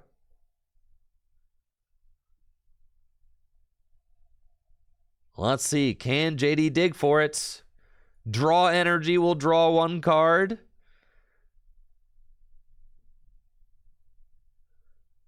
Make do will draw two cards. And there's the Bird Keeper. JD slams it down. Bird Keeper into Lugia. We'll switch the Ditto out of the active spot. Move it to the bench. JD draws three cards. And with two energy attached, the Lugia can retreat. But first, or we can just attack with the Lugia. Here we go. All right, Lugia, thanks to Archeops' Primal Turbo, will be able to Deep Crush for the knockouts. And that is game. With JD taken down.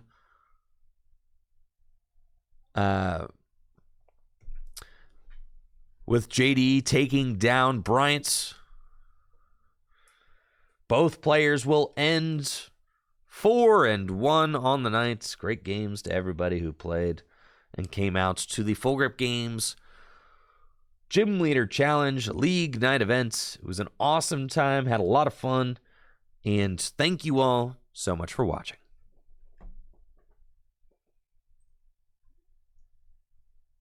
All right, cool.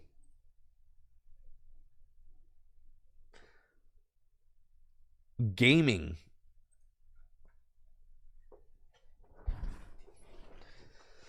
We've done it. Cool. That was fun. Hopefully, guys have fun watching some Gym Leader Challenge on a Friday. You know? I very much enjoyed it. And hopefully, you guys liked the tabletop video that I released on YouTube yesterday. So, that's it for me for the stream. Make sure to check out the VOD channel, Tricky Gym VODs on YouTube, if you missed any of the games and want to see the rest of them. You can check out the VOD channel, where all of my streams are uploaded in their entirety for you to watch on YouTube. We also got Gym Leader Challenge merchandise live on trickygym.com. If you want to pick up, your favorite type pin or, playmat or sleeves or whatever, it's all available on trickygym.com. Thank you guys so much for watching, for hanging out, for a great week. I'll be back on Monday. Have fun at your Super Bowl parties, things like that. I got my Super Bowl 35 hat on. That's right. Ravens versus the Giants that Aaron got me for Christmas. So, yeah. All right. That's it. You guys have fun. Have a great day. Have a great weekend. I'll be back on Monday. All right. We out of here.